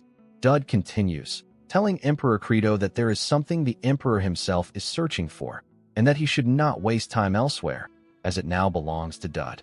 He calls this both his first and final warning. Hearing such words, several officials present become visibly angered and turn toward Chancellor Atlanti, demanding to know what is going on. They question how a student could display such blatant disrespect in front of the Holy Emperor and criticize Atlanti's methods of education, claiming Dud's actions amount to an international offense. At that moment, Hatton Wu Jewel, the chief of the Blue Dragon Tribal Association, steps forward with a smile. He remarks that not only did the Holy Empire send a trained knight to fight a student, but they also continued to interfere with the Saintess afterward. A system window then appears, stating that the villain is viewing Dud's vigor favorably. Hatton goes on to say that if even a student could no longer tolerate the situation and openly criticize the Holy Emperor, then perhaps Emperor Credo should reconsider calling himself the ruler of the Holy Kingdom. Enraged, the other officials warn Hatton to mind his words. Hatton responds indifferently, stating that he does not care, and if there is an issue, Emperor Credo is free to come down and fight him personally. The focus then returns to Dud, who asks the Emperor what he intends to do next. Emperor Credo replies that he understands the situation. Although the duel carried no formal stakes, he acknowledges Dud's stance and agrees to comply. Chancellor Atlanti is visibly surprised by this response. Emperor Credo then comments that Dud is not only exceptionally talented, but also dangerously cunning. He formally acknowledges Dud's request and departs with Klein as the Holy Emperor returns to his kingdom. Upon his return, Emperor Credo instructs his subordinate, Saris, to assign personnel to keep a close watch on Dud Campbell at Elfanti. Saris responds that she understands. As he reflects privately, Emperor Credo realizes that Dud managed to capture the attention of 3 nations through a single duel. The more he observes Dud, the more Dud begins to resemble him. The scene then returns to the arena, where everyone gathered begins to wonder whether Emperor Credo has already departed. Shortly after, the announcer officially declares Dud as the winner of the duel. The Chancellor feels a wave of relief, grateful that Dud was able to secure victory without the situation escalating any further. Hatton steps forward and remarks that Dud will one day become an exceptional warrior. As a token of recognition, he presents Dud with a lion's necklace, a rare and valuable item known to enhance energy levels and significantly improve workout efficiency. Dud catches the necklace mid-air and immediately recognizes its importance and rarity. Hatton then tells Dud to visit him in the future, assuring him that he will be treated generously. He adds that he is also very interested in witnessing Dud's unusual and mysterious power firsthand. After saying this, Hatton departs from the arena as well. Meanwhile, Dud reflects internally, recalling that in the original novel this item was meant to appear in Chapter 3. He also realizes that he has just been acknowledged by the most powerful individual within the tribal association, an outcome he never expected to occur this early. The scene then shifts to the Chancellor's office, where she tells Dud that there is something important she wants to ask him. She directly inquires whether Dud used the power of the vessel to win the duel this time as well. Dud answers honestly, saying yes, but adds that he was fortunate under the circumstances. Hearing this, the Chancellor remarks that it seems both the Holy Emperor and Hatton have taken notice of him. She warns that word will spread quickly, and more people will begin approaching Dud regarding his abilities. She advises him to prepare himself, as things are likely to become quite chaotic in the near future. Dud replies that he understands her concern. The following day, A system window appears before Dud, stating that he has successfully completed the main quest. It also notes that the echo of satisfaction has increased by 1 point, along with the seed of evil. Dud thinks to himself that he now possesses 4 of these seeds. He recalls that there are certain skills he can only obtain by using these rare resources. One such example is the Eye of Inspection, a skill that allows him to check another person's status once per day. Since Dud cannot manipulate or alter the information displayed through this skill, it ensures that he will never lose out due to misinformation.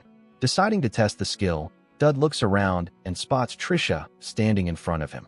However, he realizes that he does not need to know Trisha's status, nor does he care much about the professor's stats either. The most suitable candidate is Elnor, as obtaining information about Elnor or Elia is his highest priority. In truth, they are the most important characters within this scenario. When Dud activates the skill, Elnor's status appears before him. Strength, agility, and endurance are all ranked at S. Luck is ranked at C, while authority is ranked at A+. The display also shows one fused piece of a demon, a fusion rate of 80%, and a deception rate of 2%. Seeing that the fusion rate has already reached 80%, Dud realizes that the Riverback incident must have played a significant role in accelerating it. He notes with some relief that her corruption rate remains low, as if both values were high. Elnor would have already fully transformed into a demon. Just then, Elnor approaches Dud and asks what he is doing. Startled to see her standing right in front of him, Dud reacts in surprise and asks how she knew he was there. Elnor replies that she noticed Dud staring at her earlier and explains that she actually has something important to give him. She mentions that the individual Dud asked her to keep an eye on is far from an ordinary person. Hearing this, Dud immediately asks whether she was able to locate the target. Elnor confirms that she did and explains that she has already identified a rough pattern in the target's behavior. However, she adds that Dud should start handling matters like this on his own from now on, as she is extremely busy due to her responsibilities as the student council president. Dud quickly apologizes to Elnor for the trouble and then sincerely praises her work, admitting that it must have been difficult. Elnor responds that it was manageable largely because of her position within the student council. She also points out that the Holy Empire has recently increased the scale of their envoys, something that has never happened before. She then asks Dud whether he knows anything about this unusual development. Dud replies honestly that he does not.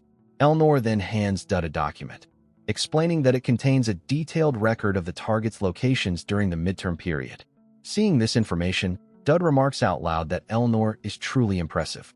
Internally, he reflects that this is something he originally had to figure out on his own in the novel.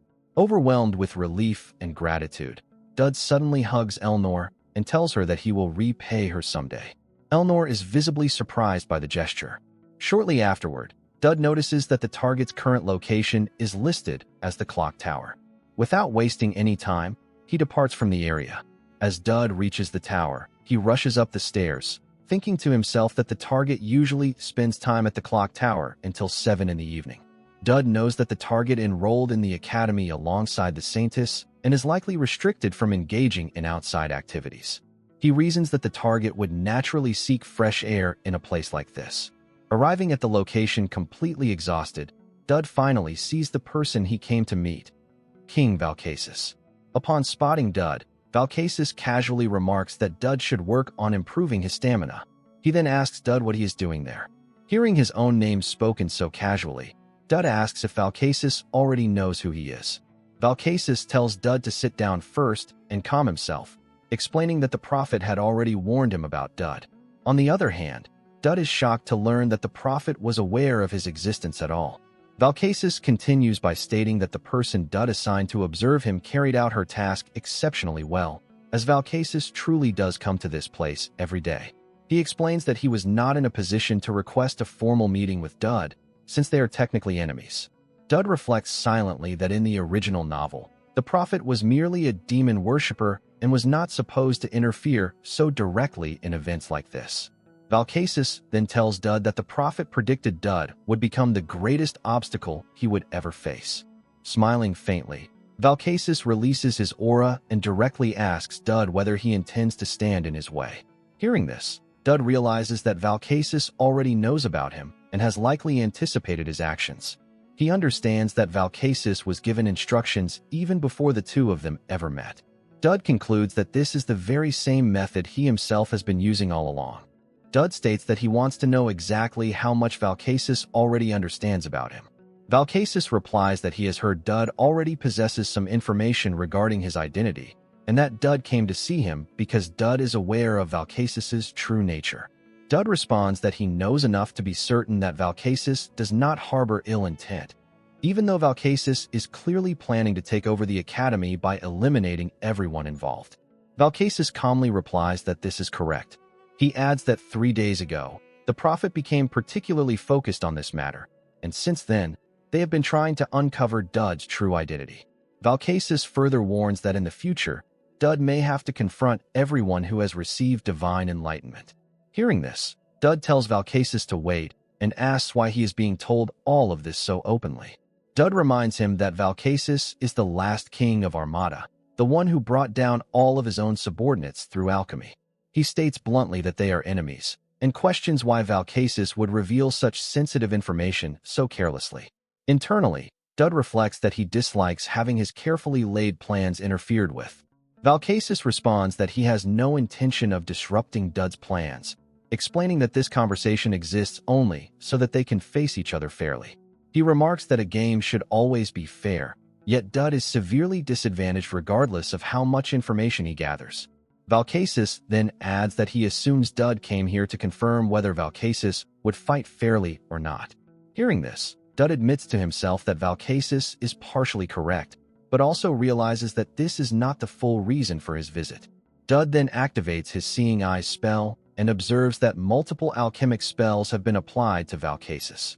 Alchemy, an ancient discipline fundamentally different from magic, spiritual power, or divinity. Smiling faintly, Valkasis tells Dud that this skill is not particularly useful in direct combat. Dud replies that he already knows this, as he usually employs it while remaining hidden. Dud then states that he is also being fair by revealing this information. Valkasis acknowledges this, remarking that it is admirable, and explains that he wished to confirm whether the prophet's assessment of Dud was accurate. Valkasis then tells Dud not to take offense, as he does not consider Dud to be a serious threat to him at present. In response, Dud tells Valkasis that if he truly intends to carry out his plan to eliminate everyone in the academy in 3 days, then he should proceed, as Dud has no intention of persuading him otherwise. However, Dud declares that he will do everything in his power to stop Valkasis. Valkasis questions whether Dud truly intends to oppose him even after witnessing the extent of the alchemic spells placed upon him. Dud answers firmly that 3 days from now, he will save Valkasis, along with Valkasis's kingdom. Hearing this unexpected declaration, Valkasis turns away. Dud continues speaking, but before he can finish his words, Valkasis activates an alchemic spell and vanishes from sight. Dud rushes forward to check, only to find that Valkasis is already gone. Frustrated, Dud reflects that he cannot currently see a clear path to victory. Even so, he realizes that if he wants to defeat Valkasis, he cannot allow himself to dwell on doubt or hesitation.